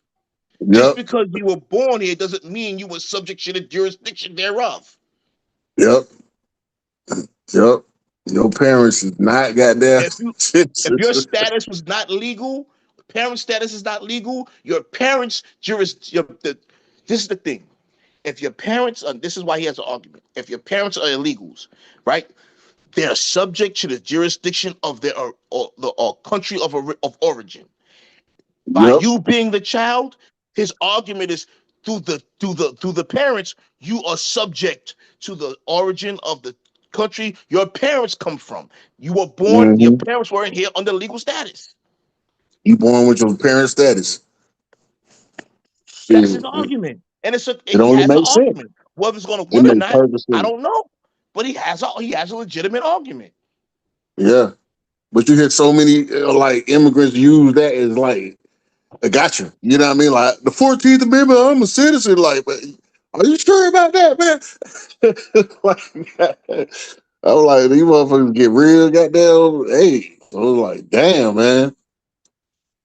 Trump Yeah, got a man. point, man. Like he really, I mean, it makes sense though. 'Cause I'm like, why everything that was supposed to be for us, given to everybody every time? You know what I mean? 14th Amendment was for us, give it to everybody. Civil rights for us, give it to everybody. You know, so like, and everybody else get the benefit off this shit way more than we do. You know what I You mean? see what that guy I said when they Wait, hold on. did the Wait, march at wait. the No, don't stop right there. Reparations what for happened? us. Give it to everybody. Yeah, everybody.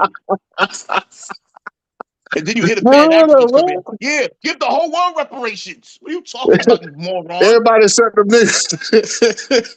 Everybody Except set for them us. niggas on. And you know Nah, what's we can't crazy? give y'all none. Yo, Everybody else need these shits. yo, I'm going to take it back to the Pan Africans. Pan Africans are not even really Pan Africans. You know why I say that? How you at the same time argue you're a Pan African and you want unity among Pan Africans, right? But you want everybody that's supposed to be African to get something except for FBA. Except for us. Right. And the only real Pan Africans are FBA. Yeah. Facts. You want everybody to get something but us. Cause shit, we ain't no haters. You know what I mean? Shit, I want to see everybody, you know, Out of here, get what they man. supposed to get. Out But of I here. ain't trying to get what you supposed to get. Where's Idi Amin when you need him?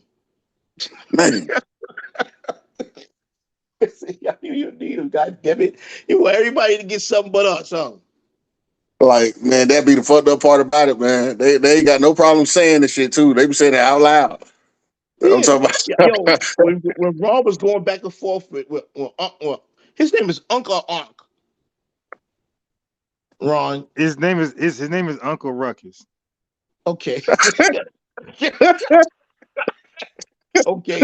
When Ron was That's going his back and name. forth with Uncle Ruckus, right? I remember one time he said, yeah, I don't care if they scam. I don't care if they Right. scam the money, right?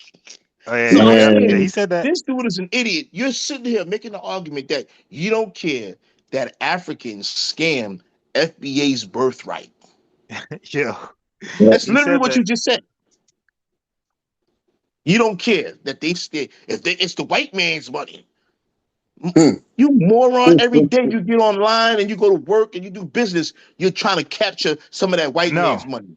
Wait, hold no. I said, bro, those checks got names on them. Facts. I said when the white man want to pay us, that's money taken from an account and it's for FBAs. That's no longer the white man money. That's the FBA money. I said, and you think that's okay? He said, yeah. I said, bro, they scamming FBAs then. They're not scamming the white man. And It's a fact. My man said it's cool with him. I said, all right, well, let them have your check then. I said, I don't want them having my check. But man, I'm like, Trump to pass reparations, they still gonna be bad.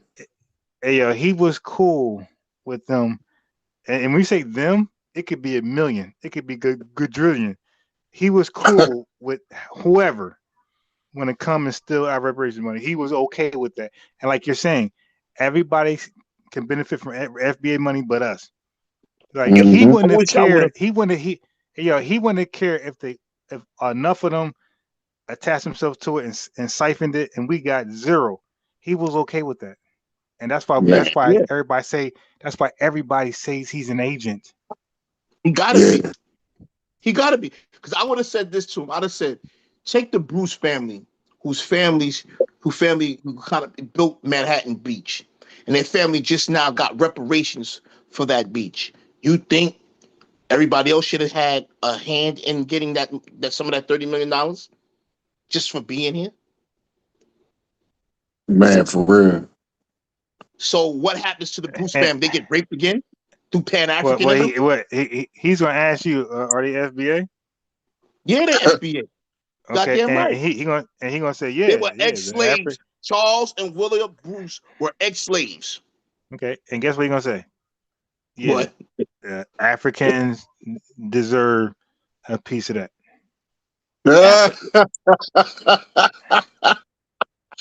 Yo, man. That's what he's gonna say. Man. What about Africans? What about the Caribbeans? yeah. That dude, listen, that dude doesn't stand for anything. All right. Nah, man. Except for criminality.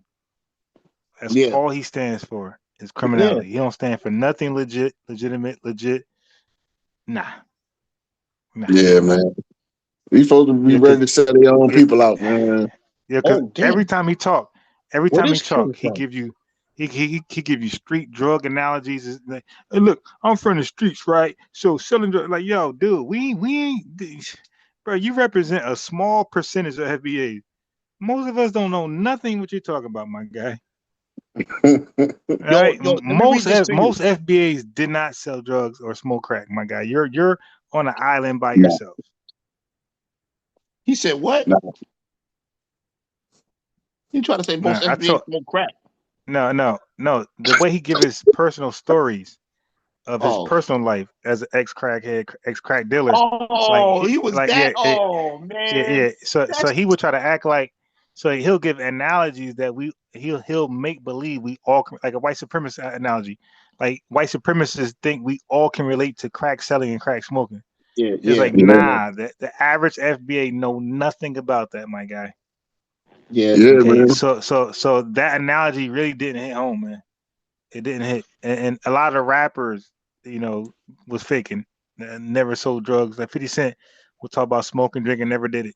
You know what I mean? So no, dude, a lot of rappers never did nothing they talked about. Everybody's faking. Yep. Yeah. So we know nothing about a crack cell and a scale and all this shit you talking about, and smoking crack. We don't know nothing about that, my guy. Yeah. Out of nowhere. What is this? Yo, I found something. I can get it to you, Ron. Africans in America. Ahsoka Purby. They doing a QA with her, right? I don't know where this came from. It says, talk to me about they're asking her a question. Talk to me about the impact of kidnappings, how it began to change people's lifestyles. Is that a video? No, this is some type of like it's PBS 13, but this is like it might have been a video that they put in print form. Okay, got you. Right?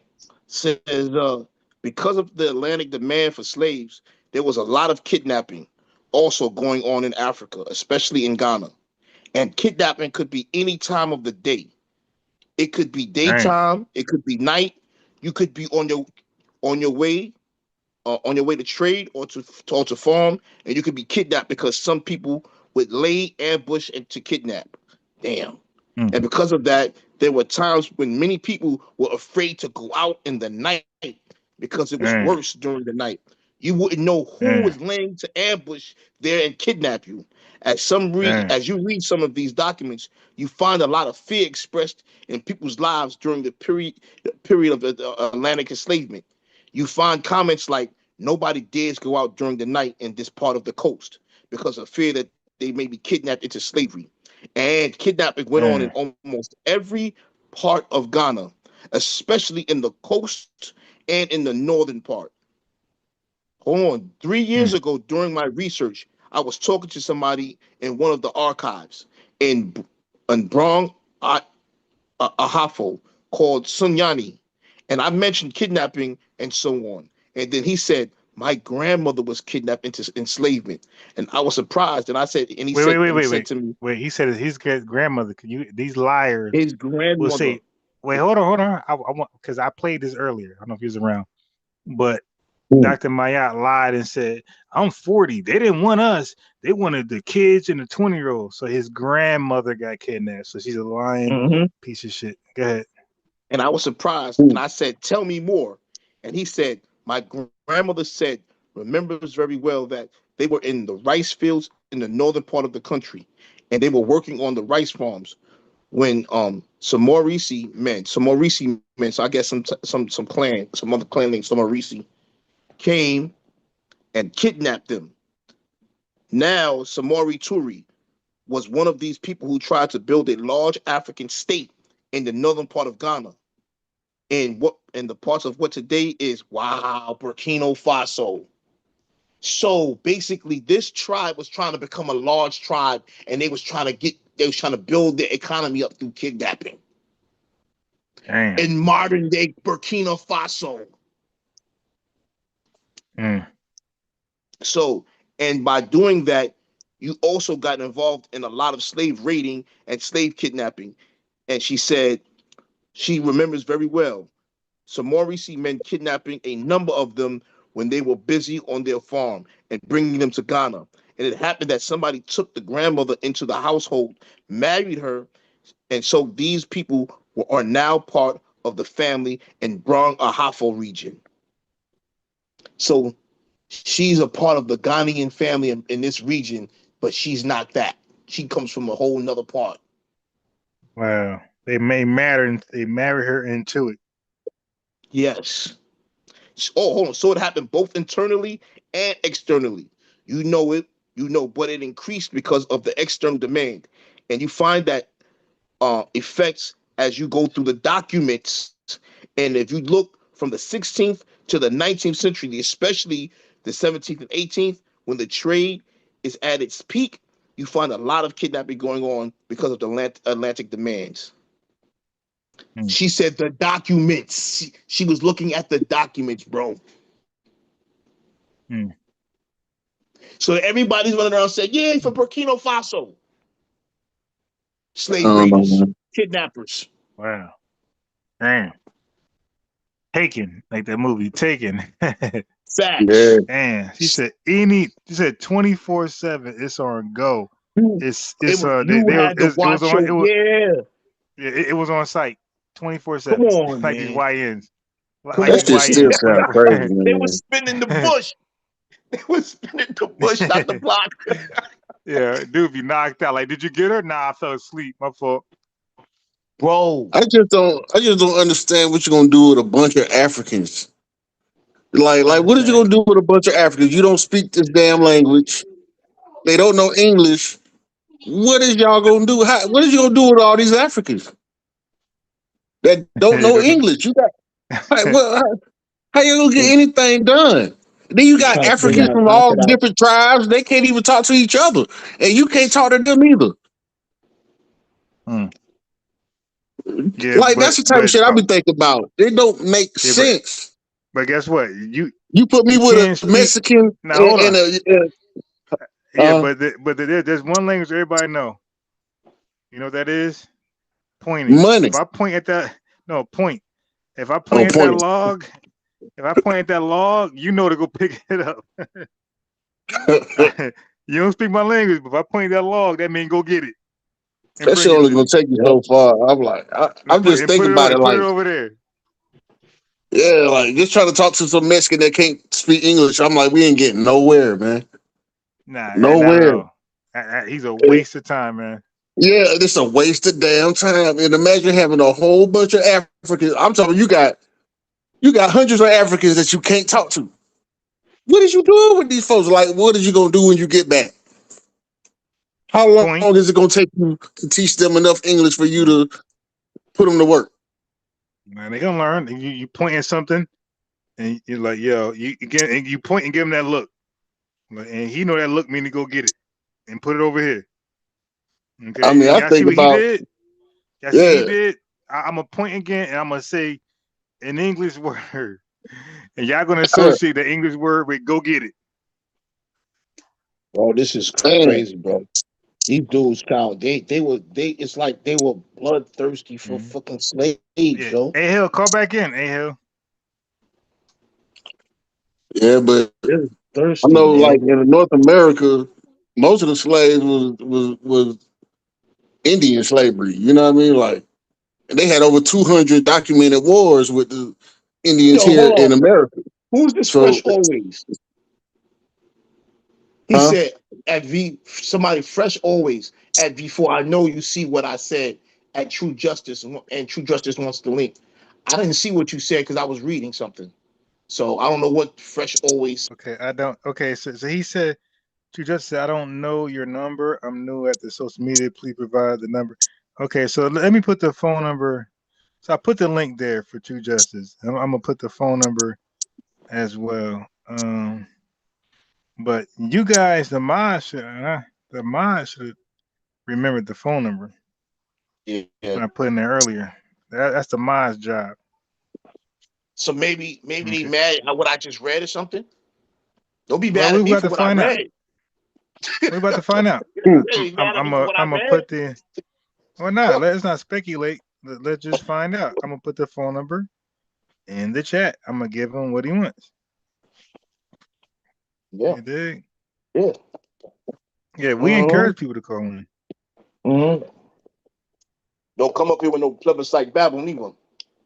Yeah, well, yeah, you ain't doing that. Now, but by the way, there are rules. Okay, when you call in or click a link, be reminded you are not a co-host. You are a guest. You don't have no rights. If I say shut up, you shut up. Okay, if I mute Click you, the you link stay right muted. You stay muted, right? And if I say go, you go. But you're calling into my space. You dig? You don't have no rights. Yeah, okay. It's whatever I say. That's your right. Mm-hmm. All right. So let me give you this. Here's the phone rares. That's all. So as long as you know when I say be quiet, and say stop, you stop. We good. You dig? We're gonna have a great time. There you go. Yeah, but what you're not gonna do is pretend you are a co-host. And don't have the name True Facts, and everything you say is not facts. Well, I'm only I tell you one joking. I'm thing. only joking. I tell you one thing. We I tell you one thing. We about to find out. So true you know, facts. When you I'm call only in, joking. true You facts. know. When you call in, be prepared to answer just about 3 questions. I want to just understand who you are and how you think before you even say one word. Click the Okay, so I'm link. gonna ask you 3 to 5 questions, and then once you answer those questions, go in. You dig? So we'll give you 3 minutes of uninterrupted time to go in. So that's the phone number. We got the link and phone number there. After you ask about 3 to 5 questions, we got a link there for you. I'm sorry. After you answer 3 to 5 questions, we'll give you 3 minutes of uninterrupted time, long as you're not disrespectful. And it makes sense. You're not defaming anybody. You good. But once I feel like you're defaming people, I'm gonna stop your ass immediately and kick you the hell off. I don't know, man. I think But they got a True phone number. Facts don't want to get on there.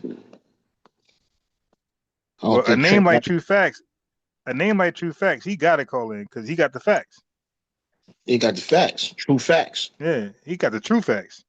Yeah, you betting.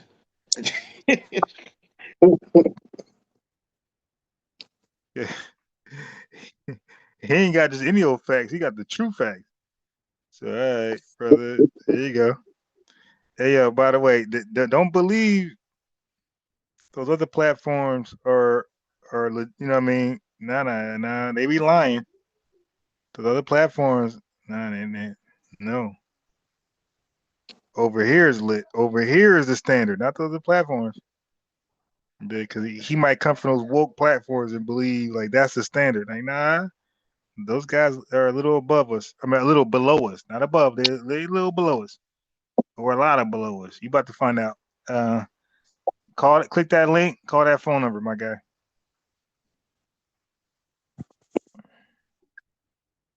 Okay. Now, if you don't click the link, cause you didn't got our attention. Now, here's the problem. 2 facts. if you don't click the link or call the phone number, I gotta get you off. I gotta block you because you interrupted us, mid conversation. You dig? So I respected you enough to give you the link and phone number. So if you don't call in a couple minutes, I gotta block you.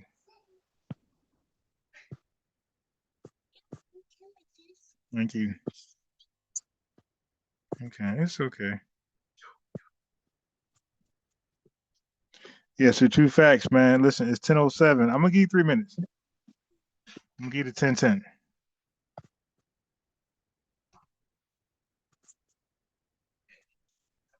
All right.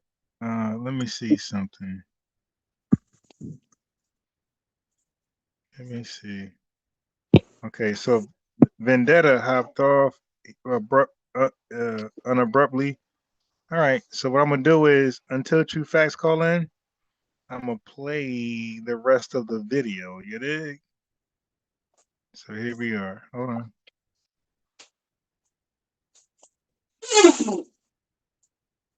Let me play the rest of the video. So True Facts, call in, bro, my guy. Go ahead, man. We're respectable over here. Shit. I'm gonna play the rest of the video until you call in.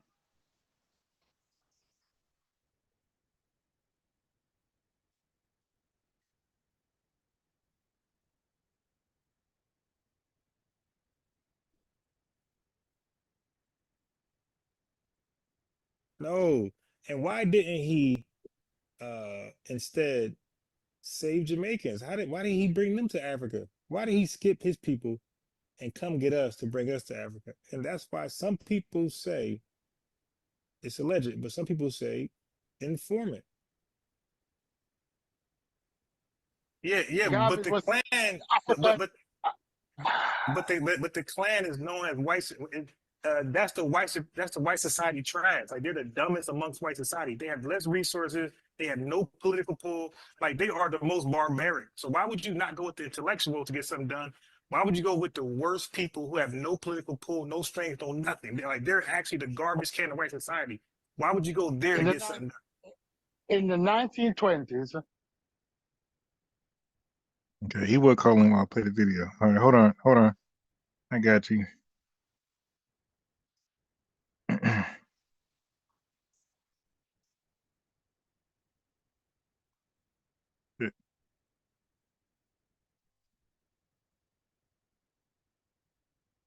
The Ku Klux Klan was the biggest white organization in America. Go and research the Ku Klux Klan. No. It had I more don't than need 3 to. million members. Okay, cool. You said they had no power. Yeah, You they don't said have no. they had Okay, no power. I did say that. I did say that. With, Okay, with so 3 let me million help you out. people So let me tell you why I said power. that. Okay, so let me tell you why I said that. In Monroe, North Carolina, the Klan was 7,500 deep. Out of a people who were only 12,000 strong. So that means the entire city was 12,000 strong. 7,500 of them was the Klan. Now, when I say they don't have no power, 7,500 Klans member couldn't defeat Robert F. Williams and 59 other armed black men. They chased the Klan out. And matter of fact, the city had passed an ordinance to never let the Klan back in without police approval. So, Stupid, they had no power. They were kicked out their own city from 60 armed FBA men. Okay. You said the Klan didn't have no power. No but power the great and no black pull. the great black migration that occurred was primarily due to Klan activities, the lynching activities. They lynched black people out of the South. Okay, you kind of like missing what I'm saying. What I'm saying is, you're saying that the Klan had no power. No. Okay, no. Look. Deeper than that. What I'm saying is, if you meet with a group, you hope to accomplish something afterwards. I'm saying when he met with the Klan was not able to ever accomplish anything politically like what Garvey wanted. The Klan had no power. White society looked at them as clowns. They were the degenerates of white society. They were hoods. Okay, dude, they were hoods to hide their look. They were so much buffoons. Wait, okay, I got you. Well, first of all, I never got. Okay, so what happened? He met with them, and what happened? Did something get done? Nothing got done, but people meeting people all the while. Nothing got done. Exactly. That's my People point. meeting people all the while. Okay. People, So no. FBA gonna meet with the Klan. Okay. So watch this. The time he met with the Klan, did he know that FBA is gonna rock with the Klan, or did he not know that?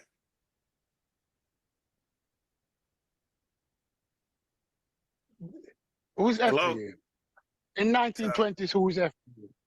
Okay. Foundational But Black Americans. Garvey had a movement that was over 1 million strong in 1920s. He had his movement who was rocking with him. Did the movement continue to rock with Garvey after he met with the Klan? All right, hold on. Somebody's trying to call in. 1 second.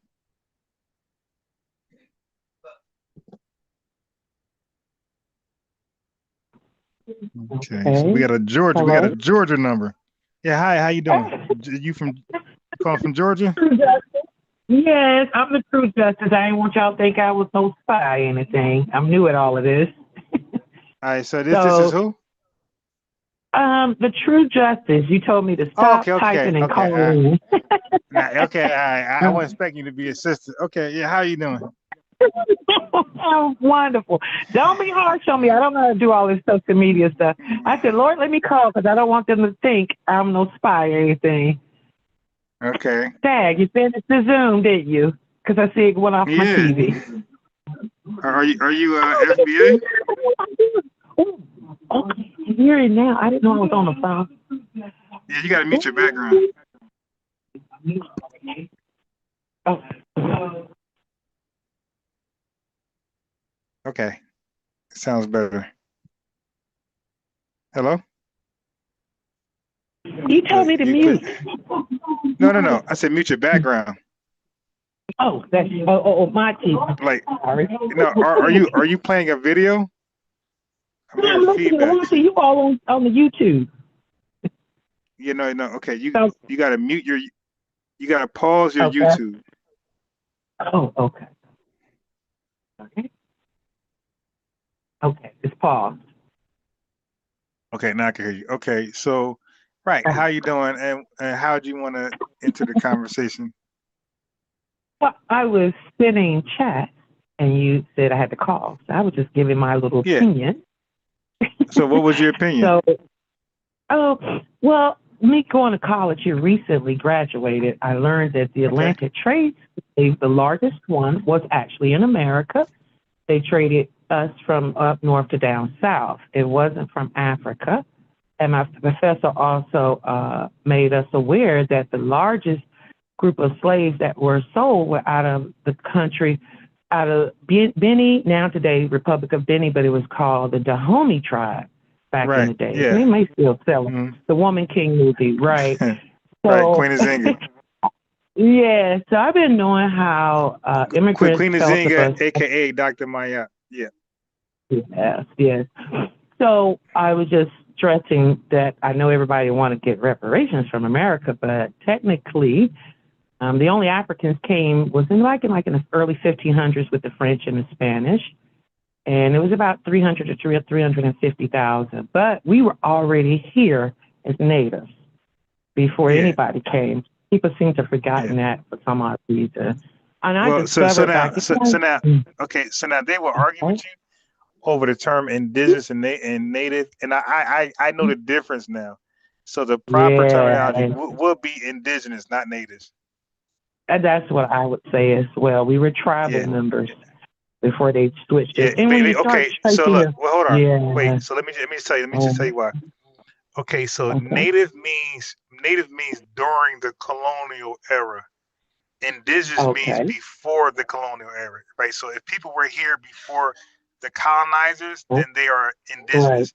If you got here with the colonizers or afterwards, you're native. Okay, got it. Thank you for that knowledge. Yes. Yeah, so I was doing my family tree and learned a lot myself through the military records and so much that in draft cards. I was like, wow. And then I found out this country used to be called Turtle Island, which consisted of North America, South America, Canada, and Mexico. And then I just studied the history of when they invaded after 1492. And that's all. So and I also discovered, because my dad's Caribbean, so since the early 90s, I discovered how, first it was a Chinese boy who told me, what the white man comes to their country and tell them just to get money out of our community, don't socialize with us. And then my Gambian family told me that that's what they were told, and they called back home and told them, so it messed up my relationship with them. And then even my father's country, just last year, I have really disowned them a lot because they've always put down Black Americans. From the time I was a little girl, I would have to hear this negative What country talk was about that? Black Americans. I almost hate to say it. Where Riri from, so that's okay, Barbados. They always thought they were better than the rest of the Caribbeans anyway. The Bajans, as we call them. Now, what was it, because they were lighter? But no, Barbadians, no. They were the first ones that, well, when you go over to the UK and you go visit those museums, they were the first one to produce a coin to sell us into slavery. And of course, they broke their freedom twice. However, I couldn't always figure out, well, why I always got to go to Barbados to trace our family tree. And as I'm doing my family tree, I discovered Bajans were the first, well, when I say Bajans, people from Barbados were like one of the first ones that came into the Carolina coast when there was just one coast. So they have a little special relationship with America and then with England. So they always thought that they were better than the rest of the Caribbeans and even Black Americans. So I always had a problem What was with that family. Okay, so what would be their main reason why they thought they were better? But the white man that taught them. My grandfather, I had just, they would just tell them that Black people, mainly our men, was low lives. They just talk real negative about us. I remember one year I was at church with my granny, and I heard the pastor say, "Ooh, take the Black Americans. They let the white man slap them on one cheek and tell them to turn the other cheek and let them slap them again." I was furious. I snapped. Really? So oh yeah. Wait. So but where they get that from? Where they get that history from? White man. They love that white man. The white man. You know, England was over. The British was white man over just there. lied to them. Okay, so white man just told them any old thing and they just believed it. Exactly, because they weren't traveling over here. So my dad was part of the first group of immigrants that they allowed in this country. But after that, they just came over and but totally disrespected. So here's the thing, though. Like, did they know, because they're Caribbean, did they know that the white man enslaved them? No, and I had listened for years and years until I couldn't take it no more, and I just snapped at my grandfather. And I said, I'm so sick and tired. And then he said, when? They called me when. I just didn't know. And the Africans said the same thing, and the Chinese boy said the same thing. The Chinese boy, who's really made me aware of it first, I used to repair computers and had access to the internet before you all got it. So he said it first to me. That's what the white man teaches them, just to come to our neighborhoods, make money, and nothing else. He said until he read about Martin and Malcolm, he realized he was told a lie.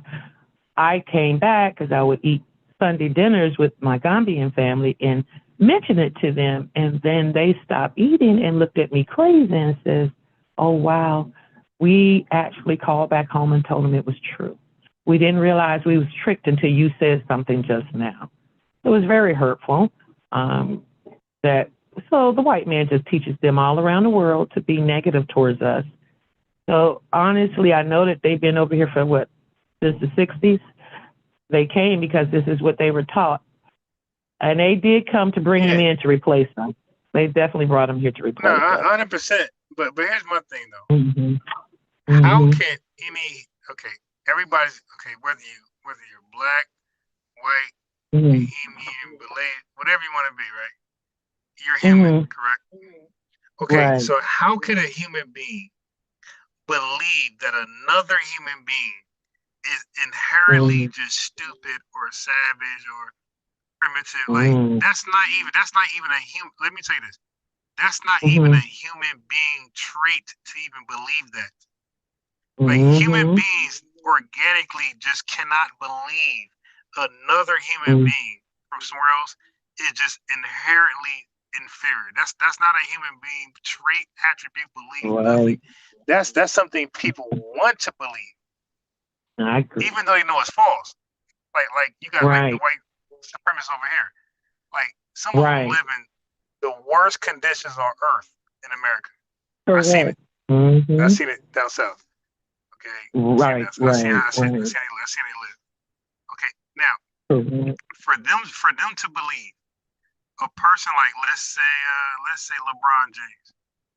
Well, the people I seen in South Carolina, white folks I seen in South Carolina and Georgia in their living conditions, it's something that you could never fathom, right? Unless you live down south, you can never fathom in a rural area. Okay, area. So for them to look at LeBron James and believe they're still superior to him, they know they're lying. Like Yes, that's something I they just agree. want to believe. Like, dude, you're living in literally shit. Mm-hmm. Okay, no power, no electricity. Like you're in the woods, my G, and you believe you're superior to LeBron James. You know you're lying. Correct. So you Now, wouldn't this is trade your before the life for internet LeBron? world. Even though this was before the internet world came about. No. Do But you even think? but even the internet. Now listen, what I'm saying. Forget about the internet. It could be Okay. 1930. It could be 1850. It could be the 900, whatever. Human beings do not genuinely believe that another human being somewhere else is just retarded. They know better. That's why when they come to conquer, they come with armies and guns. They know they'll get their ass kicked if they go out there believing they're retarded. So look what happened when the British went to South Africa and disrespected them. Shaka Zulu, like they just retarded. They got slaughtered. Right. Okay, so when they believe their white supremacy, they met their maker. You feel me? So nobody really believes that. Nobody really genuinely believes that. They want to accept it. But you'll end up meeting your maker if you genuinely believe the bullshit. Correct. I agree. It was hurtful though. Now, so to even go further, so people from Barbados, right? What they're called? Barbados. We call them Bajans if you're from Barbados. Okay. So the Bajan people, they can't look at Black America and see all the things that we invented, innovated, patent, trademark. Like they can't. Like let's just deal with Uncle Nearest. Okay, the guy who taught Jack Daniels about distilling liquor, and now Jack Daniels is a billionaire company. Okay, so if you just look at him, he did more than any Barbadian, all of them combined. All combined. So again, so when people just want to act like they believe that, because they don't believe that. Okay, so we don't act like that. That stumps their growth in their brain activities. Like I was talking about that earlier. When people willingly be retarded, they're stupid. It stumps their growth to be smarter, not the person who's smart. So Uncle Nearest teaching Jack Daniels how to distill liquor in his way that was like proprietary, right? That white folks ain't know about. That thought, that innovativeness, that invention, right? The inventor in him. He probably did more than any Bayesian person ever in Bayesian history. And so for them to act like we're inferior to them is laughable to Black Americans, because we know we're the greatest melanated person on earth. Like we know all of them combined. We know the Caribbean and Africa combined can't top what 40 million people did in this country. So for when people pretend we're inferior, like we don't even take that seriously. We like, okay, whatever, and we just keep it moving. Right. Well, yeah, they were acting like we didn't prevent. It seemed like everybody thinks that we didn't build this country or invent things. I just didn't understand it. They act like we had nothing to do with building America, and I just like, are you crazy? You really think that you came here and started something and we didn't do anything? We didn't fight for our rights. We didn't run to no other country. You all came to our country. So do they believe slavery existed over here? Oh, my God, yes. The only reason why I found out, because my dad didn't teach me, but they taught every day before they got the internet, they only had one channel. And every day it was about slavery. They know very well the Right. details. So if They know people more are about us than slaves, anybody do. right. So if people are slaves, then they built something. You don't be slaves and do nothing. You're Correct. not just sleeping around. You're building something if you're a slave. You're doing slave labor. Mm-hmm. Okay. So Yeah, if they because learn even my about slavery, granny then told me, because I asked her, I said, well, Granny, why you all stop producing sugar? That was your number one source of income. And me being naive at the time, and she told me, girl, that was slavery. I was like, okay. So producing the sugar was the first thing that Barbadians produced for the world to have. Was really came out of Barbados when they produced the sugar canes. They were the main crop for most European countries. So when they did their revolt the second time for their freedom, that was the main thing. They said they stopped doing those sugar cane fields because that was pure slavery. And they know. They even say that. We remember the Willie Lynch letter that used to circulate years ago. They claim that's where it started. Where? In Barbados, where they started the training. No. So I didn't know how truthful that was. Wait, no. That practice of slavery only happened in America. That didn't happen nowhere else. Mm-hmm. Okay. Yeah, they were acting like the Willie Lynch started there. Yeah, there's no slave auctions in Willie Lynch. There's nobody taken from their family to sold to another white person across the country. That never happened that only happened in America. Right. Okay. Right. Yeah, no, that's proprietary only in America. Like people Okay. Who asked if I'm FBA? I just looked on the screen. No, don't watch the chat. See, that's the thing. You never listen. You never when you're chatting, when you're having a discussion. I'm not watching the chat. You gotta ignore the chat because you can't watch the chat and hear me out. You're gonna you got ADD, so the attention gonna be divided. You dig? So right, okay. So listen. The that Willie Lynch process when they inbred the strong with the strong and the fertile with the fertile, what they end up doing indirectly, they end up creating a super species. Okay. Now, this is I being from North Carolina, that's what I heard too, that they was mating the big slaves in the Carolina. Right. And but also the fertile women. Right. So, but indirectly, they end up creating a superhuman species. That's why nobody can beat us in nothing. They end up they practice eugenics. They by mistake they made it the best with the best over a particular time, and that became the ultimate black person. You dig? A lot of us come from that. Right. So, but that didn't happen in the Caribbean. That's why they can't fuck with us. It ain't happening in Africa. That's why they can't fuck with us. That's why we're the ones. Everybody trying to talk like us, or like us. If you give us any education without discrimination and exclusion, we go to the roof with it. You dig? Like we take a little bit and then go crazy with it. You dig? We take sour lemons and make lemonade. Okay, makes good sense. All right, thank you for that education. You're my first social media. I don't do social media, so it's my first time ever doing this. So I apologize if I don't. Yeah. So thank you for that great education. I said don't watch the chat because when you're new, the chat don't get nobody breaks. The chat is gonna go in. They don't get nobody any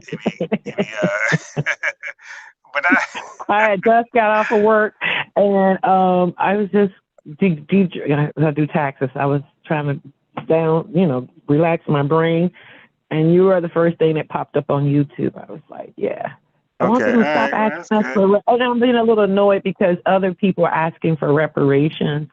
So it just annoyed me so badly. I said, how dare you all ask us for reparations? Yeah, the only people who qualify for reparations are people in America and the Caribbean and plus Haiti. Okay, like this the spot diaspora, what they call this the diaspora. So the Caribbean, Black America, and Haiti, as far as I know, and maybe Brazil. I'm not sure, but I know for a fact the Caribbean, Brazil. I mean, Haiti. And when I say Caribbean, that's like maybe some Mm-hmm. of South America, but Mm-hmm. the diaspora, the diaspora, Okay. are the only All people right. qualified for reparations. That's it. Awesome. Okay. Honestly, you taught me something new because I thought it was just for us. I didn't realize the Caribbean was included. Yeah, because Okay. the Caribbean was Okay. enslaved too. They were enslaved Yeah. by the French and the Mm-hmm. The British. British. Mm-hmm. They have an excellent case for reparations as well, and we hope they get it. Now that is, I would say Barbados is now suing England because they realize all the money that they were supposed to have been paying back to them have been going actually to the slave owners. So they're in the process of trying to sue England too for reparations. Yeah, well, so CARICOM represents the entire Caribbean. Right. So there's no, as far as I know, there's no independent country, no independent island who's doing it by themselves. Now it's a collective effort, and far as I know, it's through CARICOM. That's the organization that's speaking on behalf of the entire Caribbean. Correct. I know Barbados just broke away a few years back and became independent from London and became the woman is their first president that they have now. So I know that they said that they discovered this about 5 or 6 years ago when they broke away from England rule that they discovered, and I don't know how, that all the money they thought was coming to them was actually going to the slave owners and not the people who was actually hurt by slavery. So I don't know that it's been some years since I caught up with it. Yeah. Yes. So how often you all have these lives? Is this every day or? Yeah. I'm live normal. Oh, okay. All right. Oh, okay.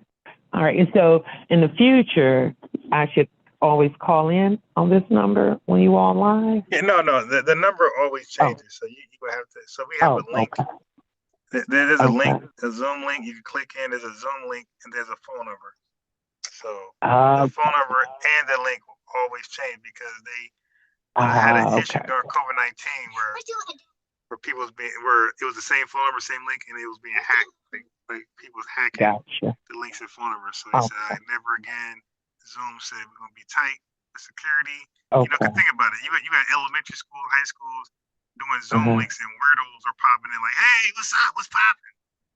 Yeah, I was hearing a lot of the like I said, you're the first person I ever really went this far with this, but I was hearing a lot of other creators saying that they had a lot of invasion of different people that don't even need to be in their Zoom or on their YouTube and hacking their site.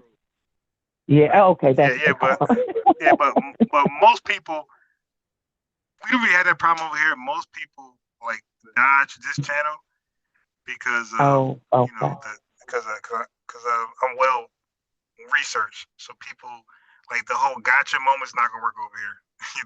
You're not gonna get me because I'm actually gonna. My name is. Well, I go my YouTube name. My name is Ron, but my YouTube name is Unbiased Ron. Yeah. Oh, okay, gotcha.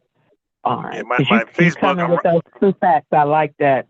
Yeah, on Facebook, I'm Ron Harrison. But yeah, so people are not successful with the trolling over here because I actually know the answer. So all the gotcha stuff don't work. Yeah, they be like, "Yo, what happened this year?" I actually know it. Like, oh, so and so. Yeah, it didn't work, did it? Yeah, so people normally dodge this channel, and go elsewhere and try it out over there. But I want them to call in. Like I put the phone number, the link out there. I want them to call in and try me because I'm a content creator, so I do want content. Hey, let me embarrass you while you try to embarrass me. Well, I hope what I was saying wasn't embarrassing to no one. I was just speaking some stuff that I had learned. So I was on the phone with my cousin. I was like, "Ooh, they put the phone number. Let me call in. I don't want them to think I'm fake." Yeah, like for example, there's a weirdo named Sean that's insecure as hell. He keeps tagging me. Like he'll do a post, a Facebook post. He'll tag me to it where it's I got to, you know what I mean? I'm tied to it. But he won't talk to me. He won't call in. He won't nothing. I'm like, dude, why you keep tagging me if you don't even want to have conversation? Like, you insecure, bro. That's weird. That's very weird. Okay. See, that's why I can't get into the social media stuff. I'll do YouTube. It's the only thing I have. I don't have none of the other stuff you all have. I can only comment when I see YouTube. So I'll put my little piece in and keep moving. But I had just gotten off of work and I turned on YouTube and I saw you all. I was like, oh, okay, I'm gonna comment. And all right, that's how I got in. And then y'all said, stop typing. I said, ooh, okay. All right, yeah. Nah, I thought you were trolling. Yeah, because it's your screen name. It's your screen name. When people have a name like True Facts, that's normally like a troll name. What? Mind, truth, justice? Oh Lord. Okay. Well, I like the truth and I like justice, so that's why I just put that different name. But when people have names like that, like they kind of like pretend like they have the ultimate overall truth. Oh no, I'm not God, baby. I don't have ultimate. I don't have that kind of power. So no, that's just something I've always liked because I like to journey the truth. So so so that's where that comes from. Yeah, so that's really where that comes from. So do you know who? Have you ever heard of Sister Soldier? Oh yeah, but ironically, that's what they called me back in my days when I was with the Million Man March. So yeah, they always call that. So and Angela Davis. What about Dr. Joel Pukarum? No, I don't. I got too deep for you. All right, never mind. I got too deep. I don't. I'm not as knowledgeable as everybody. I just learn as I go. But yeah, she was around the same time, Sister Soldier. That's why I said that. Oh, where is Sister Soldier? I haven't heard from her in years. Yeah, I actually followed up on her, and she was doing something, but it wasn't where you thought she would be from what you know her from. Really? Yeah, because in the past she's so strong. I just haven't heard from her. Yeah, if you try to follow up on her, you're gonna be like a little, just slightly disappointed because you would think where she was then, you would think you could imagine where she's at now. She's like on a grand level. No, she's not. She's like actually went backwards. It can happen when you're in the community. You have a lot of enemies when you try to do justice for your people that will slip in. Thank God the Nation of Islam trained me about COINTEL. I was naive on a lot of things. And my own kind, your own people will bring you down faster than the white man. So I've had and also mislead you. So I think she and so I think that was an issue. I think the route she was going, I think she ran into a bunch of Pan-Africanists, and they misguided her and left her out there to dry. And I think she got discouraged. She got discouraged. Honestly, I did too, and I walked away from the Million Man March because of my own kind. It was discouraging. They used trickery, and I was very hurt behind it. Oh yeah. But I got over it now, and I'm getting a little bit more stronger. So who knows? You might see the Atlanta Local Organizing Committee rise again. You just never know. But yeah, it can be that way, and it's very hurtful when you realize you've been tricked, mainly by your own kind. It can be very, very hurtful. Yeah, we're dealing with that now. We got people out there. Oh yeah. I was to see all of those. Yeah, mainly when Trump started, having everybody put out, and then everybody started expressing how they felt about us. That was hurtful. People, all these different corners. That was quite hurtful in the beginning, but oh well. It is what it is now. It went from hurt to anger. And that's why we have the movement we have now. And the movement we have now is demanding. It's demanding solidarity. You feel me? And Yes, honesty and integrity. Yeah, and it's yes, building character among certain people because we're saying like exactly. you have an obligation to be righteous. Oh, yes. And, the good book told us to separate a long time ago, so I'm glad we're separating. Separate the I wheat am from the so happy. tares. You gotta do that. Yeah, Yep.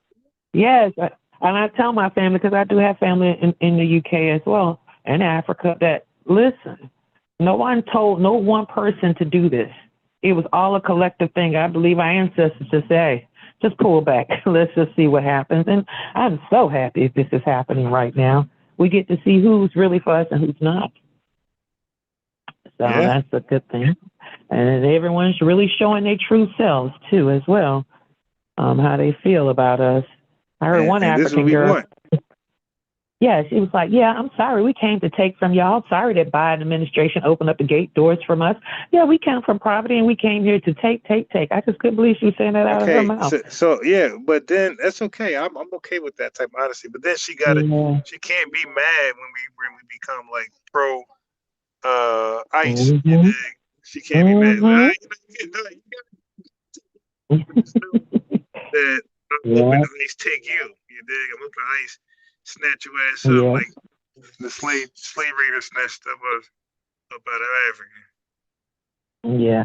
And you think that Ghana president that was here trying to get us to get America to pay for, you think that's going to go anywhere? Because they've been trying for a minute to get our Yeah, reparations. that's a punk. Okay. It's a No. punk thing. So what I said earlier to the chat was America is one of the best countries when it comes to information, technology, science, like in history. Do you think you're gonna write up some bullshit and trick this country that has AI all over the damn place? Like, come on, man. Like they can do a quick Google search and find out Ghana's full of shit. Yes, no. It's a nothing Yeah, burger. exactly. Yeah, it's 100% nothing. But go ahead, It's a Kay. Was nothing that burger. Chris? Chris? This is me. This is me before. Oh, okay, go ahead. Before you want to go in for a second? No, I had to step off real quick to do something. I was on mute, so I'm trying to catch up where y'all left off at. Okay.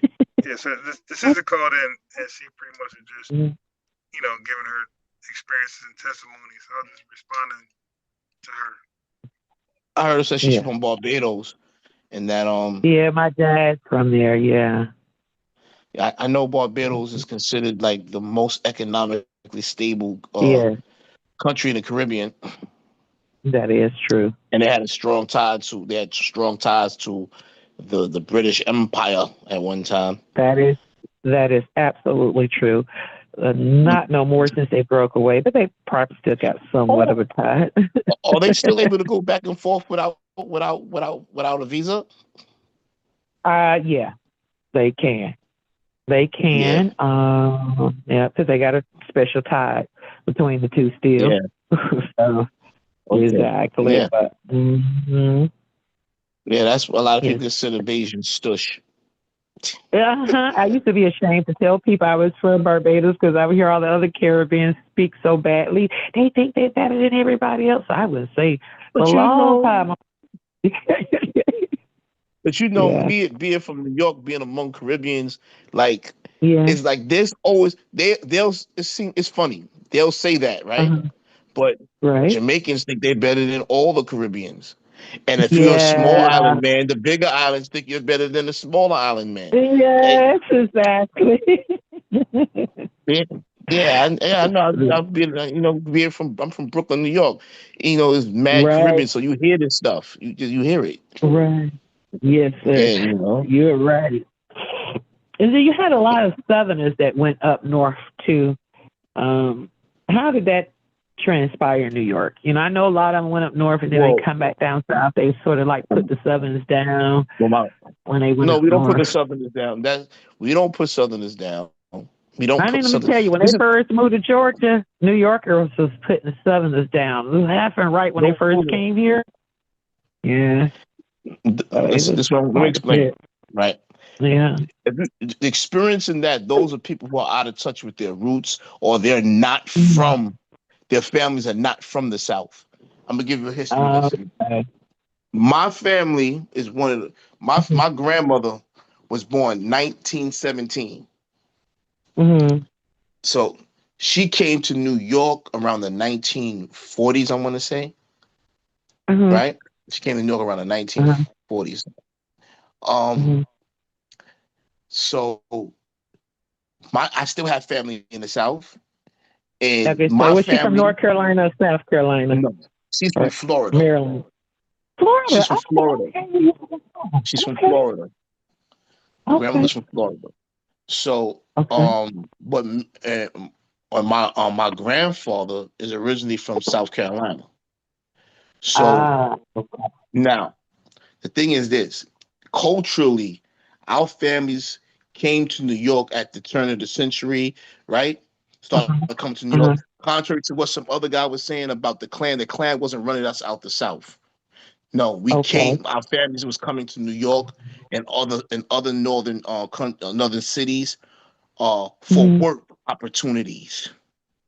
They were coming Yeah. for work, right? Mm-hmm. Now many of us, when it comes to New Yorkers that are from the South, many of us, Okay. when we made it to middle class, our goal was never truly to stay here.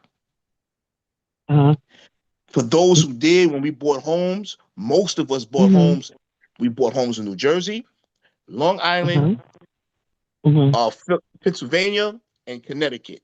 If we didn't stay in the area in those four areas, we took our asses Uh-huh. back down south and bought our homes. And it still goes on to this day. Uh-huh. Ah. That's our culture. Now, what Mm-hmm. people get mixed up with is there's a lot of Caribbeans and like second Mm-hmm. generation and third generation Caribbeans and or Mm-hmm. Africans who move around with us, Mm-hmm. so they followed us to the south. So sometimes when they're Yeah. mixed up and blended up with us, they go to the south, and you'll see them making fun of Southerners, but people assume those are Americans. Yes, and that was because in Georgia they used to have number black and white when I first came, but there we had the Caribbeans never was here, but now you're right, Africans and Caribbeans they might have did. That's how you might be correct because I was like, Now, oh, they just came out of nowhere. now Yeah. I'm gonna show you the connecting line to show you the difference between us and Okay. them. Like Uh huh. myself, Uh huh. from through from the I'm gonna say from the '60s through to the early 2000s. I'm gonna say Uh the huh. '60s, definitely through the '90s. Part of our culture in our northern states, right? Even our Midwest and northern states, the Mm-hmm. kids, we will go down south for the summer. Right. We never had a disconnect from our southern roots and our southern family. We would go down south Mm. for the summer. Okay. So there was nothing. Now, as kids, did we make fun of each other? Oh, you Oh yeah. country, you. Mm. But that's part of Yeah. our That's culture. normal. But talking Yeah. down to somebody southern, no, we didn't do that. We still Okay. had our family reunions, Uh right? huh. Majority of Right. our family reunions took place in the South. We went down south to our family reunions a majority Mm-hmm. of the time. Right. So when you especially when you're talking about cities like New York, right? Mm-hmm. Most of Caribbean and Africans don't know this because they didn't partake in it. So they didn't see this Right. going on. They didn't see this going on. Right. You know? We only started like in the late, well, after the Olympics, that's when we started getting a lot. We was like, okay. But Yeah, yeah, yo. and then it was a lot of disrespect that caused a lot of trouble in the beginning, but we don't hear it now like we used to.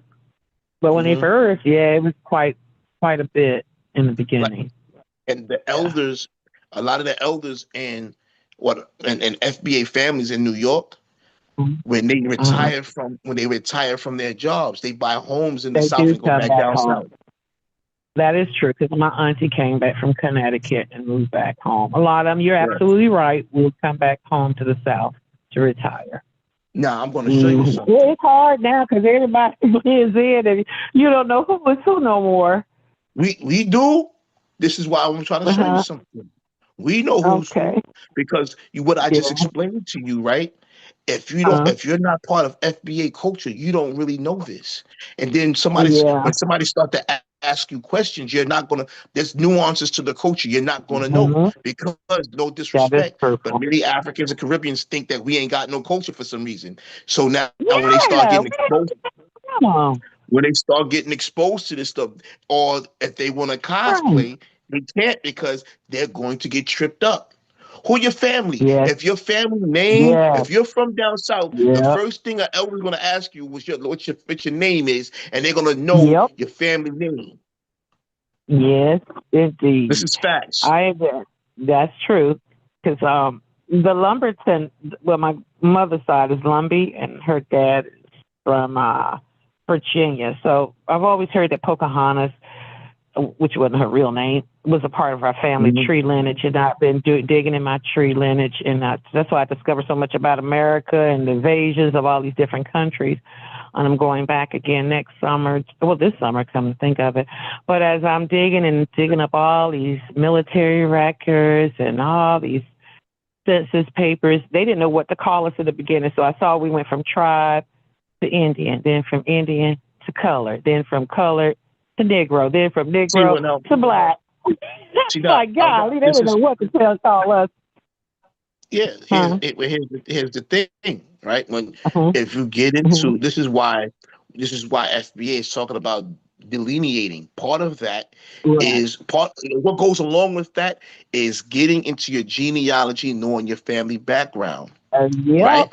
I agree. Get into your family Mm-hmm. background. When you start doing the paperwork, Mm-hmm. many people see or many people already know because our families had oral traditions. Like my family had oral tradition, and we wrote our family Mm-hmm. trees in our Bibles. You know, we got That's two Bibles right. right now. We got two Mm-hmm. old Bibles right now, right? And my eldest aunt that's Right. alive has both of them, right? Oh, that's a beautiful thing. Yeah. Yes. So so so normally when you do your genealogy, when we do our genealogies, Mm-hmm. the oral Mm-hmm. tradition and whatever we have written down matches what we know when we start finding the paperwork. And you're finding That's that right. a lot of families are finding in the paperwork that they Uh-huh. have indigenous origins to tribes. Yeah, And that is those true. So tribes, that's those people were moved from various tribal mhm. designations to nigger or negro. Yes. Yes. It's been very heartwarming, sad. Some with the little stuff I am finding. And I like my mom's side. They were always Lumbee from Lumberton, North Carolina. Mhm. With Tupac's family too, but they never would claim us in Congress as natives or Indians, whatever they wanted to call us, because there was too many blacks in there. But my uncle Carl Lawler cited Trump finally did it. I said, huh? He recognized the Lumbee tribe now. I was like, what? And Oh, he yeah. disowned the other tribes. I was like, you serious? They've been fighting for years for that. And he disassociated those other red people that weren't natives or indigenous people, the $5 Indians, which I found out in history. He cut all of Mhm. their things off totally. I was like, oh, okay. So I just, I don't know. There's this form I saw when I was dealing with my family tree about the $5 Indians. But then when I looked at all the forms, it was the white people who had their names on them calling themselves Indians. I was like, what is this? So there's a lot of trickery too with those. Oh, and another thing, down south they've been sort of like mysteriously burning up courthouses where all the deeds are, because Yeah. from my Because when you understanding, start right doing about your now, a lot of our land that they took from us is supposed to be transferred back to us, like right about in this time of the year, next year. So I think that they're trying to kill off all the records and burn them all up. and not even just that, in certain places, they're Mm-hmm. starting to deny people access to state Mm-hmm. records, right? It's such as There state you records. go. Yeah, but this is Yeah. something. See, now I want to show you something. I remember as a Mm-hmm. kid back in the '80s, right? Okay. As kids, we would be talking, and then it would always be some of us. Hey, my mama or my grandmother said we're this, we're that, we're Choctaw, we Cherokee, Mm-hmm. we this, and people would be like, "Oh no, Yes. you're not," right? We don't. Yes. Yes, right. But what I want to show you is that Yes. these are utterances of little kids listening to the adults, right? Those Right. adults were passing on information, what you would call it, or our oral history of the Yeah. family. And for some reason, there were people who there was a concerted effort to try to discredit You're the right. knowledge we had of our families. Because I So had now, said, when I started tracing my tree, I said, wow, I remember us would say, we from this tribe, we from that tribe. And then I would hear, oh, you black people always want to say y'all Indian. Y'all not Indian. And I told my kids, I'm so sorry. I stopped saying it because I kept hearing people say, you're not Indian, you're not Indian. And I didn't train you all on the names that we were taught when we were little. yeah, well, now, the common sense would tell us regardless what part of the thing now is in understanding the transatlantic slave trade, how it affected America's population with us as it relates to the foundation of Black Americans, right? We now know and Right. see, based on the information that they're providing, only about 3 to 4% of those slaves came to the Americas. You can't take those Right. small numbers. Those numbers translate anywhere from 388,000 to approximately 400,000, somewhere around there, right? Or even if you say 500,000, that doesn't turn into nearly 50 million people. Yeah, exactly. So therefore, Exactly. do I agree, in my opinion, based on information and facts, the fact that there are, the fact that there's, I don't know, an uncountable number of us whose designation was changed factually on record from various tribes to Negro tells Yeah. me that there Yeah. were Black indigenous. Now, were Yeah. there some Africans that came? Yes. But guess what? Mm-hmm. Majority of those people merged. Yes. This is merged. So a lot of us, right? Uh-huh. Merged with some European as well. So we have a Yeah. mixing pot. You with ethnogenesis that created a whole new people. It's true. That is true. Created a whole new When I was, people. yeah, because the free, what y'all call Freemans, I found a lot of paperwork on the Freemans as well. The Freeman's Bank, the Freeman's Credit Union. I was like, wow, they were doing it. And they didn't really want to associate with the Africans that were brought in from Spain and from the French because they were free and they knew they were slaves. So you're right. A lot of the Africans that were slaves merged with the Freemans that was already here in the country when I was reading up on my family tree. It's like, oh, okay. So yeah. And just look at it. Just look at it from this simple standpoint, right? It wasn't until approximately 1990 when they started putting African American on birth certificates. No, that Jesse Jackson changed that name, Jesus. I know, but put him to the side. Oh. Put him to the side. Okay. 1990, you're talking about. Yeah. Yes. It's when they started. It wasn't until like 97 when it became widespread around there. Right? Right.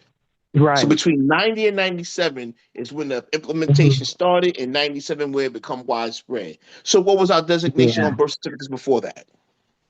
I think mine say Black, I believe, or Negro. I can't remember which one mine says. Either Black or If Negro. you got the original, depending on how old you are, depending if you got the original, because when you go get a new one, they'll change it to African American. Oh, really? I have my original one. I didn't know that. Oh, wow. I didn't know that. Yeah. Yeah. I got to get my uncles and my mom's. Well, there you go. But this is why you got to do your family lineage. And then this is why, one of the reasons why FBA has an avalanche going on is because people are doing their genealogy and you're keeping it close to the vest. And this is the problem that like Ghana and the Africans are gonna have probably gonna have with trying this with this reparation thing.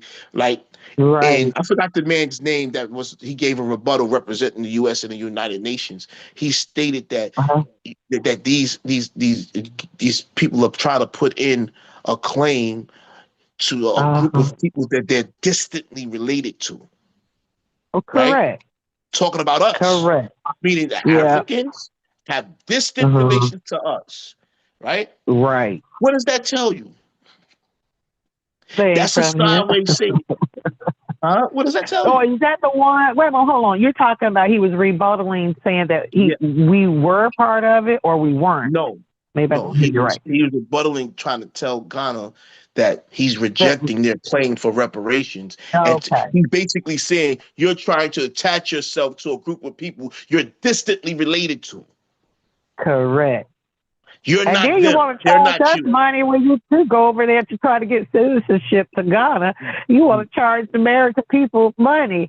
I had a professor a few years back when I went to college in my older age. He said, listen, he's from Gambia. I don't care what they tell you, because he would cry about the slave trade and all of that. I don't care what they tell you. You go visit Africa and you come back to this country. Ain't no country better than America. I don't care what they tell you. And I'm from Africa. Don't you go live over there. He would tell us that. He would say that in a minute. Don't you dare go live. You go visit and you come back here.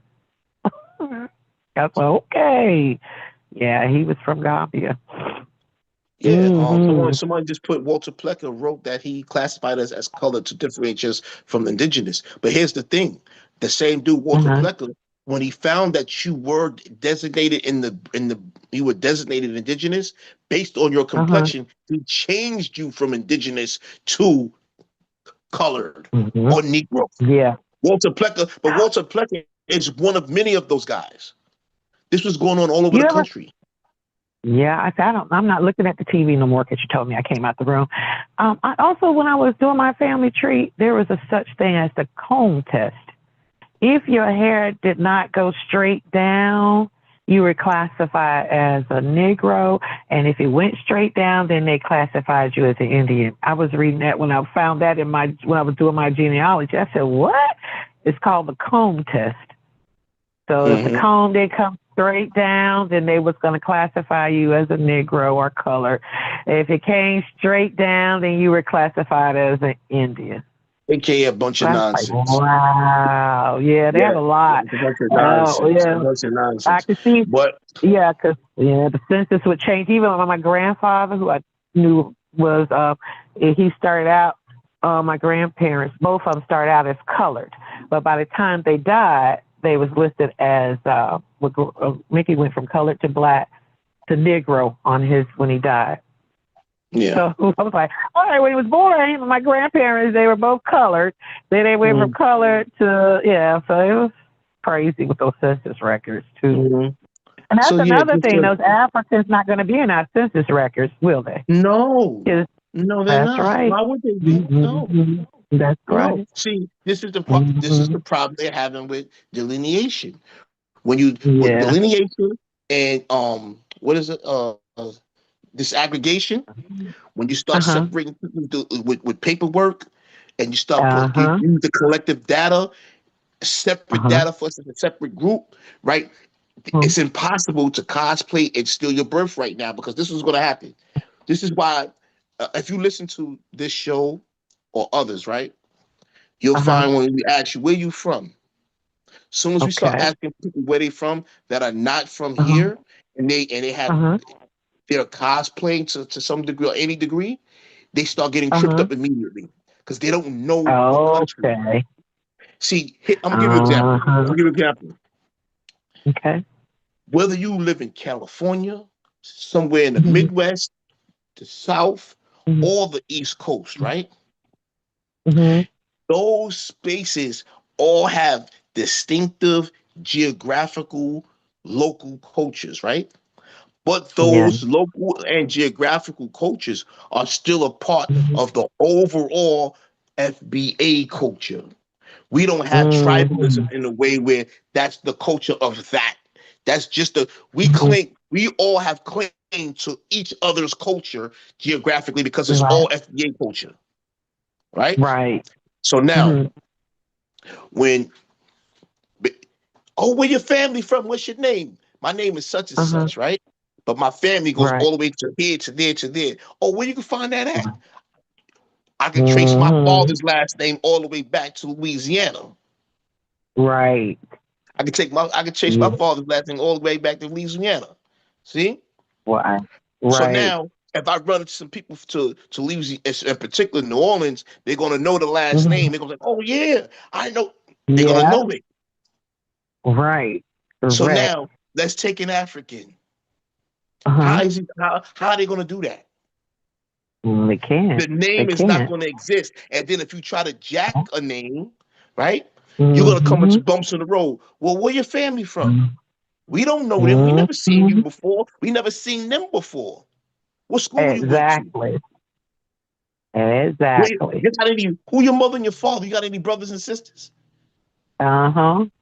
I'm just so happy this is happening right now. I have been waiting for something like this all my life for us to separate from everybody. It is just warm in my heart to see this. I'm not going to lie. Seeing this, no one told no one person to do it. It's just like we all collectively did it It's without anybody called being telling us. on I code. love it. Yep. I love it. It's just called being on code. It's just called being on Mm-hmm. code, right? I just love it. If you're on code, right, it Mm-hmm. keeps you Mm-hmm. in the code. We have a saying that the code is the leader. There's no person that's the leader. The code is the leader. And as long as you're on Yeah. code, it keeps you tied in collectively in unity with your people. That's correct. Yeah, I know when I was with my days with the Million Man March, one thing the alphabet boys would call all the time, who's your leader? Who's your leader when we don't have a leader? You You know must why? have a leader. No, we don't. We know You we know cut the why? leader head off, the whole group will fall. Yes, Mm-hmm. because what happens is like this is one of the things we get at Pan Africans about. They get into celebrity worship. It becomes about the person rather than the goals and objective that you have as a people. Correct. See, Correct. so when we say I remember early on, people would say, "What is the code?" People would say, "I don't know." This is how I Uh-huh. define the code, right? This Uh-huh. is how I personally, in my opinion, how I define it. And I find that when I Uh-huh. put it out there, most people agree with it. Okay. I define the code as the gatekeeping of FBA culture, politics, Right. business, Mm-hmm.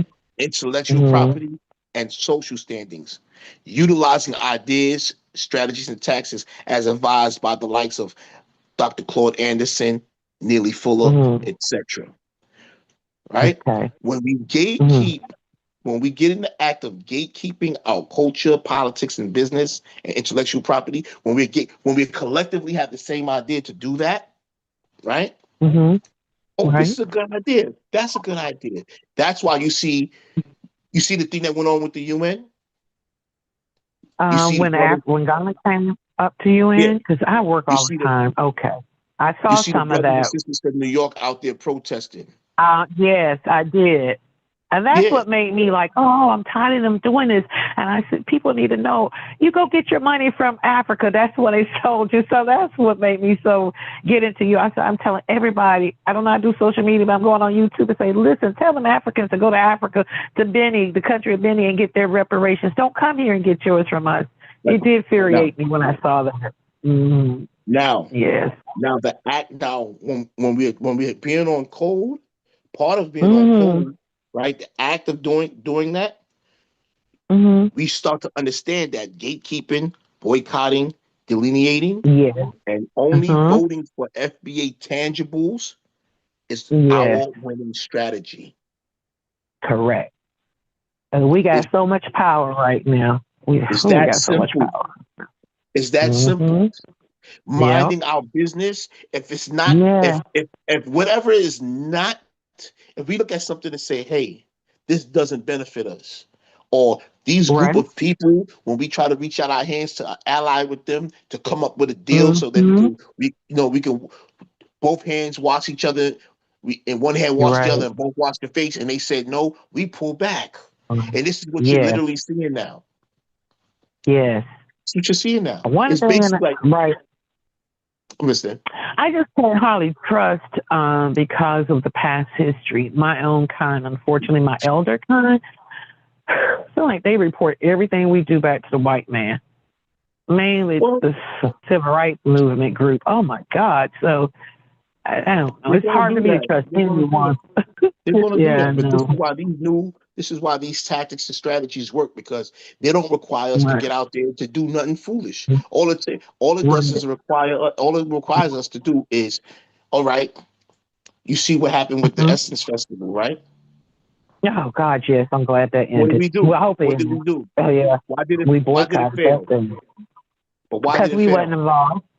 Because we weren't Huh? involved. Because Boom. we were not involved in the way You know they what that tried to is, go right? about it. You know what Yes, that is, right? It's a form of gatekeeping and boycotting. yes, and I loved it. I That's what loved that it. looks like. That's what that Yes. looks like. If they're trying to push an agenda that's Uh-huh. anti-us, detrimental to us, Right. if it's any kind of agenda to cosplay and steal something from us, we boycott it Right. and we gatekeep and it dies. Yep. Yep. Yep. I love it. I love it. I love it. Yes. That's Well, it. family, I've been up all morning.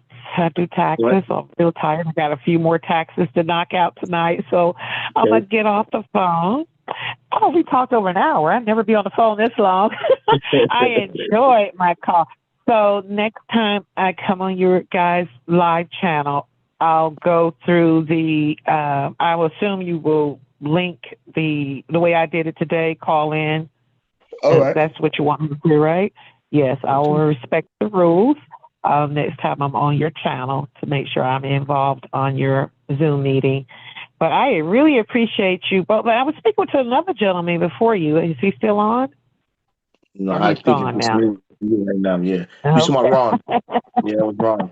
Yeah, Ron. Yeah, yeah. So I thank you both for the great knowledge, and Right. I appreciate you taking the time with me as well. So I'm going to go ahead and get off the phone. I got to do some more work here. But thank you so much for this great conversation. Really, truly. Okay. All right. All right, bro. Have a good night. Have a good night. Okay, bye. You too. Yeah, Bye-bye. family. All right, family.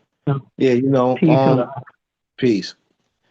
You know, yeah, again, just speaking to what she mentioned, what True Facts mentioned earlier about um the Southern family coming to New York, as well as this perceived idea that New Yorkers had disrespect for their Southern family. I believe that a lot of that was overblown and attributed to us when it wasn't really us in a lot of ways. I want to say it was last year and the year before last, there was a video of several people um, making mention that Southerners couldn't dress and Southerners couldn't do this, that, and the third. And the persons who were making the video were not FBA persons. They were persons of immigrant background or descent. And what FBA did, FBA's did videos and clapbacks.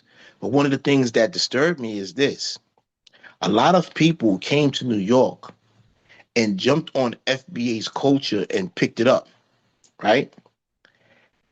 And this is how you know, because a lot of the dress code that came out of New York had to do with brand, style, and recognition.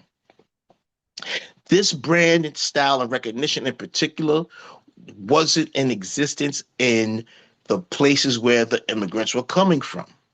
They came to New York, they adopted it.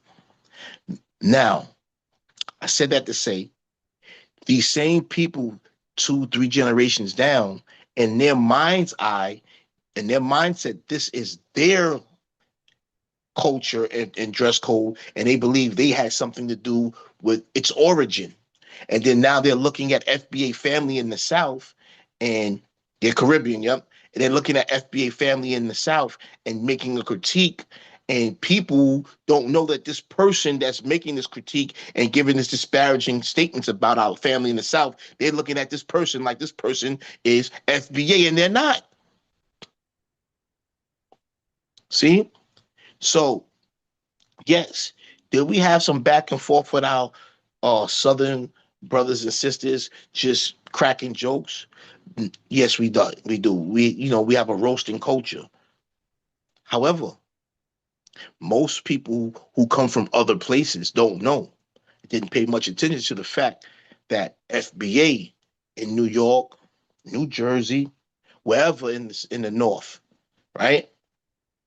We went back south. We went back down south every summer. If not every summer, at least every other summer. We went back down south for family reunions. Many of us went down south for Thanksgiving and Christmas. This is what we did. They don't even realize that we maintain the root of our families were in the South. We were known to have particularly large families. The root of that large family would be in the South, and we go back there. So we did have disrespect for our family that we stayed in contact with generally. Often, when kids in uh uh uh uh, uh kids in the North would get in trouble to some degree, or to keep them out of trouble, our families would send them to the South.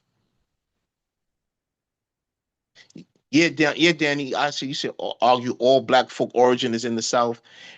A major, a lot of it, but in particular, you start getting into certain cities like New York. There were blacks in New York as early as the early 1600s, late 1500s. There's some people who were there's some blacks in New York before the Great Migration in the early 1900s. Facts. That's a fact. So, the thing that people are knowing our culture, right? Knowing our culture, knowing your family history debunks these statements early and easy, and it's easy to then recognize who are these people really making these statements about us. We don't have culture. Who or mistakenly believing that we got disrespect, and we look at our southern family with a negative eye. Are you going to see kids talking crap? Kids talk crap, right? But we're talking about the familial connection as it's ran by adults, as it's ran and governed by adults. You know what I'm saying? So, going back to the dress thing, there's a brother that I forget his name right now. I'm trying to get his name. Um, he the brother, he was kind of like the inventor of Ralph Lauren's look. His name is Barbie Garnett. Barbie Garnett. When you research Barbie Garnett he used to make vintage looking clothing, and he took that particular clothing. He had boutiques, and Ralph Lauren used to go to him and borrow from his look. And at one point, it's reported that he wanted to borrow or take his store setup, the whole store look, and Garnett said no. So, it stated that Ralph Lauren recorded or photographed one of his stores and took the look anyway. Long story short, right? Yeah, Donnie. The brother is responsible for Ralph Lauren's look, his style of clothing, his look, and the storefronts, the style, even the style of the storefronts that he had. That became iconic. You saw that on IG last night. That's a fact. That's a fact. This is a fact. So now most people don't know, right? Now let's go back to the 80s and 90s when Ralph Lauren was a major thing in New York City. Major, right? You got people coming from other spaces coming into New York, getting in on the action and what they see us wearing and how they see us wearing it. And now they believe it's something that started with them. Now they're telling our brothers and sisters in the South they can't dress.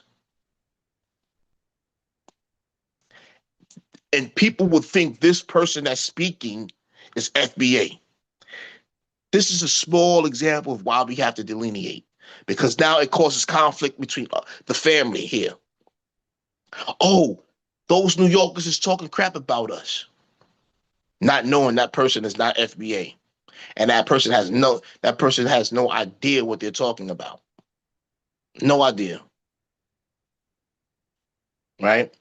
So just calling out small minuscule things like that, right? In your MA voice, can't have nothing these days. Yeah, and the most minuscule thing, you could point out various things why we have to delineate. Because other people are tethering on, and when they tether on, they first of all, if you have a tether type mindset, you don't mean anyone any good. You don't mean anyone any good. And the funny thing is, a lot of them don't even realize they're tethering. This is why they say we have no culture. They don't even realize that they don't even realize they're tethering. So the fact you saw that on IG yesterday, and I brought it up here, is something that things like this we have to propagate it, get it out there. Yeah, the brother Garnett is behind Ralph Lauren's look. Ron spoke earlier about I think what he said, Nearest is that was responsible for the liquor for what liquor is that? Anybody knows what that liquor is? Anybody knows what that liquor is? The brother Nearest is responsible for. But we're responsible for a slew of things, you know, a slew of things. When they were speaking about, they was talking about Asians or Caribbeans having this idea that they're better than us. Whiskey, yeah, Johnny Walker. Okay, it's Johnny Walker, and they're better than us, right? Uh, when you start asking them, when you start asking questions like this is questions we got to start asking. So if someone approaches me and asks and says to me, "We don't have no culture," and I'm gonna ask them, "Where are you from? Where your family from?"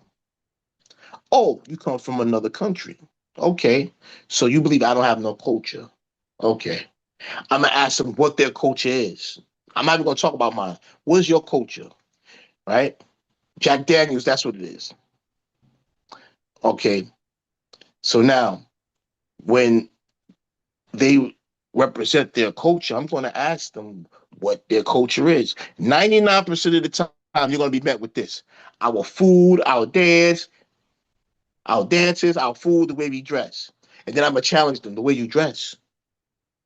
Your cultural garb is nothing like what we know. Yeah, your cultural garb comes from us right now. So what is your culture? The way you dress style comes from us. So what is your traditional cultural garb?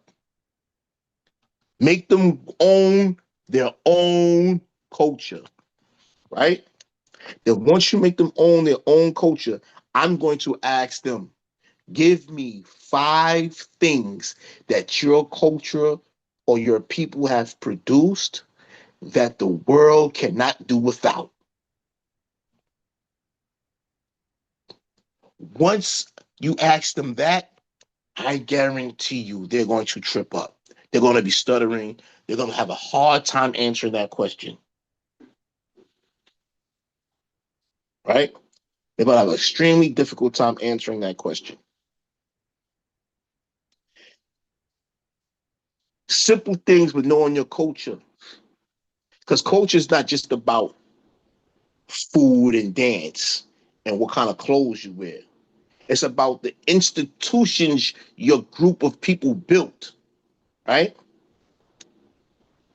So now inventions play a part in that, because through inventions, institutions were built around things like, for an example, one of the earliest, if I'm not mistaken, if it's not the earliest, one of the earliest forms of paramedics was created by, I think in Philadelphia it was, or Pittsburgh. I think it might have been Pittsburgh.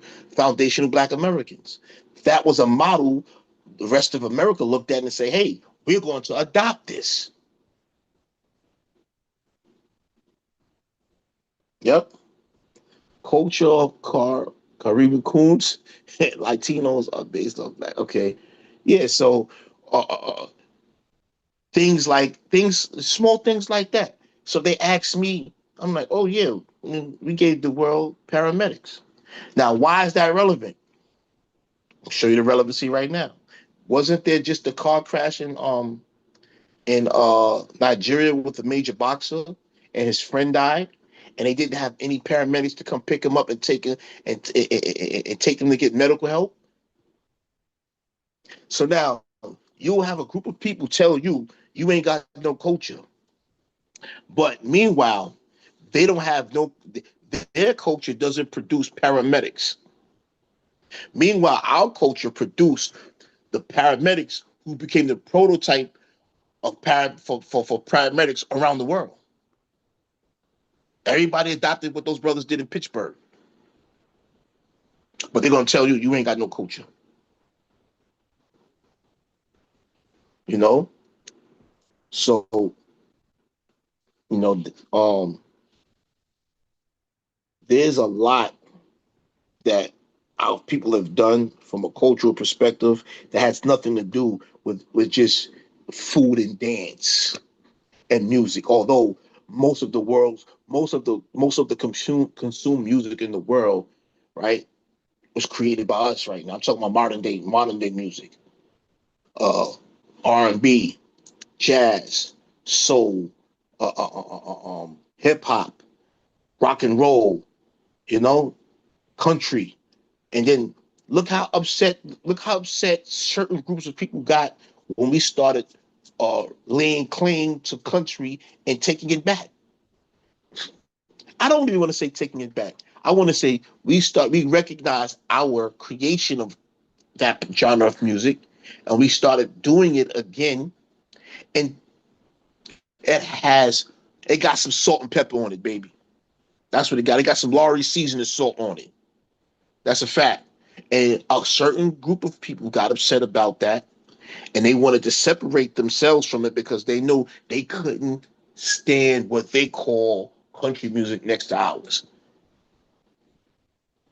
They can't stand it next to ours because, like I just said, that FBA country music is gonna have some salt and pepper on it. Guys, it's gonna have some Lowry seasoning salt on it. Once you got that seasoning salt on it, it's over. You know what I'm saying? It's over. You know?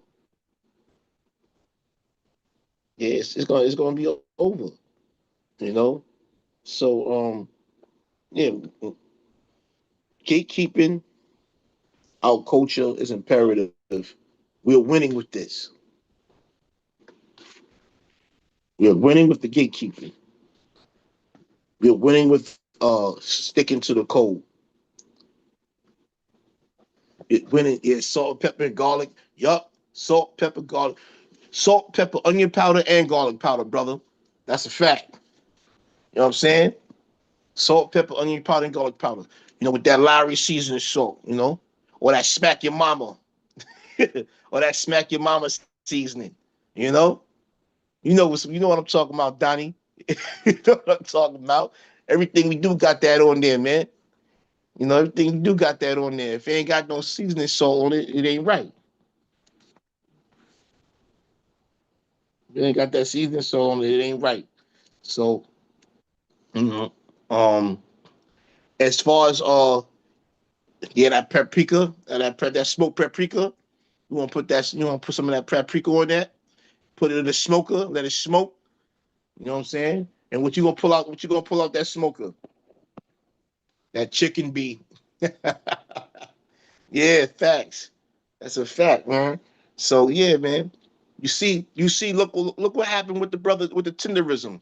God got his plan. People plan, but God got his plan. Look at the tenderism, brother, Mr. Tenderism, right? Some folk thought they was gonna take that tenderism identity, apply it to themselves, and milk all the life's blood out of this man's idea, right? That man, Mr. Tenderism, brought that smoked paprika to them oxtails, man, and to them ribs, man. And them people thought they was gonna take that and run to the bank with it and cut him out. But guess what happened? hmm That's right. On that smoker, North Carolina, good eating. That's right. But I'm gonna challenge you, North Carolina, with the smoker. I'm gonna challenge you on that smoker with with some little Texas, little bit of Louisiana, you know what I'm saying? Maybe some Mississippi too, with that smoker. But Carolina up there too. Carolina up there. Actually met before this all popped. Okay, so um, the brother, the Mr. Tinanism, you know, they thought they was going to take advantage of that, but guess what? God put his Lowry seasoning salt on it. God put that salt and pepper and that garlic and that garlic powder, that onion powder on it. Slid him to the that's right. Slid him to the side, and now he moving around. Guest appearances here, guest appearances there, pop ups here, pop up there, doing his thing. And guess what? That's only that. Yep. Paula Dean messed it up for you. Yep. Didn't Paula Dean? Didn't she try to copy somebody's stuff, or she made a racist statement? It was one of the two. It's one of the two, if I'm not mistaken. But check me out, right? We took the brother serious. We checked in on that brother, right? And we decided that we're going to take him from over there, bring him amongst us, and put him in the space where he should be so he can have his thing going. That's what delineation, boycotting, and gatekeeping does. Oh, she took some women's recipes, right? See? Now, I'm going to show you something. Just like we gatekept, just like we, just like we gatekept for that brother tenderism, right? When we do that as a whole, everywhere we go, we do that as a whole. Whatever belongs to one of our brothers and sisters belongs to us. So once we see, they used to have a statement, I believe, if I'm not mistaken, a nation in a nation of Islam, right? Something to the effect of take what is it? Take take control of all temporal property within view, something to that effect. When you see something that belongs to one of our brothers and sisters, and you take it as it belongs to you, and we go and we seize that property that's being attempted to be stolen, so that we hold it for who it truly belongs to. We're gatekeeping, and therefore we don't allow anybody else to capitalize off what our people produce. If we produce it, our people, other people can capitalize off it. If we cut a deal and it's a good deal, of course. But we're not allowing no more stealing. We're not allowing no more stealing. No more theft of property. No more. Just with real estate, facts. When we see, if we get a gatekeep blackness 2026 and beyond, yeah, infinitely. That's a fact. When we gatekeep, again, I want to read this. If anybody missed it, this is just my definition. If you like it and you want to adopt it, so be it. All right. But my definition of the code, sticking to the code. The code is a leader. Get on code and stay on code. The code is the gatekeeping of FBA culture, politics, business, intellectual property, and social standings. Right? I say social standings because we create things socially. We create these vibes and these spaces and places socially. Then other people try to get in on the action and adopt it as theirs, and then it takes on a life. It goes somewhere. No, social standings, all of it. Utilizing ideas, strategies, and tactics as advised by our elders, as advised by those like Dr. Claude Anderson, Neely Fuller, etc. Right? And how do we do this? We gatekeep, boycott, delineating, and we only vote. This is, our civic duty, voting for tangibles. Tangibles. And if they ain't giving us what we want, what we need, what we require, they don't get to vote. If it was up to me, in my opinion, I would get everybody to adopt um this plan for unity, an action plan for unity and delineation. It's 6 steps, and I believe that we should all um re-register. If you're not registered, to register to vote as an independent, and if you're already registered as a Republican or Democrat, to get off those roles and get in as an independent. I believe that's for one step. The second step I think is to analyze all candidates, local, state, and other candidates, presidential or higher. And if they're not offering what we're requiring and want for ourselves, we don't vote for them. We can go in, we can even go in like we're going to vote, and instead of voting, we write in FBA tangibles and just spin off. It's an example of a tangible, uh, reparations, right? Uh, Anti-black crime bill, something to that effect, right? Third step, would be to when the census comes out, right?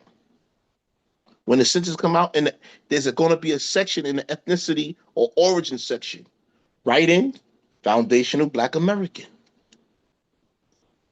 right? This helps start the effects of delineation on paperwork, disaggregation, right? The fourth step, I believe, should be something to the effect of you support FBA owned businesses first. Give no support to projects or don't buy the goods or services of anyone who is anti-FBA or of anyone who supports those who are anti-FBA. Again, fourth step, support FBA owned business. I stopped saying Black owned business because we've seen in the recent past how a lot of us, other individuals using the term Black coming from other spaces, had disrespect for us. They want our money, but they want to disrespect us, right? So this is where you have brothers and sisters talking about, they were boycotting, right? The African braiding shops and things of that nature, right? Um, so my thing is this: one of those steps for empowering and unity for ourselves is support FBA businesses first. Now they've gone too far. You got black-skinned Indians from India advocating for illegal economic migrants at the expense of Black freedmen descendants. Of course, of course, of course. Of course. They're seeing it's highly possible and probable they're seeing uh the space that they existed in so much they existed in and flourished in drying up. So now they're going to support that. But yeah, so support FBA owned businesses first. Give no support to projects or don't buy the goods or services of anyone who's anti-FBA or support those who are anti-FBA. Right? The fifth step is protect all FBA that clearly demonstrate that they're on code working for FBA progress and tangibles. It's too many times where there are those of us who are out there fighting for us, and we are lazy about giving them the cover and protection they need. We seen again going back to tenderism, right? When we take one of our people serious and we see them being taken advantage of, and we give them cover, we go and get them and we put them in the space they need to be put in. What that looks like, we can take that and expand it. So anybody that we can see clearly is FBA and they're on code, right?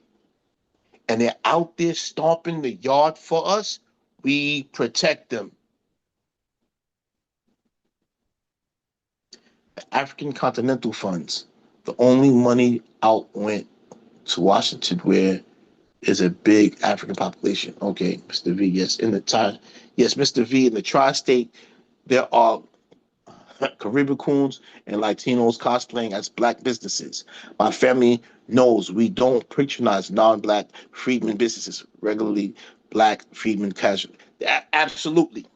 Now, don't get me wrong. You might be in a space or place where, if there's no FBA who could provide the good or service, or there's no FBA who can provide the good or service in a proper serviceable manner, I understand you may have to veer off the path for that. But as long as you make a small effort to see if there's an FBA who provides the good and service first, and it's a good service or whatever they're selling, it's a good product. Let's support that brother or sister, right? Let's support that brother or sister, right? So yeah, we're gonna protect all FBA who clearly demonstrate that they're on code, working for FBA and progress for tangibles, right? And then 6 is easy. Anybody that comes amongst you that's claiming, quote unquote, I'm using air quotes with my hands, black, that are FBA or non-FBA, right? You vet them with the code. If anyone that you're vetting is off code, they not like us. You already know what that is. If someone comes among you, you listen to them. Ask them questions. Where you from? Where your family from? What do you think about this and that? When you in these spaces like Ron's chat, Ron's channel, and you pick up things, questions he asks to figure out where someone's coming from, you already know if he's on code or not. Once you figure out somebody's not off code, you know they not like us, you don't give them the time of day.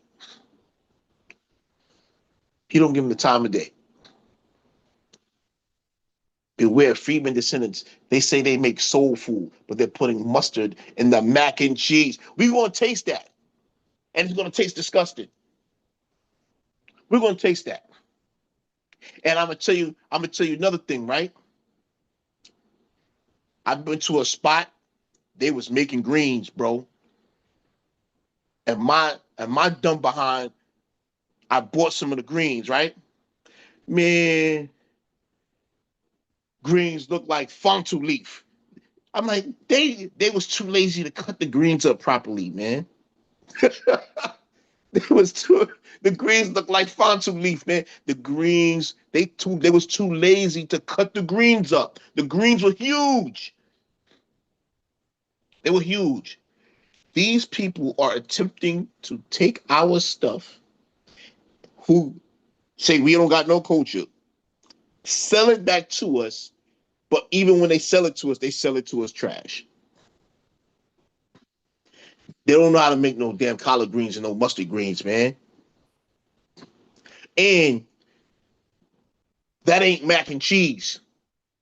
That's macaroni pie. We the only one who make mac and cheese. In particular, baked mac and cheese. All other baked mac and cheese is false advertisement. If they're Caribbean, they make macaroni and pie. They make macaroni pie. That's what that is. If they are YT people, they make stovetop. I know they focused on the cash, but guess what? Guess what happens? They gotta buy all the ingredients it took to make that, right? If we don't buy it from them, it goes to waste. They lose money on it. They're gonna stop selling it. That's right. Yes, mayhem. If using the greens as an example, we see them damn greens looking like fontu leaf wrap. Yo, we see the greens look like big bed sheets because they was too lazy to cut the greens up. Often they use too much vinegar in the greens, stuff like that. There was a spot that opened up around my sister way, and they wanted to sell fish and shrimp. They didn't even know how to make the grits, bro. Grits were horrible. They didn't know how to make the grits. So if we don't buy it, they spend all that money to try to sell it to us. But if we don't buy it from them, yo, you going in, yo, BB, you going in, man. Yeah, I did the foolishness. I went, I bought some, and I was mad. I took a bite into it, and I threw it away. I was so mad.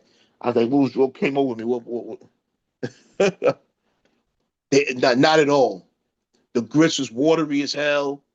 They didn't know what they was doing, man. They didn't know what they was doing. They didn't know what they were doing, man. But they see us in our spaces. You know, our cultural foods that were survival foods have now become how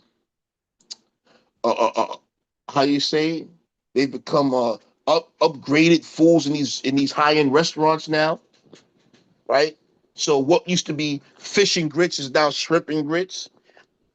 I seen a spot say now it's lobster and grits. I'm like, here we go. By the KO and Harlem. Guess who making the greens in the back? Who making the greens in the back? Who's making the greens in the back? It better not be Enrique. Come on, man. It better not be Jorge. Atlanta spot is owned by the Koreans in the zone. Oh, come on, Harlem. Come on, Harlem. They can't let that go down. Somebody got to get to them Harlem brothers and say, don't buy the greens over there. Don't buy them greens. We're not doing that. But again, you know what I'm saying? Understanding what the code is, staying on code. The code is the leader. We get on code and we stay there. Sinhalese dudes. Oh no, that's the worst. That's the worst. Sinhalese dudes is making greens. Oh hell no. Oh hell no. You gotta get that out there. You know what? Make a posted sign, go up and down that block and post Sinhalese are making greens in this spot. Yes, there's a Sinhalese soul food spot in Brooklyn. Where? Where? Where is the Sinhalese soul food? Put the address of that spot. That Sinhalese soul food spot. Where's that at? They yes, ma'am. They're calling it a soul food spot, or they're just making soul food in there. Meaning they have Sinhalese food in there and they're trying to slide a couple of soul food items in there. Yeah. They sold slaves and now they're selling greens. Yeah, picture this. They sold slaves and now they're selling greens. You know what I'm saying? Yeah, man. So, yeah, we gotta pass the word. Atlantic Avenue and Court Street. I'm gonna check that. I'm gonna try to see if I can check that out tomorrow. I'm gonna see if I can check that out tomorrow. Atlantic Avenue and Court Street. That's that's downtown Brooklyn. That's downtown Brooklyn. But yeah, we gotta stay on code. If we get on code, if we get on code and stay on code and understand what no, it's all soul food. That ain't no soul food. That's Sinhalese food masquerading as soul food. But we get on code and we stay on code. But we gotta understand what being on code is. Again, my definition, my opinion, it could be modified, however, but sometimes it gets put out there. People be like, what is the code? So I like to say it's gatekeeping FBA culture, FBA politics, FBA business, and FBA intellectual property and social standings. utilizing strategies and tactics advised by Dr. Claude Anderson, Neely Fuller, etc. Right? And we do this by we do this by gatekeeping, boycotting, and delineating, and only voting for FBA tangibles and our winning strategy by voting for FBA tangibles. Also, the 6 steps to unity. The 5th step is we protect all FBA that are clearly demonstrating that they are on code and working for FBA progress and tangibles. 4th step, support FBA-owned businesses first. Give no support to projects or don't buy the goods or services of anyone who is anti-FBA. So therefore, we know Sinhalese is anti-FBA. We know that. We know that. I'm not saying all Sinhalese are. I'm not saying that. But they shouldn't be selling no soul food. Sir, the whole menu is all soul food and it tastes good. The mac and cheese, not so good. But the meat, fishes, and all the sides are good. Now, to be fair, downtown Brooklyn, a lot of those people downtown Brooklyn are not even FBA. Those are no, I can't even say it's a lot of YT people down there. It's a lot of other melanated people out there coming through there. So they're gonna catch a lot of people to get that stuff thinking they're getting soul food, right? But I don't think you let me know. I don't know if FBA is going to frequent that spot for soul food down there. You know? But yo, hold on. You've been eating it, BB. You know it's good. You know the menu. You said the mac and you said the whole menu. You said the food tastes good. You said the mac and cheese not so good, but the meats, fishes, and all you've been busting it down, BB. Oh man, BB, you've been busting it down. That's how you know it tastes good, man. Come on, man. You up here throwing the Sinhalese out the window. Meanwhile, you made a plate before you threw them out the window. You made you a plate before you threw them out the window, BB. Come on, brother. You made a plate before you threw them out the window. Oh man. But yeah, I like to give yeah, I like to give some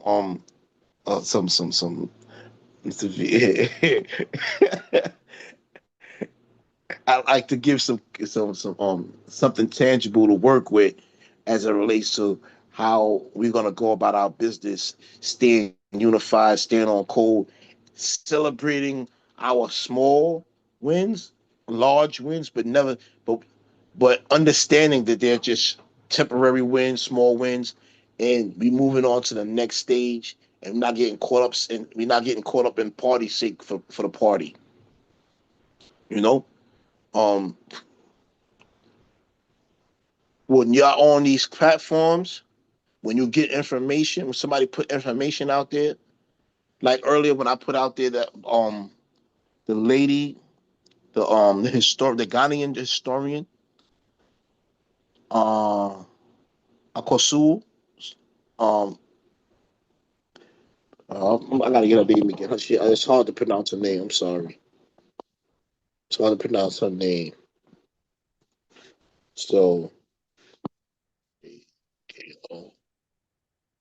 so no, that's not her name. P-E. Oh man, I forgot the lady's name, man. I was trying to get this lady's name. Who Purby. I think it's Purby. Something Purby. I'm trying to get this lady's name because She Akosua Purby. Um, you can go and watch BB been eating tether food. Yeah, yo, he come up here talking about they selling Sinhalese are selling soul food. And he's going on and on. Yeah, they doing this, they doing that. And then he turned around and tell me their food is good except for the mac and cheese. He been busting it down. He sound like he been there. He been a regular customer too. American owned.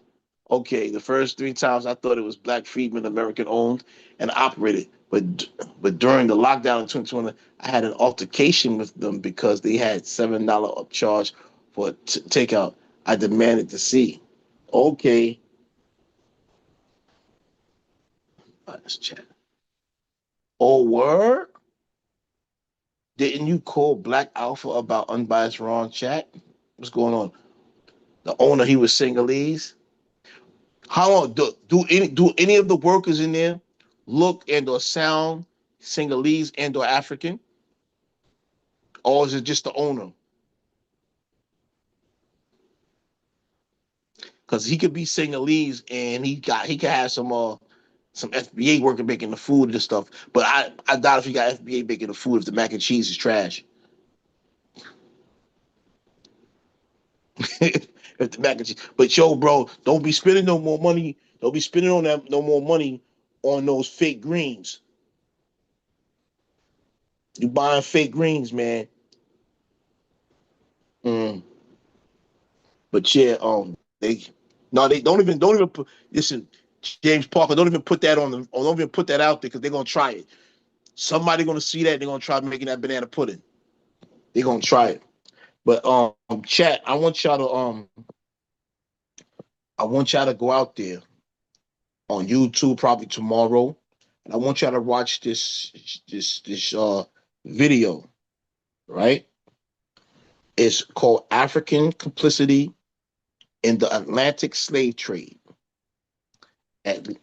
Again, African Complicity in the Atlantic Slave Trade by Dr. Akosu, Akosua, Akosu Purby, Perbi. African Complicity in the Atlantic Slave Trade. Right? So now, not only did they sell individuals, now they're selling BB fake greens. A freedman gave them the potato salad. Get out of here. How you know that? He told you that? Come on, man.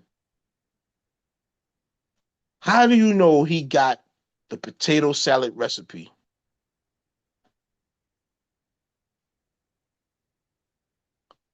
How do you know he got the potato salad recipe, BB?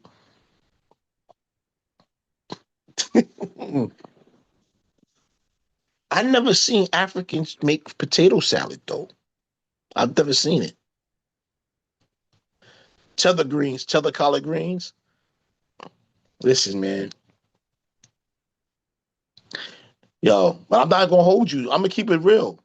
It's hard to find a soul food spot in New York with with FBA freedmen owning and running the joint. A lot of us have gone. We're gone. A lot of us are gone, man. A lot of these so-called black spots are African and Caribbean owned.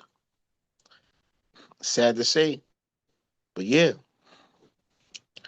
I don't care. You talking about Brooklyn, Harlem, or I say that they tater salad that good.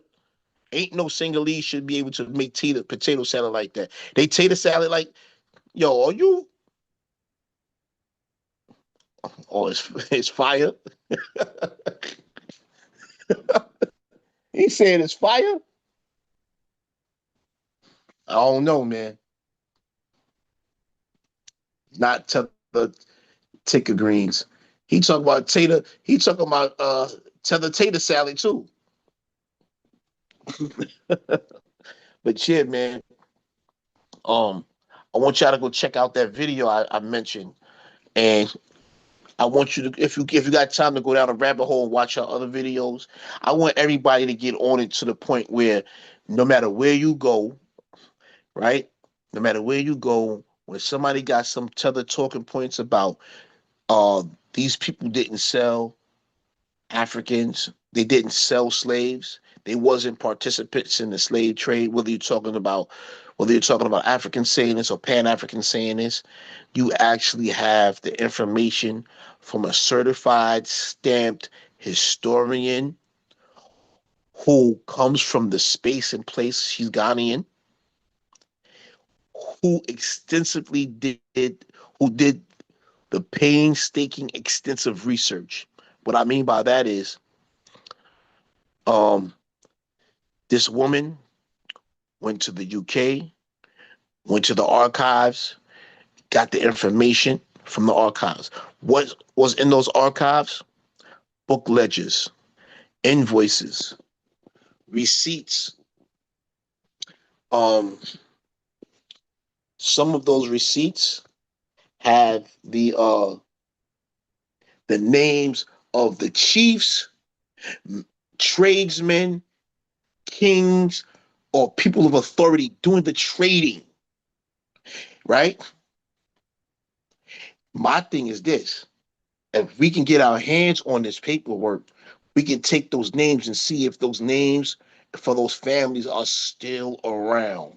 And we say, hey, okay, in real time, this is the descendants, this is the family descendants, this tribe here, who were actively involved in the transatlantic slave trade by providing kidnapped, raided human bodies to the European for the transatlantic slave trade. She has that information.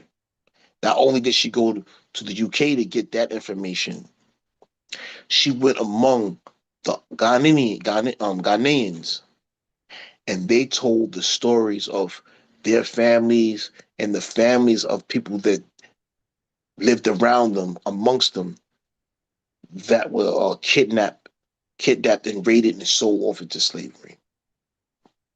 Not only she did that,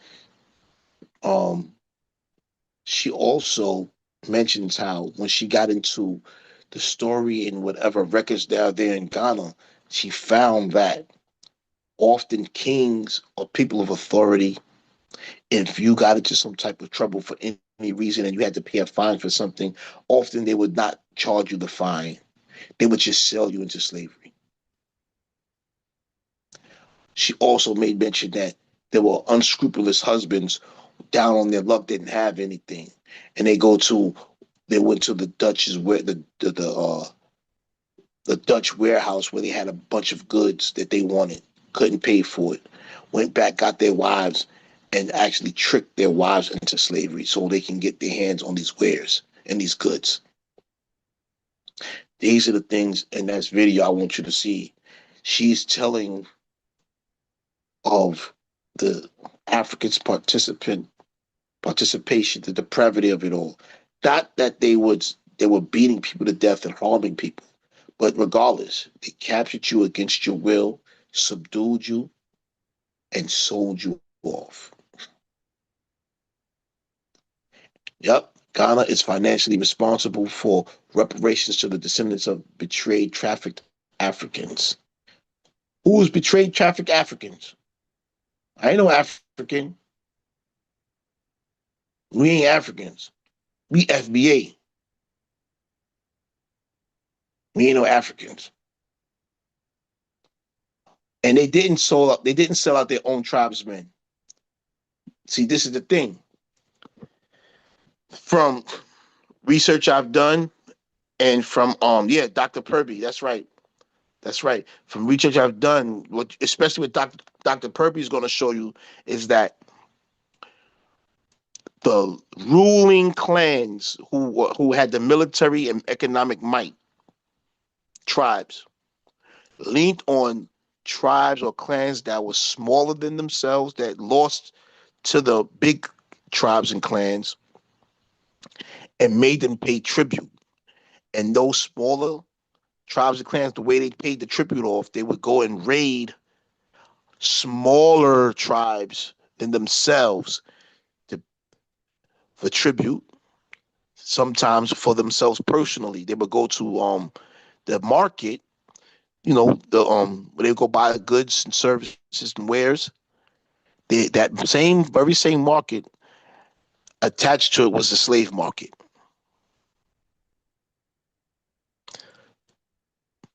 Right? And BB, damn, he probably married or used her for the come up and made an FBA restaurant on top. Yep, that's probably what he did. But yeah, I'd like you guys to take that information and go watch that video. And when you go up on various other broadcast, other channels, make people aware. Post the name, post the name of the video, post the name of the doctor. Say, hey, everybody, go watch this. We want to deliver this information so we can drown them out talking about we don't know what we're talking about. We don't have no facts. Meanwhile, they're producing garbage. We're finding the facts. It's getting late. I'm about to cut out. And hopefully Ron will have me back. And I'll have some more information where we can deliver credible information, descendants of Africans who were betrayed, trafficked, and sold out. That said, if your people ain't Africans, fine, mine's were. I'm not saying, no, don't get me wrong, BB. I'm not saying they weren't Africans. I'm talking about now, right? Because by the official numbers, this is no longer even a debate. The official numbers given by all of the official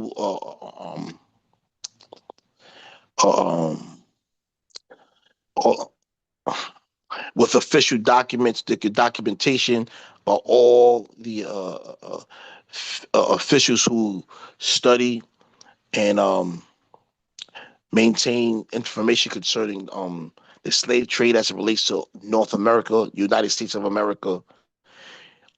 Only 3 to 4% of Africans were brought here,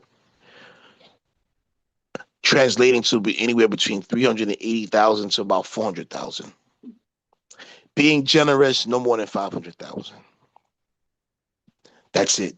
Everybody else went to Brazil, the Caribbean, South America. So, with that information and other information, knowing that a lot of us were reclassified, we know that a lot of us were indigenous. So yes, I believe there were Africans that were brought here. Yes, I do. But I also know and believe, no, I also know and therefore go with this, the fact that those two groups, as well as mixed with some European European genealogy, we went through an ethnogenesis and became a completely new group of people. We became a group. We went through an ethnogenesis.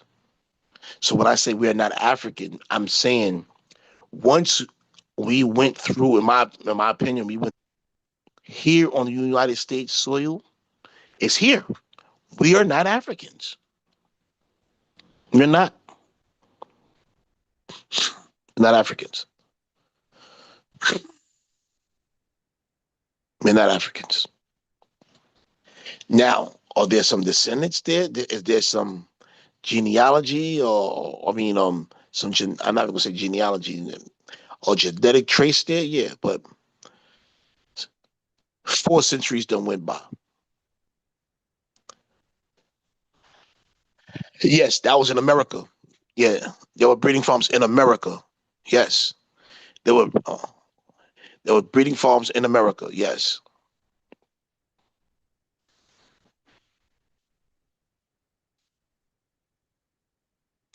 So yeah, again, yeah, let's I'm about to take it down. Have a good night. I am descendant of Africans. Yes, I am not a African or continental African. Okay, you say that's what you're saying for yourself, brother. I'm not gonna argue with you how you feel about what you're saying for yourself. That's how you feel for yourself. Okay, no problem. So yeah, it's after 12. I don't know what Ron doing. I think Ron might have fell asleep. Ron might have fell asleep. But yeah, I'm about to take it down, good brothers and sisters. I want you to have a good night, and see you back here tomorrow on Ron channel. Later.